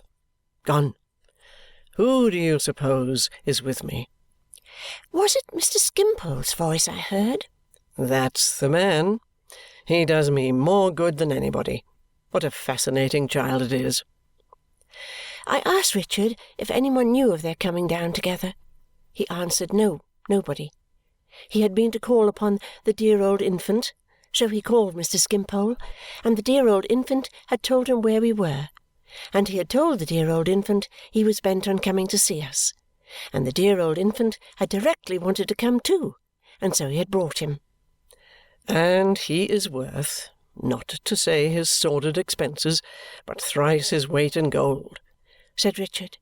He is such a cheery fellow. No worldliness about him.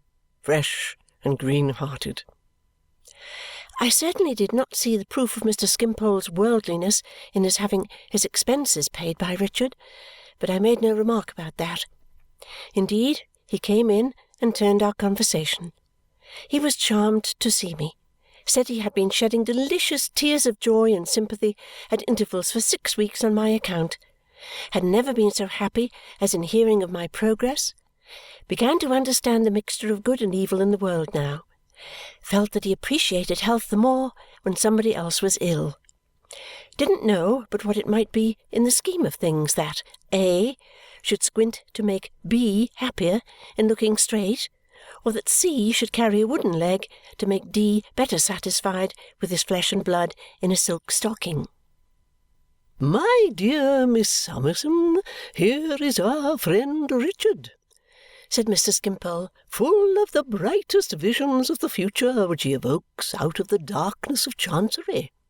Now that's delightful, that's inspiriting, that's full of poetry.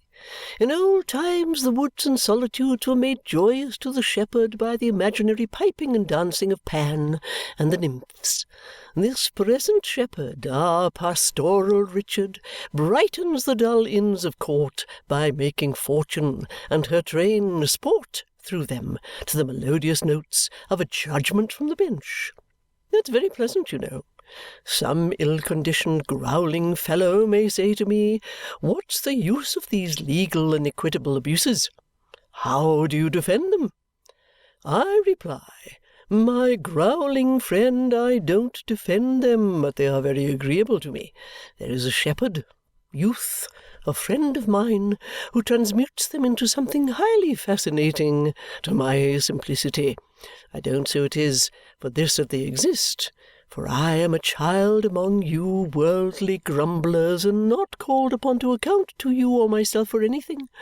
But it may be so." I began seriously to think that Richard could scarcely have found a worse friend than this. It made me uneasy that at such a time, when he most required some right principle and purpose, he should have this captivating looseness and putting off of everything, this airy dispensing with all principle and purpose at his elbow. I thought I could understand how such a nature as my guardian's, experienced in the world and forced to contemplate the miserable evasions and contentions of the family misfortune, found an immense relief in Mr. Skimpole's avowal of his weaknesses and display of guileless candour. But I could not satisfy myself that it was as artless as it seemed, or that it did not serve Mr. Skimpole's idle turn quite as well as any other part, and with less trouble.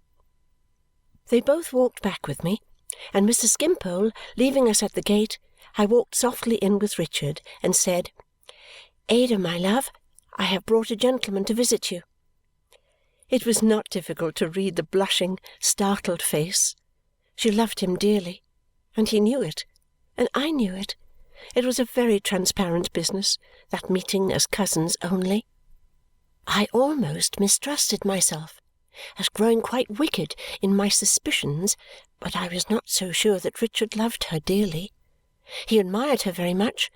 Any one must have done that, and I dare say would have renewed their youthful engagement with great pride and ardour, but that he knew how she would respect her promise to my guardian. Still, I had a tormenting idea that the influence upon him extended even here, that he was postponing his best truth and earnestness in this, as in all things, until Jarndyce and Jarndyce should be off his mind. Ah, me!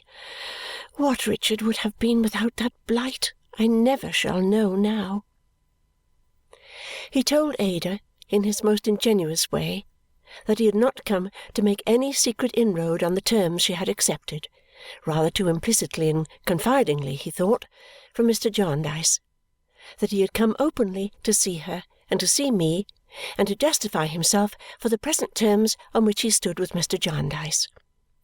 As the dear old infant would be with us directly, he begged that I would make an appointment for the morning, when he might set himself right through the means of an unreserved conversation with me.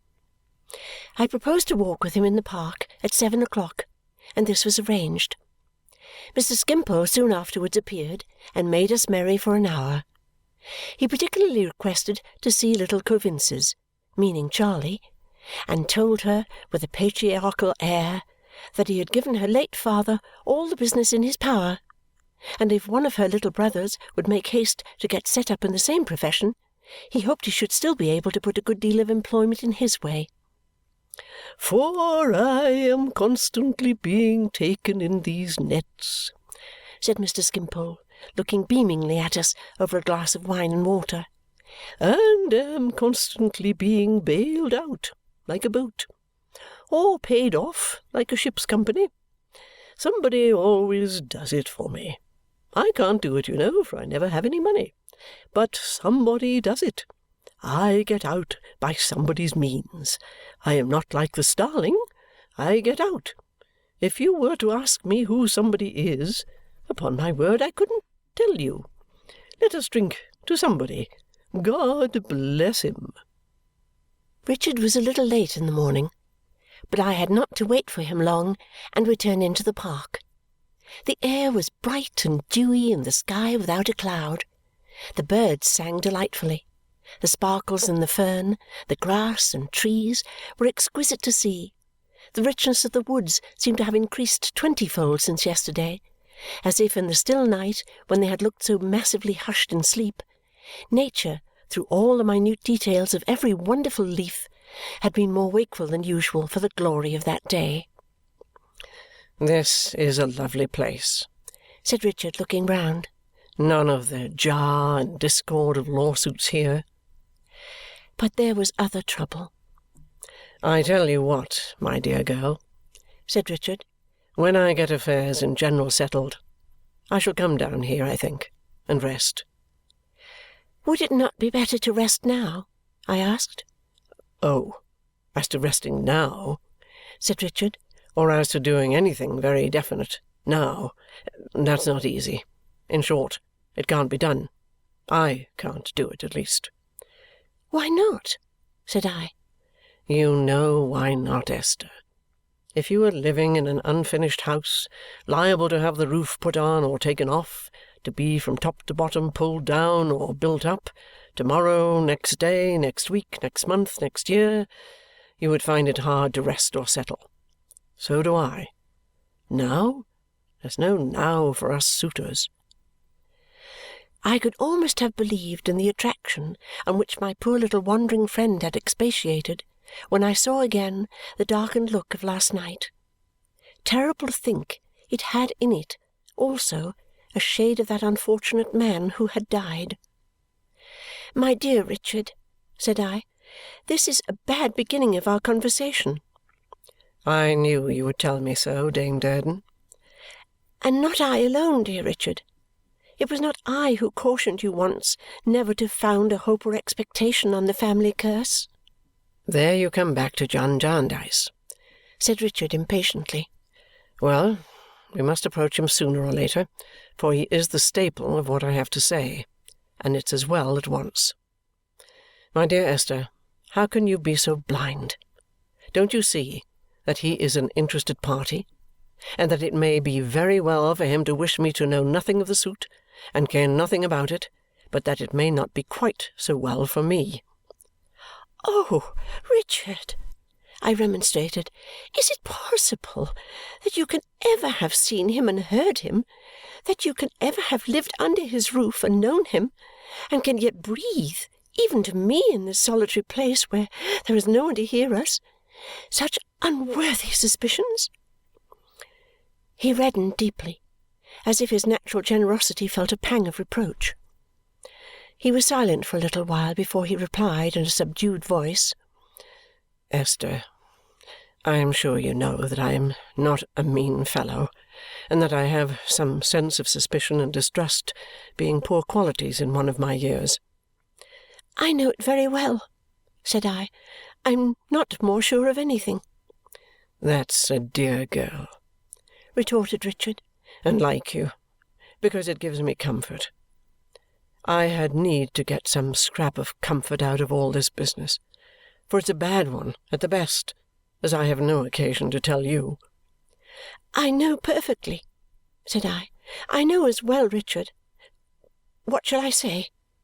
As well as you do, that such misconstructions are foreign to your nature, and I know as well as you know what so changes it." "Come, sister, come," said Richard a little more gaily. "You will be fair with me at all events. If I have the misfortune to be under that influence, so has he. If it has a little twisted me, it may have a little twisted him too. I don't say that he is not an honourable man. Out of all this complication and uncertainty, I am sure he is. But it taints everybody. You know it taints everybody. You have heard him say so 50 times. Then why should he escape?" "Because," said I, "his is an uncommon character, and he has resolutely kept himself outside the circle, Richard." "Oh, because and because," replied Richard in his vivacious way. "I am not sure, my dear girl, that it may be wise and specious to preserve that outward indifference.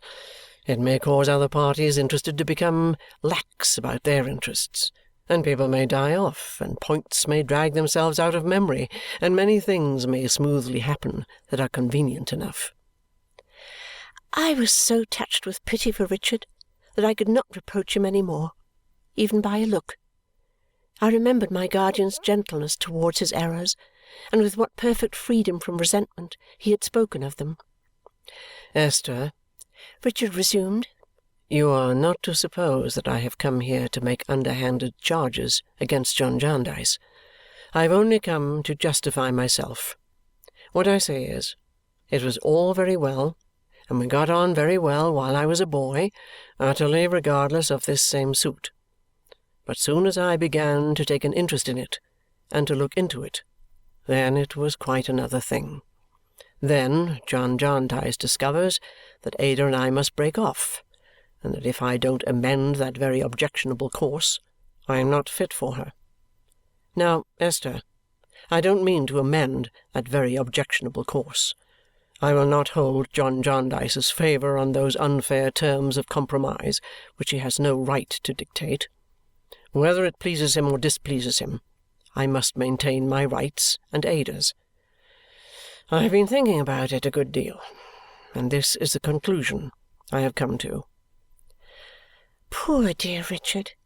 He had indeed been thinking about it a good deal. His face, his voice, his manner, all showed that too plainly. "So I tell him honourably, you ought to know I have written to him about all this, that we are at issue, and that we had better be at issue openly than covertly.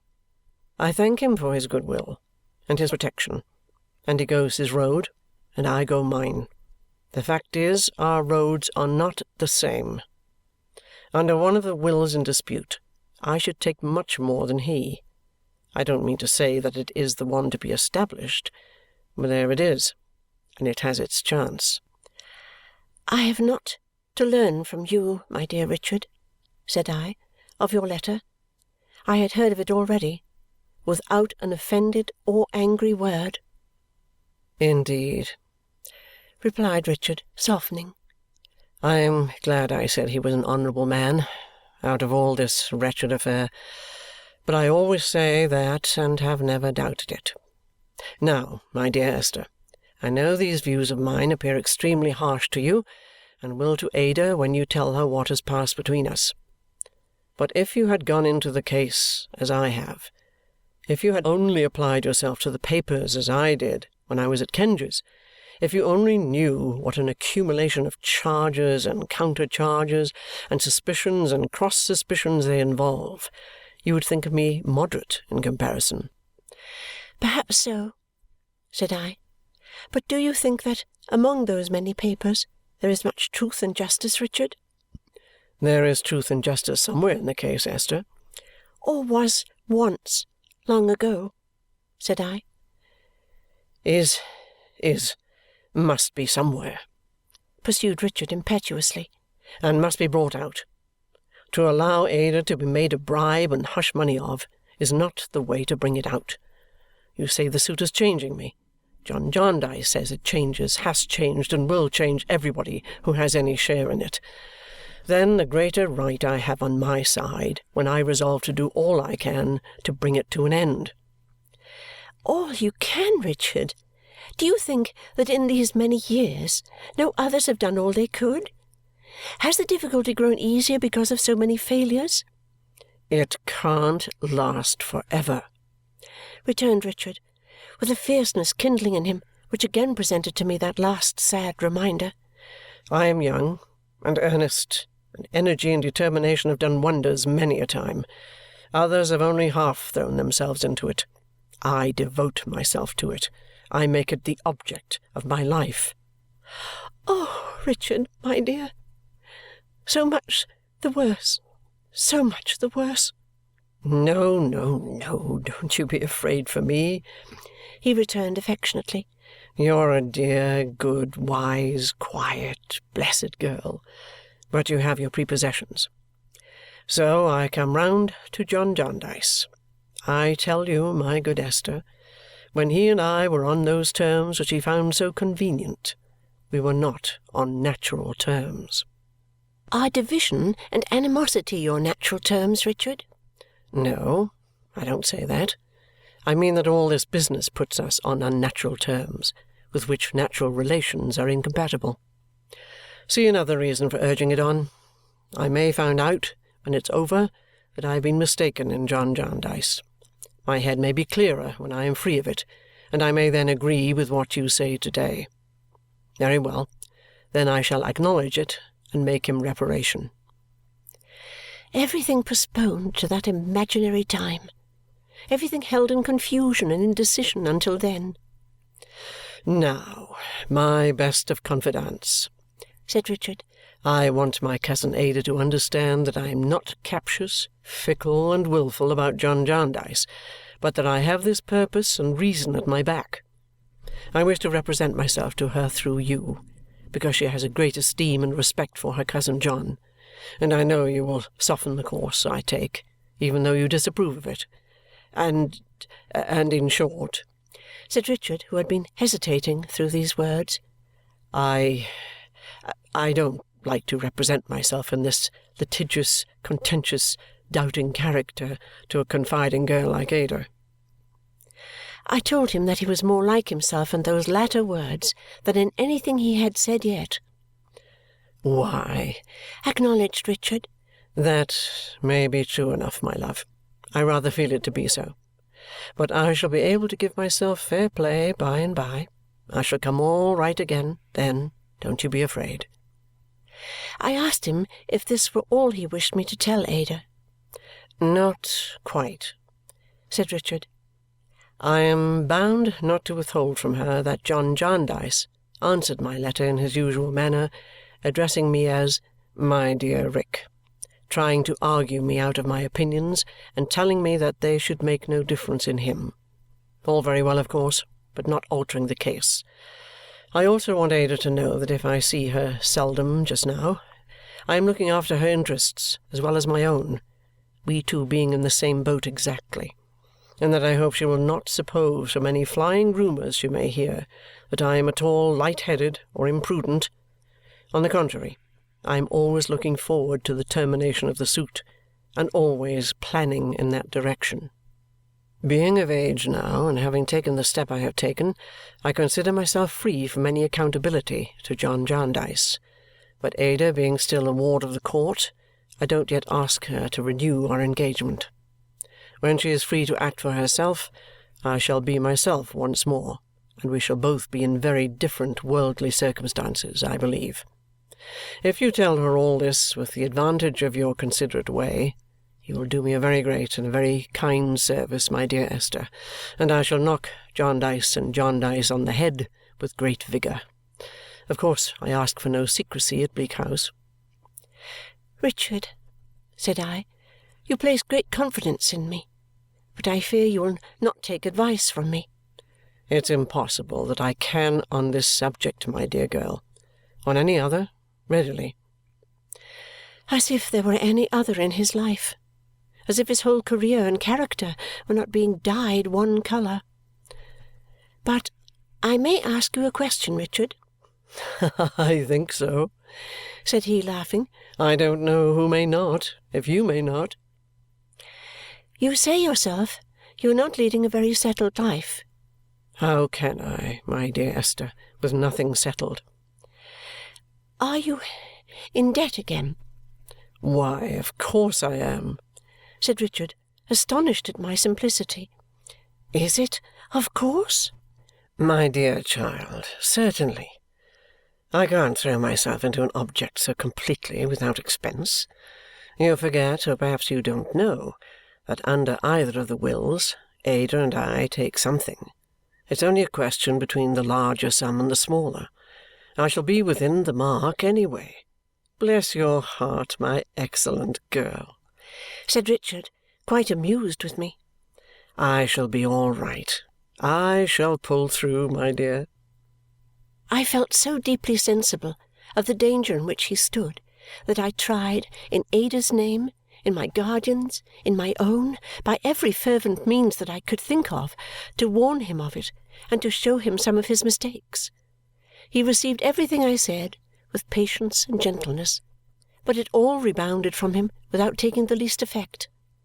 I could not wonder at this after the reception his preoccupied mind had given to my guardian's letter, but I determined to try Ada's influence yet. So when our walk brought us round to the village again, and I went home to breakfast, I prepared Ada for the account I was going to give her, and told her exactly what reason we had to dread that Richard was losing himself and scattering his whole life to the winds. It made her very unhappy, of course, though she had a far, far greater reliance on his correcting his errors than I could have, which was so natural and loving in my dear, and she presently wrote him this little letter. My dearest cousin, Esther has told me all you said to her this morning. I write this to repeat most earnestly for myself all that she said to you, and to let you know how sure I am that you will sooner or later find our cousin John a pattern of truth, sincerity, and goodness, when you will deeply, deeply grieve to have done him, without intending it, so much wrong. I do not quite know how to write what I wish to say next, but I trust you will understand it as I mean it. I have some fears, my dearest cousin, that it may be partly for my sake you are now laying up so much unhappiness for yourself, and if for yourself, for me. In case this should be so, or in case you should entertain much thought of me in what you are doing, I most earnestly entreat and beg you to desist. You can do nothing for my sake that will make me half so happy as for ever turning your back upon the shadow in which we both were born. Do not be angry with me for saying this. Pray, pray, dear Richard, for my sake and for your own, and in a natural repugnance for that source of trouble which had its share in making us both orphans when we were very young, pray, pray, let it go for ever. We have reason to know by this time that there is no good in it and no hope, that there is nothing to be got from it but sorrow. My dearest cousin, it is needless for me to say that you are quite free, and that it is very likely you may find some one who you will love much better than your first fancy.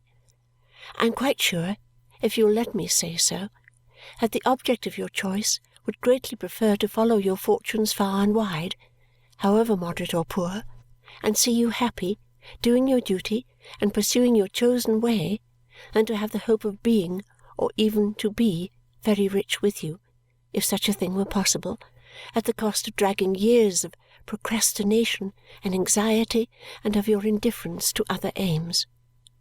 You may wonder at my saying this so confidently, with so little knowledge or experience, but I know it for a certainty from my own heart. Ever, my dearest cousin, your most affectionate, Ada. This note brought Richard to us very soon, but it made little change in him, if any. We would fairly try, he said, who was right and who was wrong. He would show us. We should see. He was animated and glowing, as if Ada's tenderness had gratified him, but I could only hope with a sigh that the letter might have some stronger effect upon his mind on reperusal than it assuredly had then. As they were to remain with us that day and had taken their places to return by the coach next morning, I sought an opportunity of speaking to Mr. Skimpole. Our out-of-door life easily threw one in my way, and I delicately said that there was a responsibility in encouraging Richard. Responsibility, my dear Miss Summerson? He repeated, catching at the word with the pleasantest smile. I am the last man in the world for such a thing.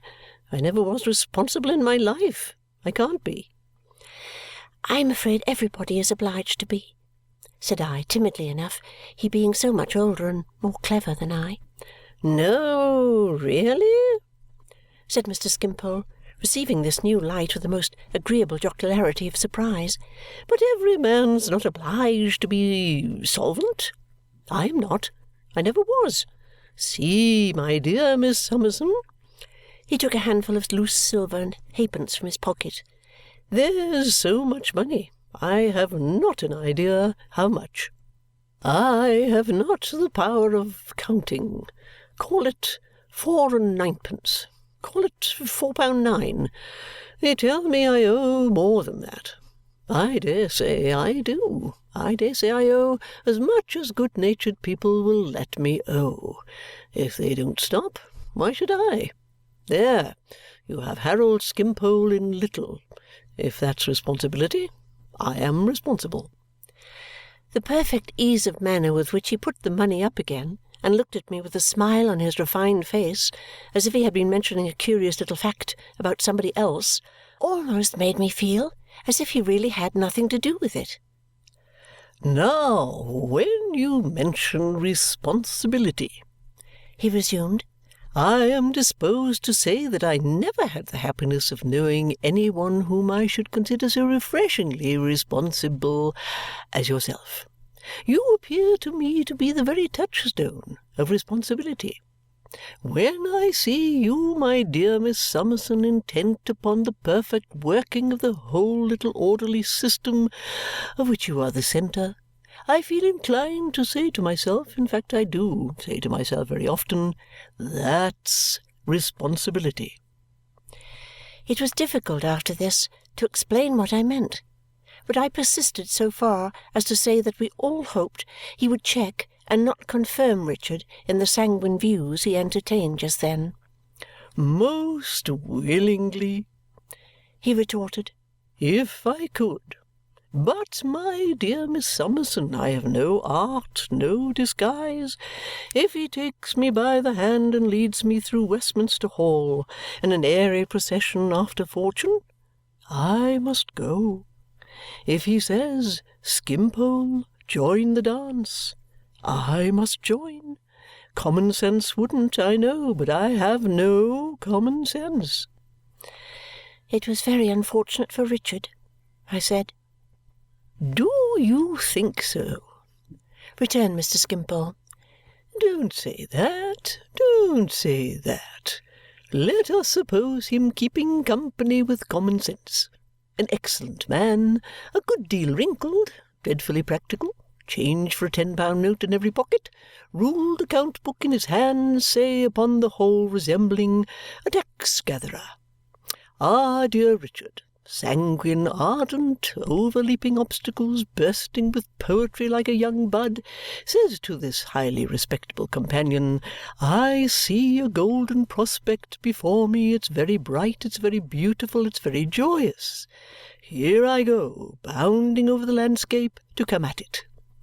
The respectable companion instantly knocks him down with the ruled account-book, tells him in a literal prosaic way that he sees no such thing, shows him it's nothing but fees, fraud, horsehair wigs, and black gowns. Now, you know that's a painful change, sensible in the last degree, I have no doubt, but disagreeable. I can't do it. I haven't got the ruled account-book. I have none of the tax-gathering elements in my composition. I am not at all respectable. I don't want to be. Odd, perhaps, but so it is." It was idle to say more, so I proposed that we should join Ada and Richard, who were a little in advance, and I gave up Mr. Skimpole in despair. He had been over the Hall in the course of the morning and whimsically described the family pictures as we walked. There were such portentous shepherdesses among the ladies Dedlock, dead and gone, he told us, that peaceful crooks became weapons of assault in their hands. They tended their flocks severely in buckram and powder, and put their sticking-plaster patches on to terrify commoners, as the chiefs of some other tribes put on their war-paint. There was a Sir Somebody Dedlock, with a battle, a sprung mine, volumes of smoke, flashes of lightning, a town on fire, and a stormed fort, all in full action between his horse's two hind legs, showing, he supposed, how little a Dedlock made of such trifles. The whole race he represented as having evidently been, in life, what he called stuffed people, a large collection, glassy-eyed, set up in the most approved manner on their various twigs and perches, very correct, perfectly free from animation, and always in glass cases. I was not so easy now, during any reference to the name, but that I felt it a relief when Richard, with an exclamation of surprise, hurried away to meet a stranger whom he first descried coming slowly towards us. "Dear me," said Mr. Skimpole. "Vholes." We asked if that were a friend of Richard's. "Friend and legal adviser," said Mr. Skimpole. "Now, my dear Miss Summerson, if you want common sense, responsibility, and respectability all united, if you want an exemplary man, Vholes is the man." We had not known, we said, that Richard was assisted by any gentleman of that name. "When he emerged from legal infancy," returned Mr. Skimpole, "he parted from our conversational friend Kenge and took up, I believe, with Vholes. Indeed, I know he did, because I introduced him to Vholes." "Had you known him long?" asked Ada. "Vholes? My dear Miss Clare, I had had that kind of acquaintance with him which I have had with several gentlemen of his profession. He had done something or other in a very agreeable civil manner, taken proceedings, I think is the expression, which ended in the proceeding of his taking me. Somebody was so good as to step in and pay the money. Something and fourpence was the amount. I forget the pounds and shillings, but I know it ended with fourpence, because it struck me at the time as being so odd that I could owe anybody fourpence, and after that I brought them together. Vholes asked me for the introduction, and I gave it. Now I come to think of it." He looked inquiringly at us with his frankest smile as he made the discovery. "Vholes bribed me, perhaps? He gave me something and called it commission. Was it a £5 note? Do you know, I think it must have been a £5 note." His further consideration of the point was prevented by Richard's coming back to us in an excited state and hastily representing Mr. Vholes, a sallow man with pinched lips that looked as if they were cold, a red eruption here and there upon his face, tall and thin, about 50 years of age, high-shouldered and stooping, dressed in black, black-gloved, and buttoned to the chin. There was nothing so remarkable in him as a lifeless manner and a slow, fixed way he had of looking at Richard. "I hope I don't disturb you, ladies," said Mr. Vholes, and now I observed that he was further remarkable for an inward manner of speaking. "I arranged with Mr. Carstone that he should always know when his cause was in the Chancellor's paper, and being informed by one of his clerks last night after post-time that it stood rather unexpectedly in the paper for to-morrow, I put myself into the coach early this morning and came down to confer with him." "Yes," said Richard, flushed and looking triumphantly at Ada and me. "We don't do these things in the old slow way now. We spin along now. Mr. Vholes, we must hire something to get over to the post town in and catch the mail to-night and go up by it." "Anything you please, sir," returned Mr. Vholes. "I am quite at your service." "Let me see," said Richard, looking at his watch. "If I run down to the Dedlock and get my portmanteau fastened up and order a gig or a chaise or whatever's to be got, we shall have an hour then before starting. I'll come back to tea. Cousin Ada, will you and Esther take care of Mr. Vholes when I am gone?" He was away directly, in his heat and hurry, and was soon lost in the dusk of evening. We who were left walked on towards the house. "Is Mr. Carstone's presence necessary to-morrow, sir?" said I. "Can it do any good?" "No, miss," Mr. Vholes replied. "I am not aware that it can." Both Ada and I expressed our regret that he should go then, only to be disappointed. "Mr. Carstone has laid down the principle of watching his own interests," said Mr. Vholes. "And when a client lays down his own principle, and it is not immoral, it devolves upon me to carry it out. I wish in business to be exact, and open. I am a widower with 3 daughters, Emma, Jane, and Caroline, and my desire is so to discharge the duties of life as to leave them a good name. This appears to be a pleasant spot, miss." The remark being made to me in consequence of my being next him as we walked, I assented and enumerated its chief attractions. "Indeed," said Mr. Vholes. "I have the privilege of supporting an aged father in the Vale of Taunton, his native place, and I admire that country very much. I had no idea there was anything so attractive here." To keep up the conversation, I asked Mr. Vholes if he would like to live altogether in the country. "There, miss," said he, "you touch me on a tender string. My health is not good, my digestion being much impaired, and if I had only myself to consider, I should take refuge in rural habits, especially as the cares of business have prevented me from ever coming much into contact with general society, and particularly with ladies' society, which I have most wished to mix in. But with my 3 daughters, Emma, Jane, and Caroline, and my aged father, I cannot afford to be selfish. It is true I have no longer to maintain a dear grandmother, who died in her 102nd year, but enough remains to render it indispensable that the mill should be always going." It required some attention to hear him on account of his inward speaking and his lifeless manner. "You will excuse my having mentioned my daughters," he said. "They are my weak point. I wish to leave the poor girls some little independence, as well as a good name." We now arrived at Mr. Boythorn's house, where the tea-table, all prepared, was awaiting us. Richard came in restless and hurried shortly afterwards, and leaning over Mr. Vholes's chair, whispered something in his ear. Mr. Vholes replied aloud, or as nearly aloud, I suppose, as he had ever replied to anything. "You will drive me, will you, sir? It is all the same to me, sir. Anything you please. I am quite at your service." We understood from what followed that Mr. Skimpole was to be left until the morning to occupy the 2 places which had been already paid for. As Ada and I were both in low spirits concerning Richard, and very sorry so to part with him, we made it as plain as we politely could that we should leave Mr. Skimpole to the Dedlock Arms and retire when the night travellers were gone.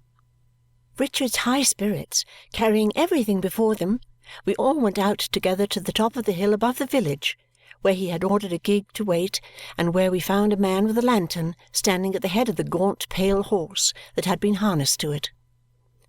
I never shall forget those 2 seated side by side in the lantern's light, Richard all flush and fire and laughter, with the reins in his hand, Mr. Vholes quite still, black-gloved and buttoned up, looking at him as if he were looking at his prey and charming it. I have before me the whole picture of the warm dark night, the summer lightning, the dusty track of road closed in by hedgerows and high trees, the gaunt pale horse with its ears pricked up, and the driving away at speed to Jarndyce and Jarndyce. My dear girl told me that night how Richard's being thereafter prosperous or ruined, befriended or deserted, could only make this difference to her, that the more he needed love from one unchanging heart, the more love that unchanging heart would have to give him. How he thought of her through his present errors, and she would think of him at all times. Never of herself, if she could devote herself to him. Never of her own delights, if she could minister to his. And she kept her word? I look along the road before me, where the distance already shortens and the journey's end is growing visible, and true and good above the dead sea of the Chancery suit and all the ashy fruit it cast ashore, I think I see my darling. Bleak House by Charles Dickens. Chapter 38. A Struggle. When our time came for returning to Bleak House again, we were punctual to the day and were received with an overpowering welcome. I was perfectly restored to health and strength, and finding my housekeeping keys laid ready for me in my room, rang myself in as if I had been a new year, with a merry little peal. "Once more, duty, duty, Esther," said I, "and if you are not overjoyed to do it, more than cheerfully and contentedly through anything and everything, you ought to be. That's all I have to say to you, my dear." The first few mornings were mornings of so much bustle and business, devoted to such settlements of accounts, such repeated journeys to and fro between the growlery and all other parts of the house, so many rearrangements of drawers and presses, and such a general new beginning altogether, that I had not a moment's leisure.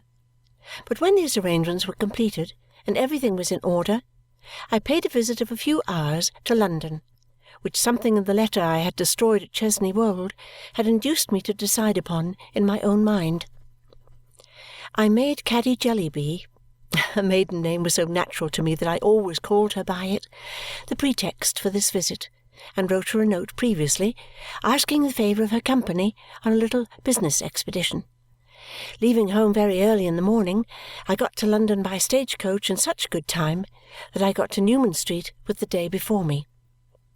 Caddy, who had not seen me since her wedding day, was so glad and so affectionate that I was half inclined to fear I should make her husband jealous. But he was, in his way, just as bad, as good, and in short it was the old story, and nobody would leave me any possibility of doing anything meritorious.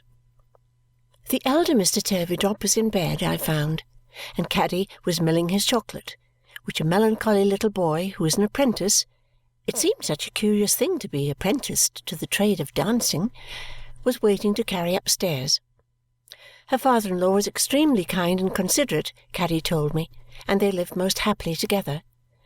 When she spoke of their living together, she meant that the old gentleman had all the good things and all the good lodging, while she and her husband had what they could get and were poked into 2 corner rooms over the mews. "And how is your mamma, Caddy?" said I. "Why, I hear of her, Esther," replied Caddy, "through Pa, but I see very little of her. We're good friends, I'm glad to say, but Ma thinks there is something absurd in my having married a dancing master, and she's rather afraid of its extending to her."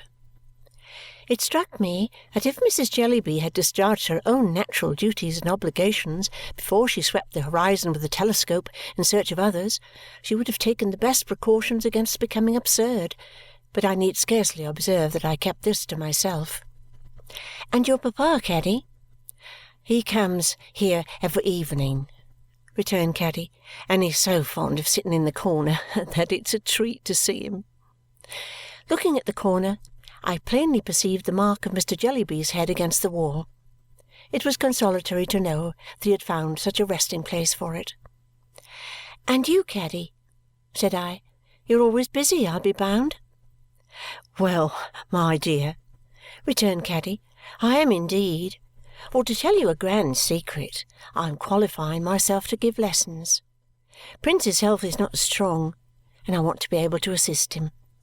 What with schools and classes here and private pupils and the apprentices, he really has too much to do, poor fellow." The notion of the apprentices was still so odd to me that I asked Caddy if there were many of them. "4," said Caddy. "1 indoor and 3 out. They are very good children, only when they get together they will play, children-like, instead of attending to their work. So the little boy you saw just now waltzes by himself in the empty kitchen, and we distribute the others over the house as well as we can." "That is only for their steps, of course," said I. "Only for their steps," said Caddy. "In that way they practise, so many hours at a time, whatever steps they happen to be upon. They dance in the academy, and at this time of year we do figures at 5 every morning." "Why, what a laborious life!" I exclaimed. "I assure you, my dear," returned Caddy, smiling, "when the outdoor 'prentices ring us up in the morning, the bell rings into our room, not to disturb old Mr. Turveydrop, and when I put up the window and see them standing on the doorstep with their little pumps under their arms, I am actually reminded of the sweeps." All this presented the art to me in a singular light, to be sure, Caddy enjoyed the effect of her communication and cheerfully recounted the particulars of her own studies. "You see, my dear, to save expense, I ought to know something of the piano, and I ought to know something of the kit too, and consequently I have to practise those two instruments as well as the details of our profession. If Ma had been like anybody else, I might have had some little musical knowledge to begin upon. However, I hadn't any, and that part of the work is at first a little discouraging, I must allow. But I have a very good ear, and I'm used to drudgery. I have to thank Ma for that, at all events. And where there's a will, there's a way, you know, Esther, the world over." Saying these words, Caddy laughingly sat down at a little jingling square piano and really rattled off a quadrille with great spirit. Then she good-humouredly and blushingly got up again, and while she still laughed herself, said, "Don't you laugh at me, please, that's a dear girl." I would sooner have cried, but I did neither.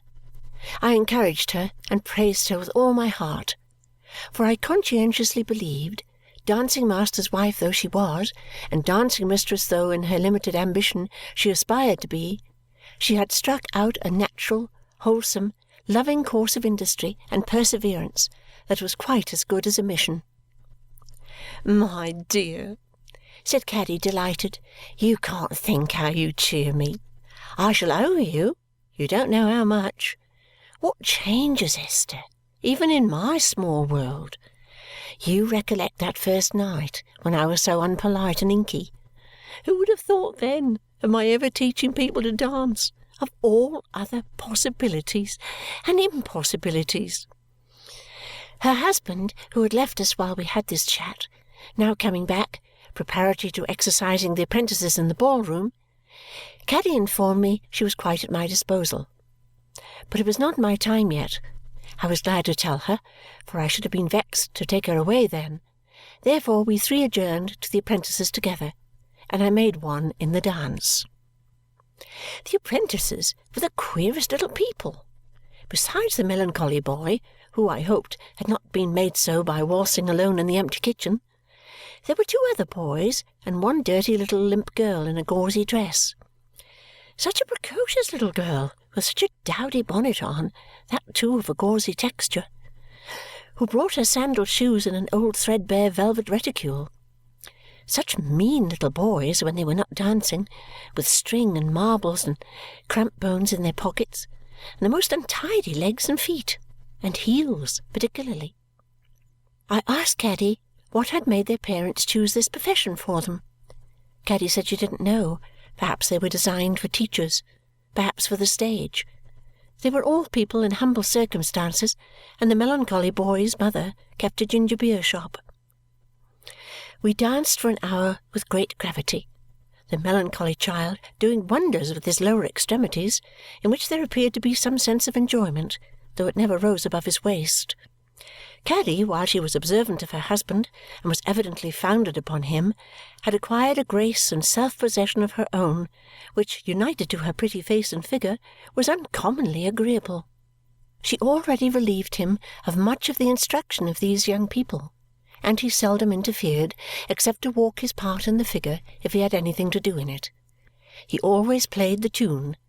The affectation of the gauzy child and her condescension to the boys was a sight, and thus we danced an hour by the clock. When the practice was concluded, Caddy's husband made himself ready to go out of town to a school, and Caddy ran away to get ready to go out with me. I sat in the ball-room in the interval, contemplating the apprentices. The two outdoor boys went upon the staircase to put on their half-boots and pull the indoor boy's hair, as I judged from the nature of his objections. Returning with their jackets buttoned and their pumps stuck in them, they then produced packets of cold bread and meat and bivouacked under a painted lyre on the wall. The little gauzy child, having whisked her sandals into the reticule and put on a trodden-down pair of shoes, shook her head into the dowdy bonnet at one shake, and answering my inquiry whether she liked dancing by replying, "Not with boys," tied it across her chin and went home contemptuous. "Old Mr. Turveydrop is so sorry," said Caddy, "that he's not finished dressing yet. and cannot have the pleasure of seeing you before you go. You are such a favourite of his, Esther." I expressed myself much obliged to him, but did not think it necessary to add that I readily dispensed with his attention. "It takes him a long time to dress," said Caddy, "because he's very much looked up to in such things, you know, and has a reputation to support. You can't think how kind he is to Pa. He talks to Pa of an evening about the Prince Regent, and I never saw Pa so interested. There was something in the picture of Mr. Turveydrop bestowing his deportment on Mr. Jellyby that quite took my fancy. I asked Caddy if he brought her papa out much. "No," said Caddy, "I don't know that he does that. But he talks to Pa, and Pa greatly admires him, and listens, and likes it. Of course, I am aware that Pa has hardly any claims to deportment, but they get on together delightfully. You can't think what good companions they make. I never saw Pa take snuff before in my life, but he takes one pinch out of Mr. Turveydrop's box regularly, and keeps putting it to his nose and taking it away again all the evening. That old Mr. Turveydrop should ever, in the chances and changes of life, have come to the rescue of Mr. Jellyby from Borrioboola Gha appeared to me to be one of the pleasantest of oddities. As to Peepy, said Caddy with a little hesitation, whom I was most afraid of, next to having any family of my own, Esther, as an inconvenience to Mr. Turveydrop, the kindness of the old gentleman to that child is beyond everything. He asks to see him, my dear. He lets him take the newspaper up to him in bed. He gives him the crusts of his toast to eat. He sends him on little errands about the house. He tells him to come to me for sixpences. In short, said Caddy cheerily, and not to prose, I am a very fortunate girl and ought to be very grateful. Where are we going, Esther? To the Old Street Road, said I, where I have a few words to say to the solicitor's clerk, who was sent to meet me at the coach office on the very day when I came to London and first saw you, my dear. Now I think of it, the gentleman who brought us to your house. Then, indeed, I seem to be naturally the person to go with you, returned Caddy. To the Old Street Road we went, and there inquired at Mrs. Guppy's residence for Mrs. Guppy. Mrs. Guppy, occupying the parlours, and having indeed been visibly in danger of cracking herself like a nut in the front parlour door, by peeping out before she was asked for, immediately presented herself and requested us to walk in. She was an old lady in a large cap, with a rather red nose and rather an unsteady eye, but smiling all over. Her close little sitting-room was prepared for a visit, and there was a portrait of her son in it, which, I had almost written here, was more like than life. It insisted upon him with such obstinacy, and was so determined not to let him off. Not only was the portrait there, but we found the original there too. He was dressed in a great many colours, and was discovered at a table reading law papers with his forefinger to his forehead. "Miss Summerson," said Mr. Guppy, rising, "this is indeed an oasis. Mother, will you be so good as to put a chair for the other lady and get out of the gangway?" Mrs. Guppy, whose incessant smiling gave her quite a waggish appearance, did as her son requested, and then sat down in a corner, holding her pocket-handkerchief to her chest like a fomentation with both hands. I presented Caddy, and Mr. Guppy said that any friend of mine was more than welcome. I then proceeded to the object of my visit. "I took the liberty of sending you a note, sir," said I. Mr. Guppy acknowledged the receipt by taking it out of his breast-pocket, putting it to his lips, and returning it to his pocket with a bow. Mr. Guppy's mother was so diverted that she rolled her head as she smiled and made a silent appeal to Caddy with her elbow. "Could I speak to you alone for a moment?" said I. Anything like the jocoseness of Mr. Guppy's mother just now I think I never saw. She made no sound of laughter, but she rolled her head and shook it and put her handkerchief to her mouth and appealed to Caddy with her elbow and her hand and her shoulder. and was so unspeakably entertained altogether that it was with some difficulty she could marshal Caddy through the little folding door into her bedroom adjoining.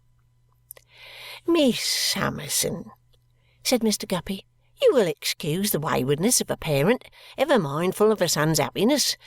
My mother, though highly exasperating to the feelings, is actuated by maternal dictates."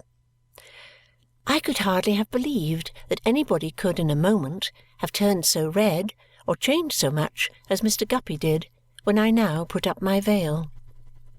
"I ask the favour of seeing you for a few moments here," said I, "in preference to calling at Mr. Kenge's, because, remembering what you said on an occasion when you spoke to me in confidence, I feared I might otherwise cause you some embarrassment, Mr. Guppy." I caused him embarrassment enough as it was, I am sure. I never saw such faltering, such confusion, such amazement and apprehension. "Miss Summerson," stammered Mr. Guppy, I beg your pardon, but in our profession we find it necessary to be explicit. You have referred to an occasion, miss, when I did myself the honour of making a declaration which—" Something seemed to rise in his throat that he could not possibly swallow. He put his hand there, coughed, made faces, tried again to swallow it, coughed again, made faces again, looked all round the room, and fluttered his papers. A kind of giddy sensation has come upon me, miss," he explained, "which rather knocks me over. I a little subject to this sort of thing, by George." I gave him a little time to recover. He consumed it in putting his hand to his forehead and taking it away again, and in backing his chair into the corner behind him. "My intention was to remark, miss," said Mr. Guppy, "dear me, something bronchial, I think, to remark that you was so good on that occasion as to repel and repudiate that declaration. You wouldn't perhaps object to admit that? Though no witnesses are present, it might be a satisfaction to your mind if you was to put in that admission."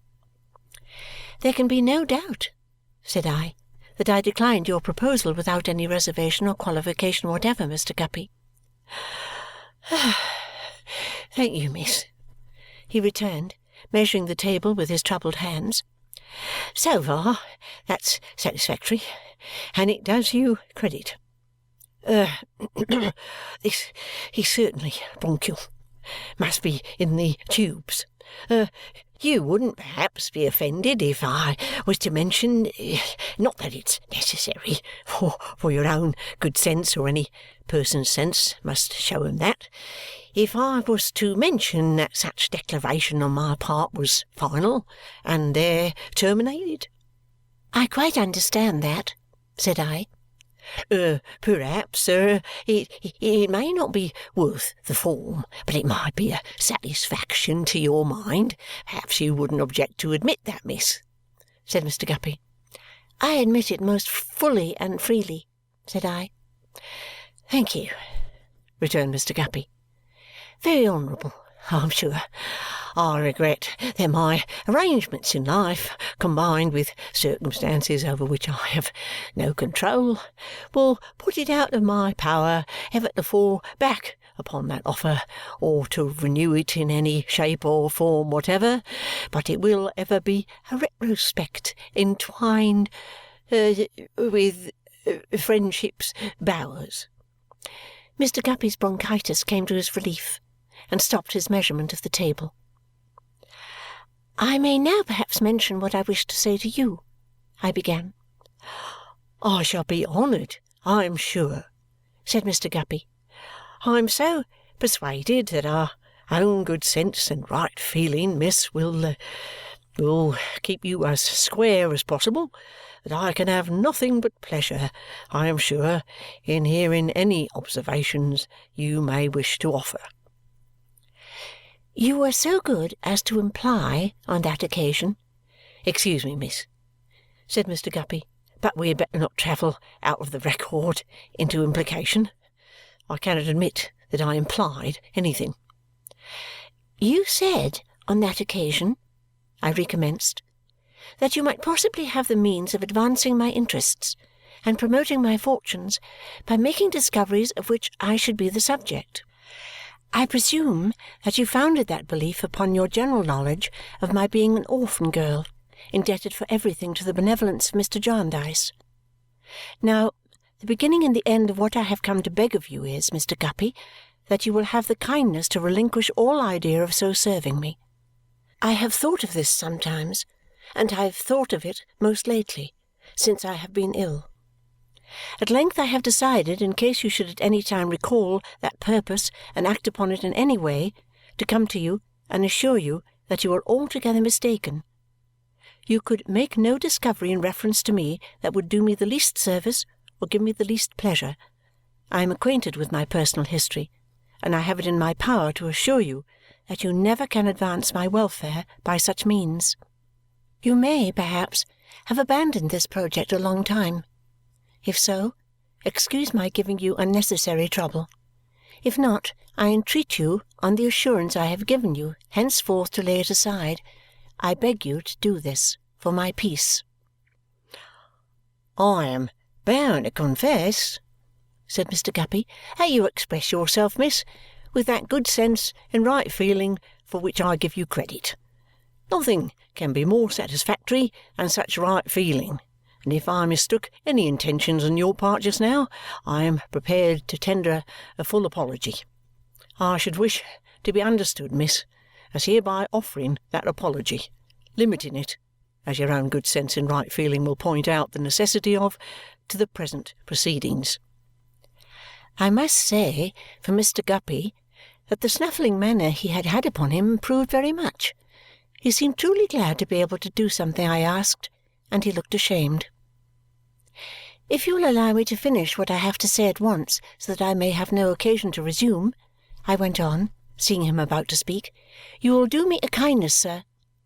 I come to you as privately as possible because you announced this impression of yours to be in a confidence which I have really wished to respect, and which I always have respected, as you remember. I have mentioned my illness. There really is no reason why I should hesitate to say that I know very well that any little delicacy I might have had in making a request to you is quite removed. Therefore I make the entreaty I have now preferred, and I hope you will have sufficient consideration for me to accede to it."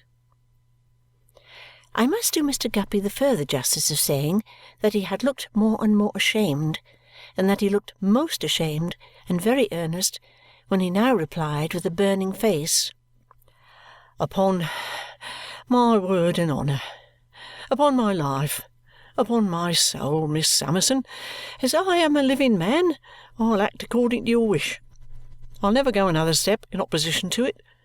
I'll take my oath to it, if it will be any satisfaction to you, in what I promise at this present time touching the matters now in question," continued Mr. Guppy rapidly, as if he were repeating a familiar form of words.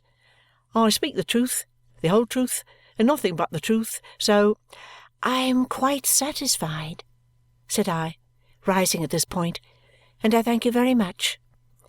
Caddy, my dear, I am ready." Mr. Guppy's mother returned with Caddy, now making me the recipient of her silent laughter and her nudges, and we took our leave. Mr. Guppy saw us to the door with the air of one who was either imperfectly awake or walking in his sleep, and we left him there staring. But in a minute he came after us down the street without any hat, and with his long hair all blown about, and stopped us, saying fervently, "Miss Summerson, upon my honour and soul, you may depend upon me." "I do," said I, quite confidently. "I beg your pardon, miss," said Mr. Guppy, going with one leg and staying with the other, "but this lady being present, your own witness, it might be a satisfaction to your mind, which I should wish to set at rest, if you was to repeat those admissions. "Well, Caddy," said I, turning to her, "perhaps you will not be surprised when I tell you, my dear, that there never has been any engagement." "No proposal or promise of marriage whatsoever?" suggested Mr. Guppy. "No proposal or promise of marriage whatsoever," said I. "Between this gentleman—" "William Guppy, of Penton Place, Pentonville, in the county of Middlesex," he murmured. "Between this gentleman, Mr. William Guppy, of Penton Place, Pentonville, in the county of Middlesex, and myself." "Thank you, miss," said Mr. Guppy. "Very full, excuse me, lady's name, Christian and surname, both?" I gave them. "Married woman, I believe?" said Mr. Guppy. "Married woman. Thank you. Formerly Caroline Jellyby, spinster, then of Thavies Inn, within the City of London, but extra parochial, now of Newman Street, Oxford Street. Much obliged." He ran home and came running back again. "Touching that matter, you know, I really and truly am very sorry that my arrangements in life, combined with circumstances over which I have no control, should prevent a renewal of what was wholly terminated some time back," said Mr. Guppy to me forlornly and despondently. "But it couldn't be. Now, could it? You know, I only put it to you." I replied it certainly could not. The subject did not admit of a doubt. He thanked me and ran to his mother's again, and back again. "It's very honourable of you, miss, I'm sure," said Mr. Guppy.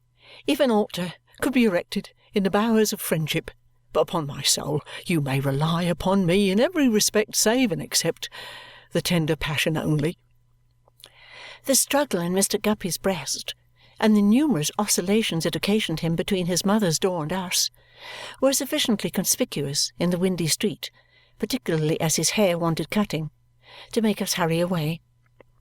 I did so with a lightened heart, but when we last looked back, Mr. Guppy was still oscillating in the same troubled state of mind. Bleak House by Charles Dickens. Chapter 39. Attorney and Client. The name of Mr. Vholes, preceded by the legend ground floor, is inscribed upon a doorpost in Symond's Inn, Chancery Lane, a little, pale, wall-eyed, woe-begone inn, like a large dustbin of 2 compartments and a sifter. It looks as if Symond were a sparing man in his way and constructed his inn of old building materials which took kindly to the dry rot and to dirt and all things decaying and dismal, and perpetuated Symond's memory with congenial shabbiness. Quartered in this dingy hatchment commemorative of Symond are the legal bearings of Mr. Vholes. Mr. Vholes's office, in disposition retiring and in situation retired, is squeezed up in a corner and blinks at a dead wall. 3 feet of knotty-floored dark passage bring the client to Mr. Vholes's jet-black door in an angle profoundly dark on the brightest midsummer morning, and encumbered by a black bulkhead of cellarage staircase against which belated civilians generally strike their brows. Mr. Vholes's chambers are on so small a scale that one clerk can open the door without getting off his stool, while the other who elbows him at the same desk has equal facilities for poking the fire. A smell as of unwholesome sheep blending with the smell of must and dust is referable to the nightly and often daily consumption of mutton fat in candles, and to the fretting of parchment forms and skins in greasy drawers. The atmosphere is otherwise stale and close. The place was last painted or whitewashed beyond the memory of man, and the 2 chimneys smoke, and there is a loose outer surface of soot everywhere, and the dull cracked windows in their heavy frames have but one piece of character in them, which is a determination to be always dirty and always shut unless coerced. This accounts for the phenomenon of the weaker of the 2 usually having a bundle of firewood thrust between its jaws in hot weather. Mr. Vholes is a very respectable man. He has not a large business, but he is a very respectable man. He is allowed by the greater attorneys who have made good fortunes or are making them to be a most respectable man. He never misses a chance in his practice, which is a mark of respectability, He never takes any pleasure, which is another mark of respectability. He is reserved and serious, which is another mark of respectability. His digestion is impaired, which is highly respectable, and he is making hay of the grass which is flesh for his 3 daughters, and his father is dependent on him in the Vale of Taunton. The one great principle of the English law is to make business for itself. There is no other principle distinctly, certainly, and consistently maintained through all its narrow turnings. Viewed by this light, it becomes a coherent scheme, and not the monstrous maze the laity are apt to think it. Let them but once clearly perceive that its grand principle is to make business for itself at their expense, and surely they will cease to grumble. But not perceiving this quite plainly, only seeing it by halves in a confused way, the laity sometimes suffer in peace and pocket with a bad grace, and do grumble very much. Then this respectability of Mr. Vholes is brought into powerful play against them. "Repeal this statute, my good sir," says Mr. Kenge to a smarting client. "Repeal it, my dear sir? Never, with my consent. Alter this law, sir, and what will be the effect of your rash proceeding on a class of practitioners very worthily represented, allow me to say to you, by the opposite attorney in the case, Mr. Vholes? Sir, that class of practitioners would be swept from the face of the earth. Now, you cannot afford, I will say, the social system cannot afford, to lose an order of men like Mr. Vholes, diligent, persevering, steady, acute in business.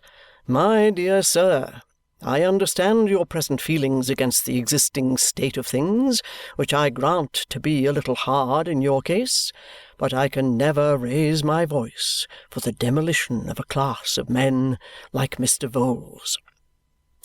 The respectability of Mr. Vholes has even been cited with crushing effect before parliamentary committees, as in the following blue minutes of a distinguished attorney's evidence.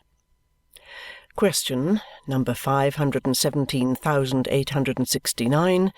If I understand you, these forms of practice indisputably occasion delay. Answer: yes, some delay. Question: and great expense. Answer: most assuredly they cannot be gone through for nothing. Question: and unspeakable vexation. Answer: I am not prepared to say that. They have never given me any vexation, quite the contrary. Question: but you think that their abolition would damage a class of practitioners? Answer: I have no doubt of it. Question: can you instance any type of that class? Answer: yes, I would unhesitatingly mention Mr. Vholes. He would be ruined. Question: Mr. Vholes is considered, in the profession, a respectable man? Answer: which proved fatal to the inquiry for 10 years. Mr. Vholes is considered in the profession a most respectable man. So, in familiar conversation, private authorities, no less disinterested, will remark that they don't know what this age is coming to, that we are plunging down precipices, that now here is something else gone, that these changes are death to people like Vholes, a man of undoubted respectability, with a father in the Vale of Taunton and 3 daughters at home. Take a few steps more in this direction, say they, and what is to become of Vholes's father? Is he to perish?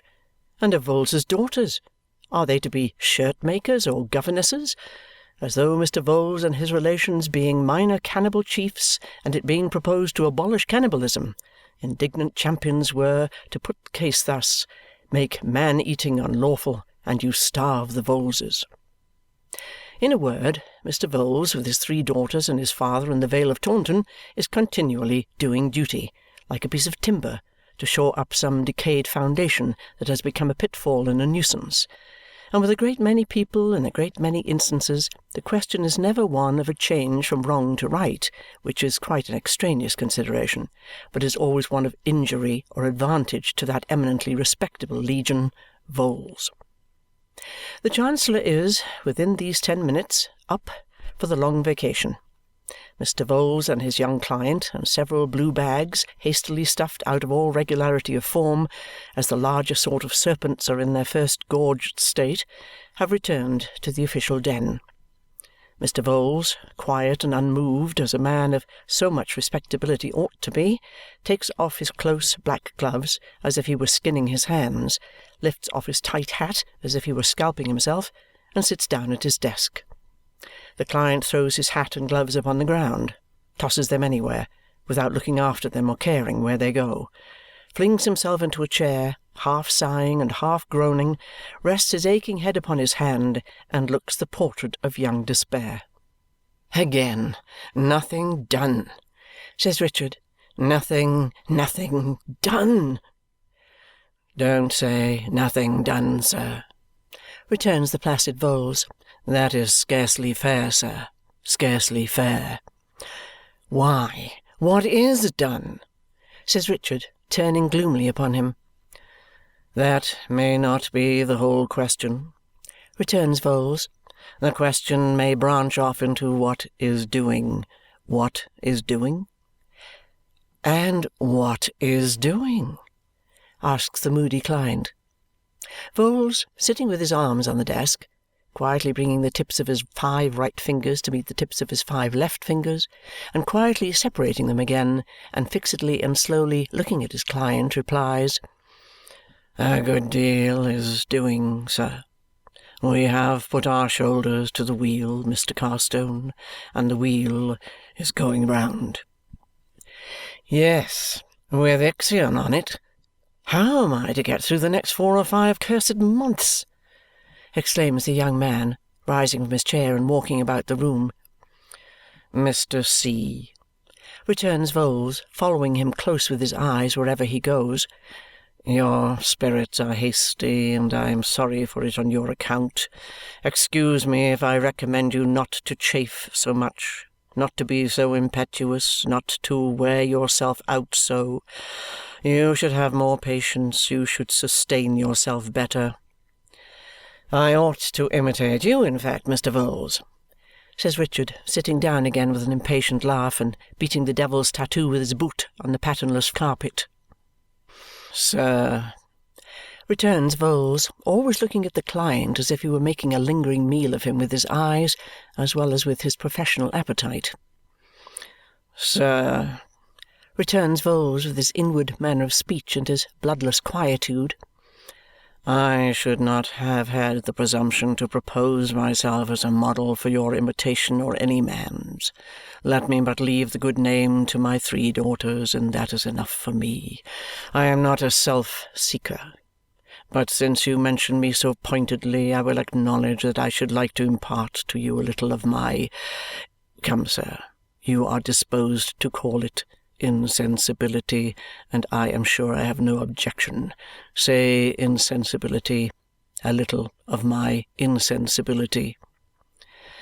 "Mr. Vholes," explains the client, somewhat abashed, "I have no intention to accuse you of insensibility." "I think you had, sir, without knowing it," returns the equable Vholes. "Very naturally. It is my duty to attend to your interests with a cool head, and I can quite understand that to your excited feelings I may appear at such times as the present insensible. My daughters may know me better, my aged father may know me better, but they have known me much longer than you have, and the confiding eye of affection is not the distrustful eye of business. Not that I complain, sir, of the eye of business being distrustful, quite the contrary. In attending to your interests, I wish to have all possible checks upon me. It is right that I should have them. I court inquiry. But your interests demand that I should be cool and methodical, Mr. Carstone, and I cannot be otherwise. No, sir, not even to please you." Mr. Vholes, after glancing at the official cat, who is patiently watching a mouse's hole, fixes his charmed gaze again on his young client and proceeds in his buttoned-up, half-audible voice as if there were an unclean spirit in him that will neither come out nor speak out. "What are you to do, sir?" you inquire, "during the vacation?" I should hope you gentlemen of the army may find many means of amusing yourselves if you give your minds to it. If you had asked me what I was to do during the vacation, I could have answered you more readily. I am to attend to your interests. I am to be found here day by day attending to your interests. That is my duty, Mr. C., and term time or vacation makes no difference to me. If you wish to consult me as to your interests, you will find me here at all times alike. Other professional men go out of town. I don't. Not that I blame them for going. I merely say I don't go. This desk is your rock, sir. Mr. Vholes gives it a rap, and it sounds as hollow as a coffin. Not to Richard, though. There is encouragement in the sound to him. Perhaps Mr. Vholes knows there is. "I am perfectly aware, Mr. Vholes," says Richard more familiarly and good-humouredly, "that you are the most reliable fellow in the world, and that to have to do with you is to have to do with a man of business who is not to be hoodwinked. But put yourself in my case. Dragging on this dislocated life, sinking deeper and deeper into difficulty every day, continually hoping and continually disappointed, conscious of change upon change for the worse in myself, and of no change for the better in anything else. And you will find it a dark-looking case sometimes, as I do." "You know," says Mr. Vholes, "that I never give hopes, sir. I told you from the first, Mr. C., that I never give hopes, particularly in a case like this, where the greater part of the costs comes out of the estate. I should not be considerate of my good name if I gave hopes. It might seem as if costs were my object. Still, when you say there is no change for the better, I must, as a bare matter of fact, deny that." "Aye?" returns Richard, brightening. "But how do you make it out?" "Mr. Carstone, you are represented by—" "You said just now a rock." "Yes, sir," says Mr. Vholes, gently shaking his head and rapping the hollow desk with a sound as if ashes were falling on ashes and dust on dust. "A rock. That's something. You are separately represented, and no longer hidden and lost in the interests of others. That's something. The suit does not sleep. We wake it up. We air it. We walk it about. That's something. It's not all Jarndyce. In fact, as well as in name, that's something. Nobody has it all his own way now, sir. And that's something. Surely." Richard, his face flushing, suddenly strikes the desk with his clenched hand. "Mr. Vholes, if any man had told me when I first went to John Jarndyce's house that he was anything but the disinterested friend he seemed, that he was what he has gradually turned out to be, I could have found no words strong enough to repel the slander. I could not have defended him too ardently.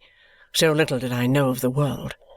Whereas now, I do declare to you that he becomes to me the embodiment of the suit, that in place of its being an abstraction, it is John Jarndyce, that the more I suffer, the more indignant I am with him, that every new delay and every new disappointment is only a new injury from John Jarndyce's hand." "No, no," says Vholes. "Don't say so. We ought to have patience, all of us. Besides, I never disparage, sir. I never disparage." "Mr. Vholes," returns the angry client, "you know as well as I that he would have strangled the suit if he could." "He was not active in it," Mr. Vholes admits with an appearance of reluctance. "He certainly was not active in it. But, however, he might have had amiable intentions. Who can read the heart, Mr. C.?" "You can," returns Richard. "I, Mr. C.?" "Well enough to know what his intentions were. Are or are not our interests conflicting? Tell me that," says Richard, accompanying his last three words with three raps on his rock of trust. "Mr. C.," returns Vholes, immovable in attitude and never winking his hungry eyes, I should be wanting in my duty as your professional adviser. I should be departing from my fidelity to your interests if I represented those interests as identical with the interests of Mr. Jarndyce. There are no such things, sir. I never impute motives. I both have and am a father, and I never impute motives. But I must not shrink from a professional duty, even if it sows dissensions in families. I understand you to be now consulting me professionally as to your interests. You are so. I reply, then, they are not identical with those of Mr. Jarndyce. Of course they are not, cries Richard. You found that out long ago. Mr. C., returns Vholes, I wish to say no more of any third party than is necessary. I wish to leave my good name unsullied, together with any little property of which I may become possessed through industry and perseverance, to my daughters Emma, Jane, and Caroline. I also desire to live in amity with my professional brethren. When Mr. Skimpole did me the honour, sir, I will not say the very high honour, for I never stoop to flattery, of bringing us together in this room, I mentioned to you that I could offer no opinion or advice as to your interests while those interests were entrusted to another member of the profession, and I spoke in such terms as I was bound to speak of Kenge and Carboy's office, which stands high. You, sir, thought fit to withdraw your interests from that keeping nevertheless, and to offer them to me. You brought them with clean hands, sir, and I accepted them with clean hands. Those interests are now paramount in this office. My digestive functions, as you may have heard me mention, are not in a good state, and rest might improve them, but I shall not rest, sir, while I am your representative. Whenever you want me, you will find me here. Summon me anywhere, and I will come. During the long vacation, sir, I shall devote my leisure to studying your interests more and more closely, and to making arrangements for moving heaven and earth, including, of course, the Chancellor, after Michaelmas term, and when I ultimately congratulate you, sir, says Mr. Vholes with the severity of a determined man, when I ultimately congratulate you, sir, with all my heart on your accession to fortune, which, but that I never give hopes, I might say something further about, you will owe me nothing beyond whatever little balance may be then outstanding of the costs as between solicitor and client, not included in the taxed costs allowed out of the estate. I pretend no claim upon you, Mr. C., but for the zealous and active discharge, not the languid and routine discharge, sir, that much credit I stipulate for, of my professional duty. My duty prosperously ended, all between us is ended. Vholes finally adds, by way of rider to this declaration of his principles, that as Mr. Carstone is about to rejoin his regiment, perhaps Mr. C. will favour him with an order on his agent for £20 on account. For there have been many little consultations and attendances of late, sir, observed Vholes, turning over the leaves of his diary, and these things mount up, and I don't profess to be a man of capital. When we first entered on our present relations, I stated to you openly, it is a principle of mine that there never can be too much openness between solicitor and client, that I was not a man of capital, and that if capital was your object you had better leave your papers in Kenge's office. No, Mr. C., you'll find none of the advantages or disadvantages of capital here, sir. This," Vholes gives the desk one hollow blow again, "is your rock. It pretends to be nothing more." The client, with his dejection insensibly relieved and his vague hopes rekindled, takes pen and ink and writes the draft, not without perplexed consideration and calculation of the date it may bear, implying scant effects in the agent's hands. All the while, Vholes, buttoned up in body and mind, looks at him attentively. All the while, Vholes's official cat watches the mouse's hole. Lastly, the client, shaking hands, beseeches Mr. Vholes, for heaven's sake and earth's sake, to do his utmost to pull him through the Court of Chancery. Mr. Vholes, who never gives hopes, lays his palm upon the client's shoulder and answers with a smile, "Always here, sir, personally or by letter. You will always find me here, sir, with my shoulder to the wheel." Thus they part, and Vholes, left alone, employs himself in carrying sundry little matters out of his diary into his draft bill-book for the ultimate behoof of his 3 daughters. So might an industrious fox or bear make up his account of chickens or stray travellers with an eye to his cubs, not to disparage by that word the 3 raw-visaged, lank, and buttoned-up maidens who dwell with the parent voles in an earthy cottage situated in a damp garden at Kennington. Richard, emerging from the heavy shade of Symond's Inn into the sunshine of Chancery Lane, for there happens to be sunshine there to-day, walks thoughtfully on and turns into Lincoln's Inn and passes under the shadow of the Lincoln's Inn trees. On many such loungers have the speckled shadows of those trees often fallen. On the like bent head, the bitten nail, the lowering eye, the lingering step, the purposeless and dreamy air, the good consuming and consumed, the life turned sour. This lounger is not shabby yet, but that may come. Chancery, which knows no wisdom but in precedent, is very rich in such precedents, and why should one be different from 10,000? Yet the time is so short since his depreciation began that as he saunters away, reluctant to leave the spot for some long months together, though he hates it, Richard himself may feel his own case as if it were a startling one. While his heart is heavy with corroding care, suspense, distrust, and doubt, it may have room for some sorrowful wonder when he recalls how different his first visit there, how different he, how different all the colours of his mind. But injustice breeds injustice.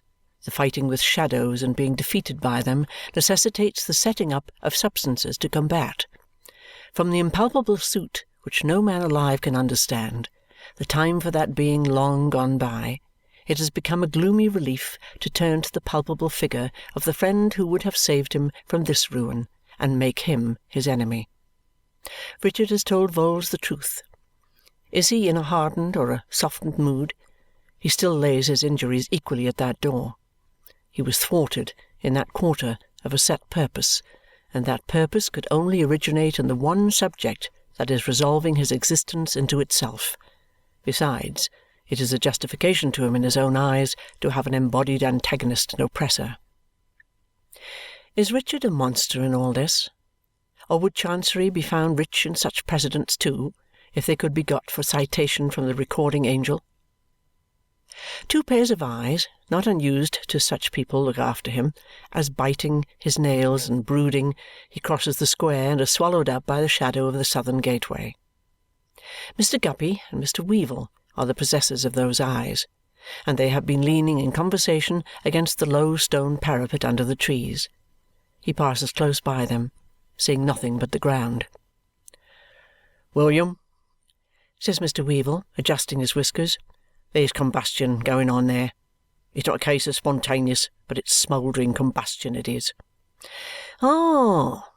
says Mr. Guppy. "He wouldn't keep out of Jarndyce, and I suppose he's over head and ears in debt. I never knew much of him. He was as high as the monument when he was on trial at our place. A good riddance to me, whether as clerk or client. Well, Tony, that, as I was mentioning, is what they're up to." Mr. Guppy, refolding his arms, resettles himself against the parapet as resuming a conversation of interest. "They are still up to it, sir," says Mr. Guppy. "Still taking stock, still examining papers, still going over the heaps and heaps of rubbish. At this rate they'll be at it these 7 years." "And Small is helping?" "Small left us at a week's notice. Told Kenge his grandfather's business was too much for the old gentleman, and he could better himself by undertaking it. There had been a coolness between myself and Small on account of his being so close, but he said you and I began it, and as he had me there, for we did, I put our acquaintance on the old footing. That's how I come to know what they're up to." "You haven't looked in at all?" "Tony," says Mr. Guppy, a little disconcerted, "to be unreserved with you, I don't greatly relish the house, except in your company, and therefore I have not. And therefore I propose this little appointment for our fetching away your things. There goes the hour by the clock. Tony," Mr. Guppy becomes mysteriously and tenderly eloquent, "it is necessary that I should impress upon your mind once more that circumstances over which I have no control have made a melancholy alteration in my most cherished plans, and in that unrequited image which I formerly mentioned to you as a friend. That image is shattered, and that idol is laid low. My only wish now, in connexion with the objects which I had an idea of carrying out in the court with your aid as a friend, is to let 'em alone and bury 'em in oblivion. Do you think it possible? Do you think it at all likely? I'll put it to you, Tony, as a friend. From your knowledge of that capricious and deep old character who fell a prey to the spontaneous element, do you, Tony, think it at all likely that on second thoughts he put those letters away anywhere after you saw him alive, and that they were not destroyed that night?" Mr. Weevle reflects for some time, shakes his head, decidedly thinks not. "Tony," says Mr. Guppy as they walk towards the court, "once again understand me as a friend. Without entering into further explanations, I may repeat that the idol is down. I have no purpose to serve now but burial in oblivion. To that I have pledged myself. I owe it to myself, and I owe it to the shattered image, as also to the circumstances over which I have no control. If you was to express to me, by a gesture, by a wink, that you saw lying anywhere in your late lodgings any papers that so much as looked like the papers in question, I would pitch them into the fire, sir, on my own responsibility." Mr. Weevle nods. Mr. Guppy, much elevated in his own opinion by having delivered these observations with an air in part forensic and in part romantic, this gentleman having a passion for conducting anything in the form of an examination or delivering anything in the form of a summing up or a speech, accompanies his friend with dignity to the court. Never, since it has been a court, has it had such a Fortunatus purse of gossip as in the proceedings at the rag and bottle shop. Regularly every morning at 8 is the elder Mr. Smallweed brought down to the corner and carried in, accompanied by Mrs. Smallweed, Judy, and Bart, and regularly, all day, do they all remain there until 9 at night, solaced by gipsy dinners, not abundant in quantity, from the cook's shop, rummaging and searching, digging, delving, and diving among the treasures of the late lamented. What those treasures are they keep so secret that the court is maddened. In its delirium it imagines guineas pouring out of teapots, crown pieces overflowing punch bowls, old chairs and mattresses stuffed with Bank of England notes. It possesses itself of the sixpenny history, with highly coloured folding frontispiece, of Mr. Daniel Dancer and his sister, and also of Mr. Elwes of Suffolk, and transfers all the facts from those authentic narratives to Mr. Krook. Twice, when the dustman is called in to carry off a cartload of old paper, ashes, and broken bottles, the whole court assembles and pries into the baskets as they come forth. Many times the two gentlemen who write with the ravenous little pens on the tissue paper are seen prowling in the neighbourhood, shy of each other, their late partnership being dissolved. The Sol skilfully carries a vein of the prevailing interest through the harmonic nights. Little swills, in what are professionally known as patter, allusions to the subject, is received with loud applause, and the same vocalist gags in the regular business like a man inspired. Even Miss M. Melvilleson, in the revived Caledonian melody of "We're a-nodding," points the sentiment that the dogs love brew, whatever the nature of that refreshment may be, with such archness and such a turn of the head towards next door that she is immediately understood to mean Mr. Smallweed loves to find money and is nightly honoured with a double encore. For all this, the court discovers nothing, and as Mrs. Piper and Miss Perkins now communicate to the late lodger, whose appearance is the signal for a general rally, it is in one continual ferment to discover everything and more. Mr. Weevle and Mr. Guppy, with every eye in the court's head upon them, knock at the closed door of the late lamented's house in a high state of popularity, but, being contrary to the court's expectation admitted, they immediately become unpopular and are considered to mean no good. The shutters are more or less closed all over the house, and the ground floor is sufficiently dark to require candles. Introduced into the back shop by Mr. Smallweed the younger, They, fresh from the sunlight, can at first see nothing save darkness and shadows, but they gradually discern the elder Mr. Smallweed seated in his chair upon the brink of a well or grave of waste paper, the virtuous Judy groping therein like a female sexton, and Mrs. Smallweed on the level ground in the vicinity, snowed up in a heap of paper fragments, print, and manuscript, which would appear to be the accumulated compliments that had been sent flying at her in the course of the day. The whole party, Small included, are blackened with dust and dirt and present a fiendish appearance, not relieved by the general aspect of the room. There is more litter and lumber in it than of old, and is dirtier if possible. Likewise, it is ghostly with traces of its dead inhabitant, and even with his chalked writing on the wall. On the entrance of visitors, Mr. Smallweed and Judy simultaneously fold their arms and stop in their researches. "Ah!" croaks the old gentleman. "How-de-do, gentlemen, how-de-do? Come to fetch your property, Mr. Weevle? That's well, that's well. We should have been forced to sell you up, sir, to pay your warehouse room if you had left it here much longer. You feel quite at home here again, I dare say. Glad to see you, glad to see you." Mr. Weevle, thanking him, casts an eye about. Mr. Guppy's eye follows Mr. Weevle's eye. Mr. Weevle's eye comes back without any new intelligence in it. Mr. Guppy's eye comes back and meets Mr. Smallweed's eye. That engaging old gentleman is still murmuring like some wound-up instrument running down. "How-de-do, sir, how And then, having run down, he lapses into grinning silence as Mr. Guppy starts at seeing Mr. Tulkinghorn standing in the darkness opposite with his hands behind him. "Gentlemen so kind as to act as my solicitor," says Grandfather Smallweed. "I am not the sort of client for a gentleman of such note, but he is so good." Mr. Guppy, slightly nudging his friend to take another look, makes a shuffling bow to Mr. Tulkinghorn, who returns it with an easy nod. Mr. Tulkinghorn is looking on as if he had nothing else to do and were rather amused by the novelty. "A good deal of property here, sir, I should say," Mr. Guppy observes to Mr. Smallweed. Principally rags and rubbish, my dear friend. Rags and rubbish. Me and Bart and my granddaughter Judy are endeavouring to make out an inventory of what's worth anything to sell.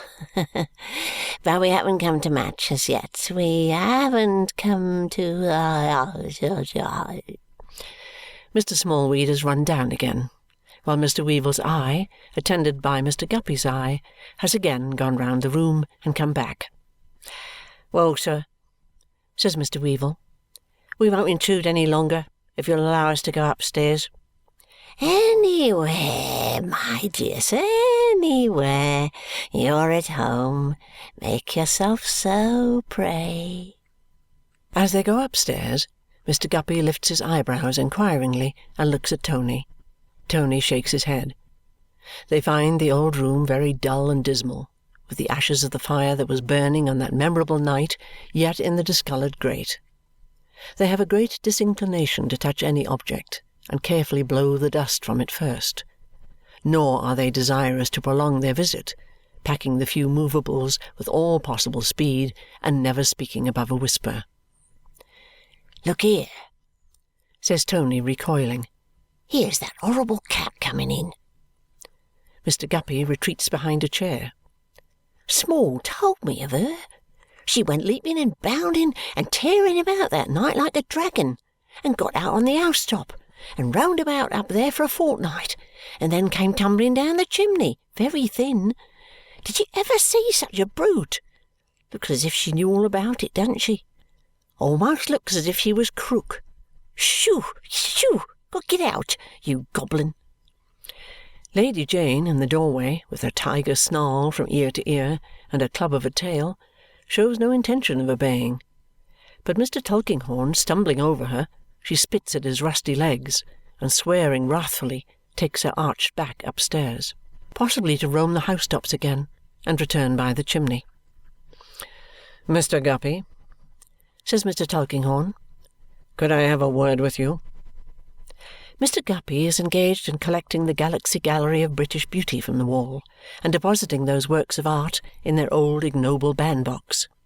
"Sir," he returns, reddening, "I wish to act with courtesy towards every member of the profession, and especially, I am sure, towards a member of it so well known as yourself. I will truly add, sir, so distinguished as yourself. Still, Mr. Tulkinghorn, sir, I must stipulate that if you have any word with me, that word is spoken in the presence of my friend." "Oh, indeed?" says Mr. Tulkinghorn. "Yes, sir. My reasons are not of a personal nature at all, but they are amply sufficient for myself." "No doubt, no doubt." Mr. Tulkinghorn is as imperturbable as the hearthstone to which he has quietly walked. "The matter is not of that consequence that I need put you to the trouble of making any conditions, Mr. Guppy." He pauses here to smile, and his smile is as dull and rusty as his pantaloons. "You are to be congratulated, Mr. Guppy. You are a fortunate young man, sir." "Pretty well so, Mr. Tulkinghorn. I don't complain." "Complain? High friends, free admission to great houses, and access to elegant ladies. Why, Mr. Guppy, there are people in London who would give their ears to be you." Mr. Guppy, looking as if he would give his own reddening and still reddening ears to be one of those people at present instead of himself, replies, "Sir, if I attend to my profession and do what is right by Kenge and Carboy, my friends and acquaintances are of no consequence to them nor to any member of the profession, not excepting Mr. Tulkinghorn of the Fields. I am not under any obligation to explain myself further, and with all respect for you, sir, and without offence, I repeat, without offence." "Oh, certainly." "I don't intend to do it." "Quite so," says Mr. Tulkinghorn with a calm nod. "Very good. I see by these portraits that you take a strong interest in the fashionable great, sir." He addresses this to the astounded Tony, who admits the soft impeachment. "A virtue in which few Englishmen are deficient," observes Mr. Tulkinghorn. He has been standing on the hearthstone with his back to the smoked chimney-piece, and now turns round with his glasses to his eyes. "Who is this? Lady Dedlock? Ha! A very good likeness in its way, but it wants force of character. Good day to you, gentlemen. Good day." When he has walked out, Mr. Guppy, in a great perspiration, nerves himself to the hasty completion of the taking down of the Galaxy Gallery, concluding with Lady Dedlock. "Tony," he says hurriedly to his astonished companion, "let us be quick in putting the things together and in getting out of this place. It were in vain longer to conceal from you, Tony, that between myself and one of the members of a swan-like aristocracy whom I now hold in my hand, there has been undivulged communication and association. The time might have been when I might have revealed it to you. It never will be more. It is due alike to the oath I have taken, alike to the shattered idol, and alike to circumstances over which I have no control, that the whole should be buried in oblivion. I charge you as a friend, by the interest you have ever testified in the fashionable intelligence, and by any little advances with which I may have been able to accommodate you, so to bury it without a word of inquiry." This charge Mr. Guppy delivers in a state little short of forensic lunacy, while his friend shows a dazed mind in his whole head of hair and even in his cultivated whiskers. Bleak House by Charles Dickens. Chapter 40. National and Domestic. England has been in a dreadful state for some weeks. Lord Coodle would go out, Sir Thomas Doodle wouldn't come in, and there being nobody in Great Britain to speak of except Coodle and Doodle, there has been no government. It is a mercy that the hostile meeting between those two great men, which at one time seemed inevitable, did not come off, because if both pistols had taken effect, and Coodle and Doodle had killed each other, it is to be presumed that England must have waited to be governed until young Coodle and young Doodle, now in frocks and long stockings, were grown up. This stupendous national calamity, however, was averted by Lord Coodle's making the timely discovery that if in the heat of debate he had said that he scorned and despised the whole ignoble career of Sir Thomas Doodle, he had merely meant to say that party differences should never induce him to withhold from it the tribute of his warmest admiration, while it as opportunely turned out, on the other hand, that Sir Thomas Doodle had in his own bosom expressly booked Lord Coodle to go down to posterity as the mirror of virtue and honour. Still, England has been some weeks in the dismal strait of having no pilot, as was well observed by Sir Leicester Dedlock, to weather the storm, and the marvellous part of the matter is that England has not appeared to care very much about it, but has gone on eating and drinking and marrying and giving in marriage as the old world did in the days before the flood. But Coodle knew the danger, and Doodle knew the danger, and all their followers and hangers-on had the clearest possible perception of the danger. At last Sir Thomas Doodle has not only condescended to come in, but has done it handsomely, bringing in with him all his nephews, all his male cousins, and all his brothers-in-law, so there is hope for the old ship yet. Doodle has found that he must throw himself upon the country, chiefly in the form of sovereigns and beer. In this metamorphosed state he is available in a good many places simultaneously, and can throw himself upon a considerable portion of the country at one time. Britannia, being much occupied in pocketing Doodle in the form of sovereigns and swallowing Doodle in the form of beer, and in swearing herself black in the face that she does neither, plainly to the advancement of her glory and morality, the London season comes to a sudden end, through all the Doodleites and Coodleites dispersing to assist Britannia in those religious exercises. Hence Mrs. Rouncewell, housekeeper at Chesney Wold, foresees, though no instructions have yet come down, that the family may shortly be expected, together with a pretty large accession of cousins and others who can in any way assist the great constitutional work. And hence the stately old dame, taking time by the forelock, leads him up and down the staircases, and along the galleries and passages, and through the rooms, to witness before he grows any older that everything is ready, that floors are rubbed bright, carpets spread, curtains shaked out, beds puffed and patted, still room and kitchen cleared for action, all things prepared as beseems the Dedlock dignity. This present summer evening, as the sun goes down, the preparations are complete. Dreary and solemn the old house looks, with so many appliances of habitation, and with no inhabitants except the pictured forms upon the walls. So did these come and go. A Dedlock in possession might have ruminated passing along. So did they see this gallery hushed and quiet, as I see it now.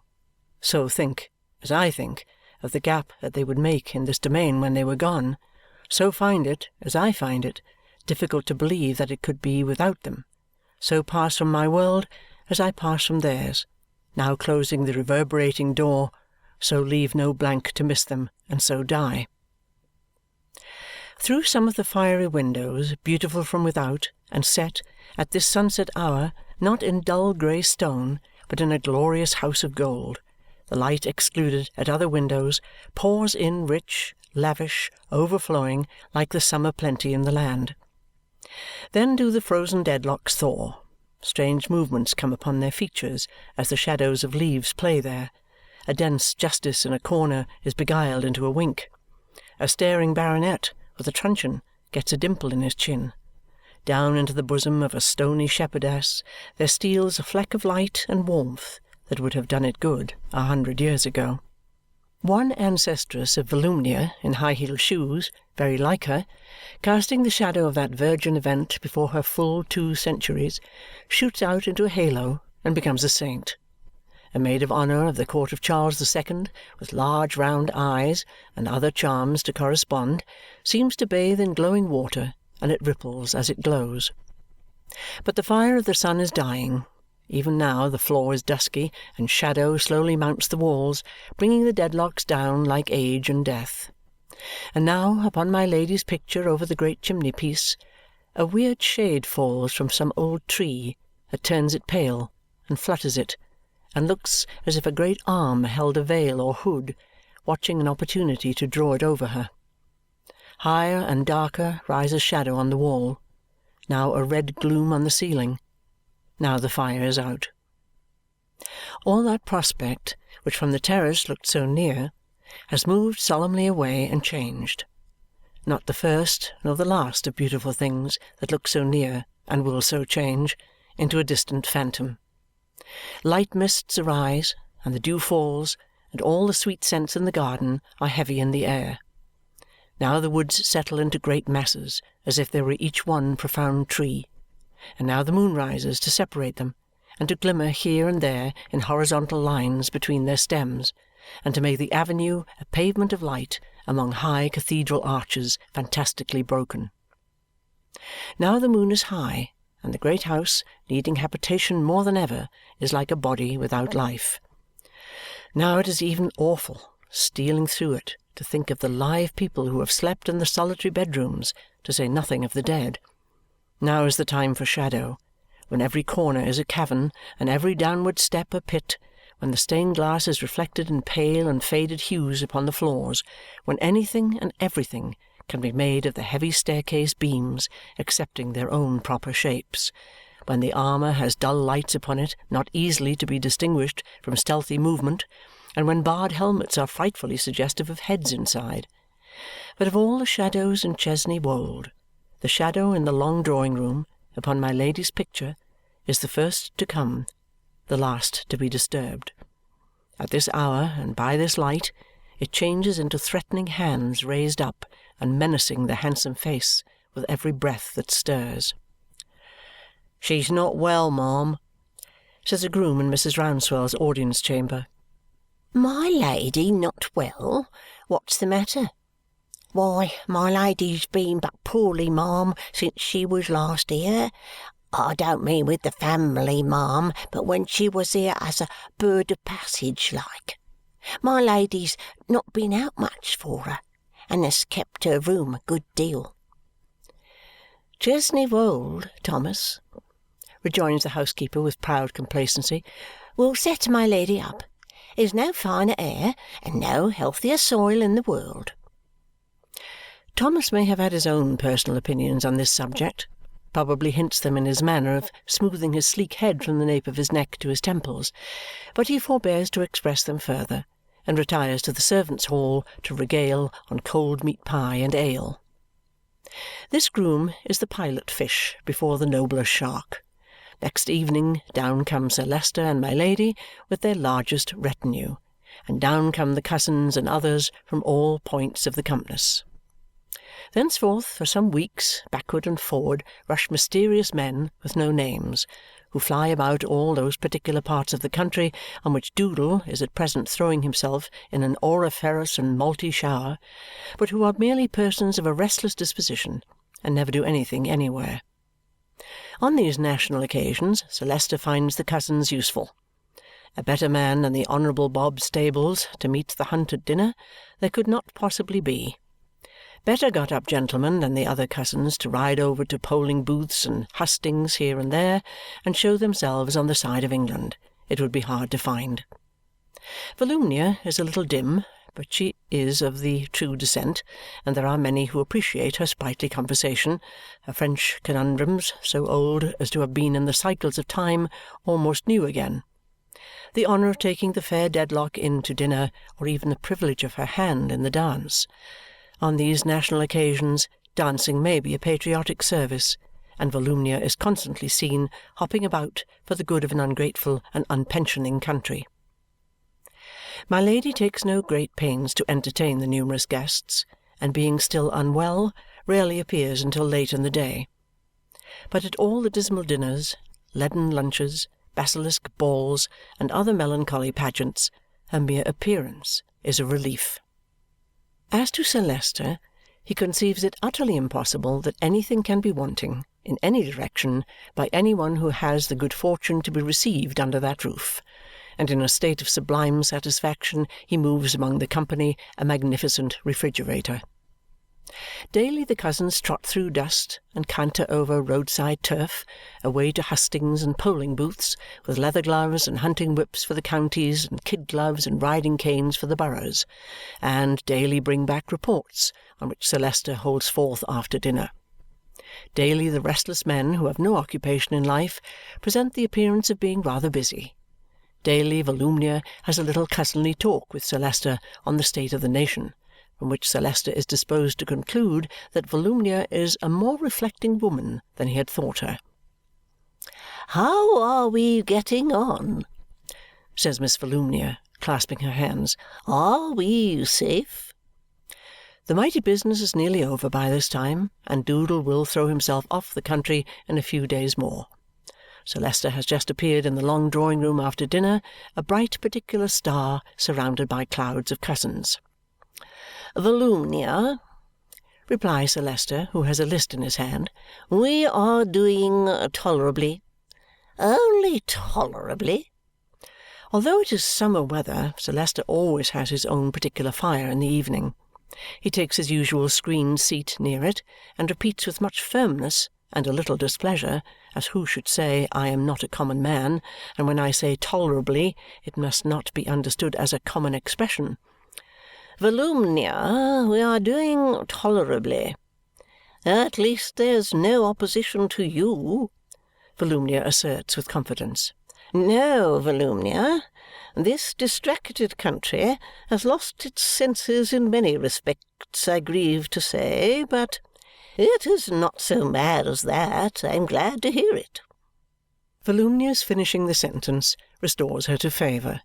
Sir Leicester, with a gracious inclination of his head, seems to say to himself, a sensible woman this, on the whole, though occasionally precipitate.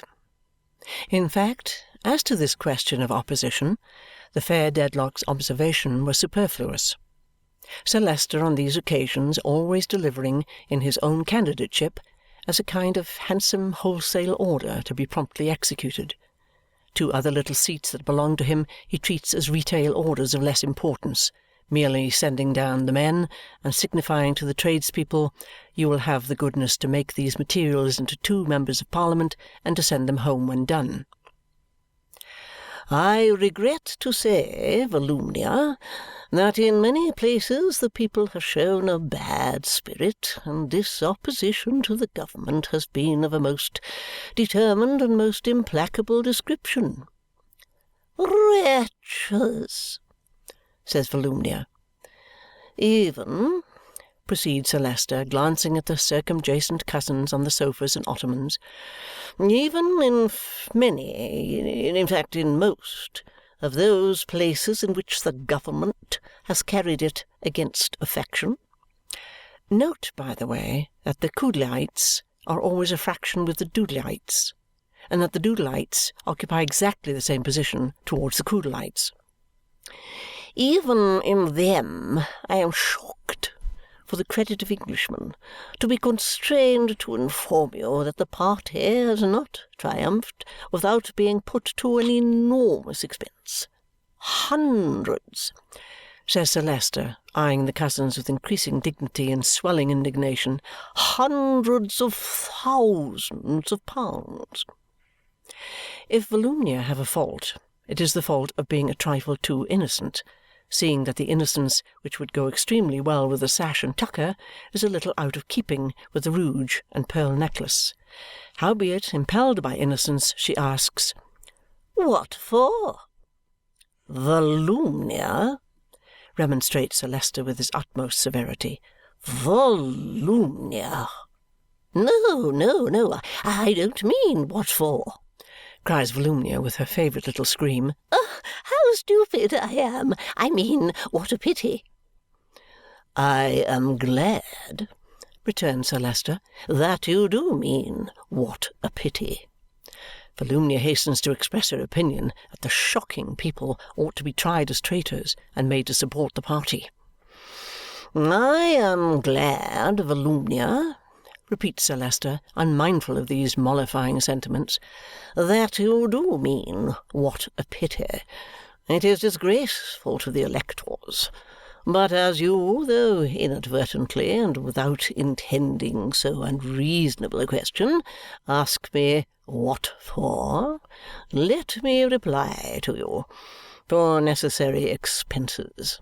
And I trust to your good sense, Volumnia, not to pursue the subject, here or elsewhere. Sir Leicester feels it incumbent on him to observe a crushing aspect towards Volumnia, because it is whispered abroad that these necessary expenses will, in some 200 election petitions, be unpleasantly connected with the word bribery, and because some graceless jokers have consequently suggested the omission from the church service of the ordinary supplication in behalf of the High Court of Parliament, and have recommended instead that the prayers of the congregation be requested for 658 gentlemen in a very unhealthy state. "I suppose," observes Volumnia, having taken a little time to recover her spirits after her late castigation, "I suppose Mr. Tulkinghorn has been worked to death?" "I don't know," says Sir Leicester, opening his eyes, "why Mr. Tulkinghorn should be worked to death. I don't know what Mr. Tulkinghorn's engagements may be. He is not a candidate." Volumnia had thought he might have been employed. Sir Leicester could desire to know by whom and what for. Volumnia, abashed again, suggests, by somebody, to advise and make arrangements. Sir Leicester is not aware that any client of Mr. Tulkinghorn has been in need of his assistance. Lady Dedlock, seated at an open window with her arm upon its cushioned ledge and looking out at the evening shadows falling on the park, has seemed to attend since the lawyer's name was mentioned. A languid cousin, with a moustache in a state of extreme debility, now observes from his couch that man told him yesterday that Tulkinghorn had gone down to that iron place to give legal opinion about something, and that contest being over to-day, 'twould be highly jolly thing if Tulkinghorn should pair with news that Coodleman was floored. Mercury in attendance with coffee informs Sir Leicester hereupon that Mr. Tulkinghorn has arrived and is taking dinner. My Lady turns her head inward for the moment and looks out again as before. Volumnia is charmed to hear that her delight is come. He is so original, such a stolid creature, such an immense being for knowing all sorts of things and never telling them. Volumnia is persuaded that he must be a Freemason, is sure he is at the head of a lodge, and wears short aprons and is made a perfect idol of with candlesticks and trowels. These lively remarks the fair Dedlock delivers in her youthful manner while making a purse. "He has not been here once," she adds, "since I came. I really had some thoughts of breaking my heart for the inconstant creature. I had almost made up my mind that he was dead." It may be the gathering gloom of evening, or it may be the darker gloom within herself, but a shade is on my Lady's face, as if she thought, "I would he were." "Mr. Tulkinghorn," says Sir Leicester, "is always welcome here and always discreet wheresoever he is. A very valuable person and deservedly respected." The debilitated cousin supposes he is enormously rich, Fleur. "He has a stake in the country," says Sir Leicester, "I have no doubt. He is, of course, handsomely paid, and he associates almost on a footing of equality with the highest society." Everybody starts, for a gun is fired close by. "Good gracious! What's that?" cries Volumnia with her little withered scream. "A rat," says my Lady, "and they have shot him." Enter Mr. Tulkinghorn, followed by Mercuries with lamps and candles. "No, no," says Sir Leicester, "I think not. My Lady, do you object to the twilight?"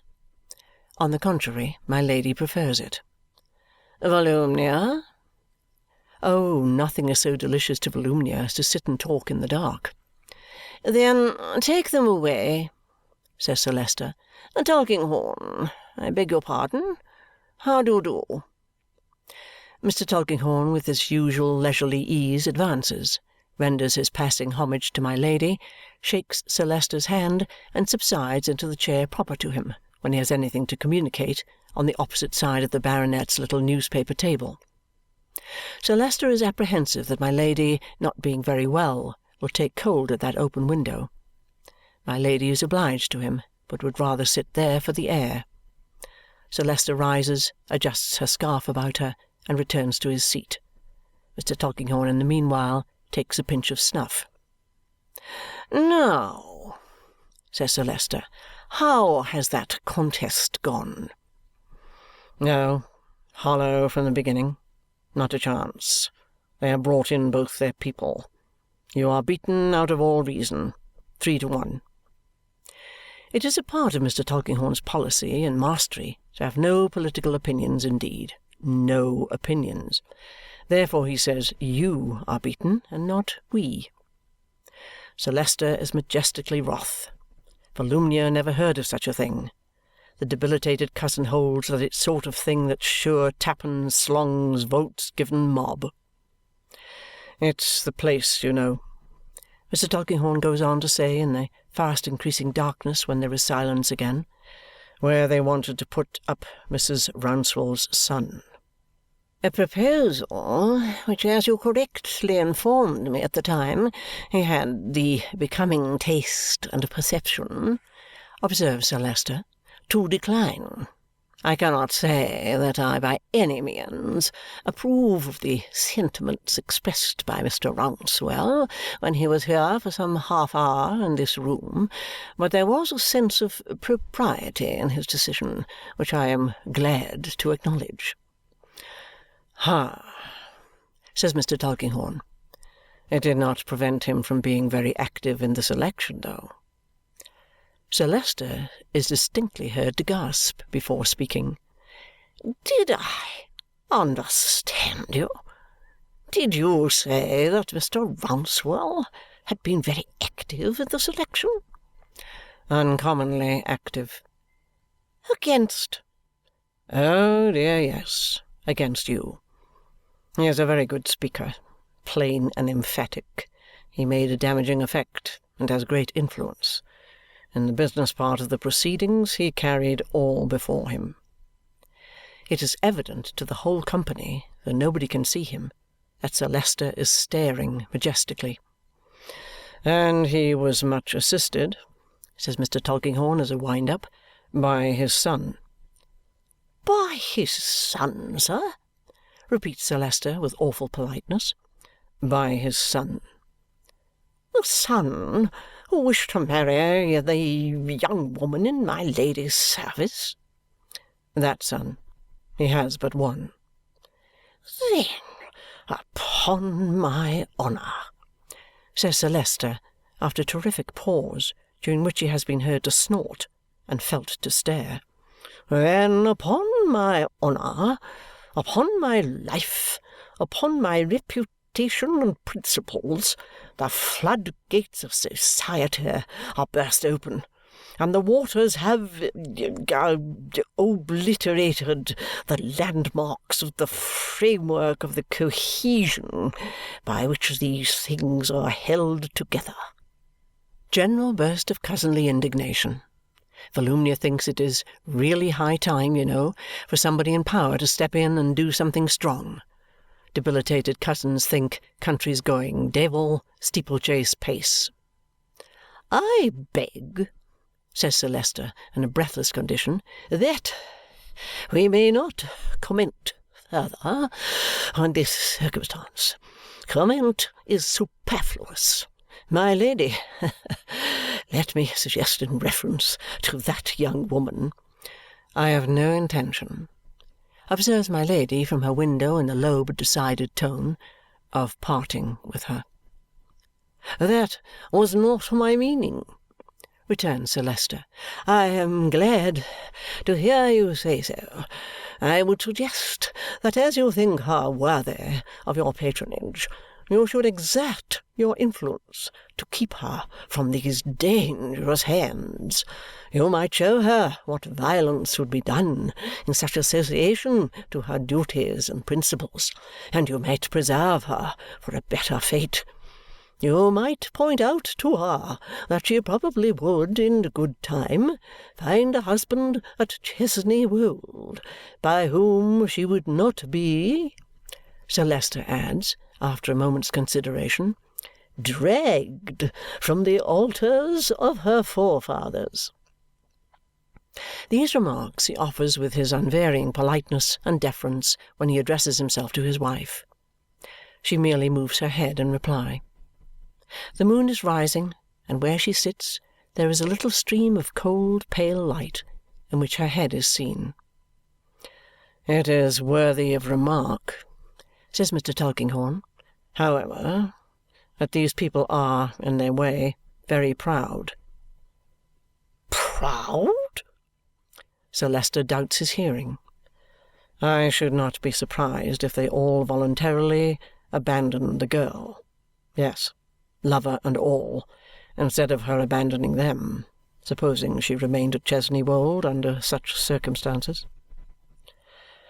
"Well," says Sir Leicester tremulously, "well, you should know, Mr. Tulkinghorn. You have been among them."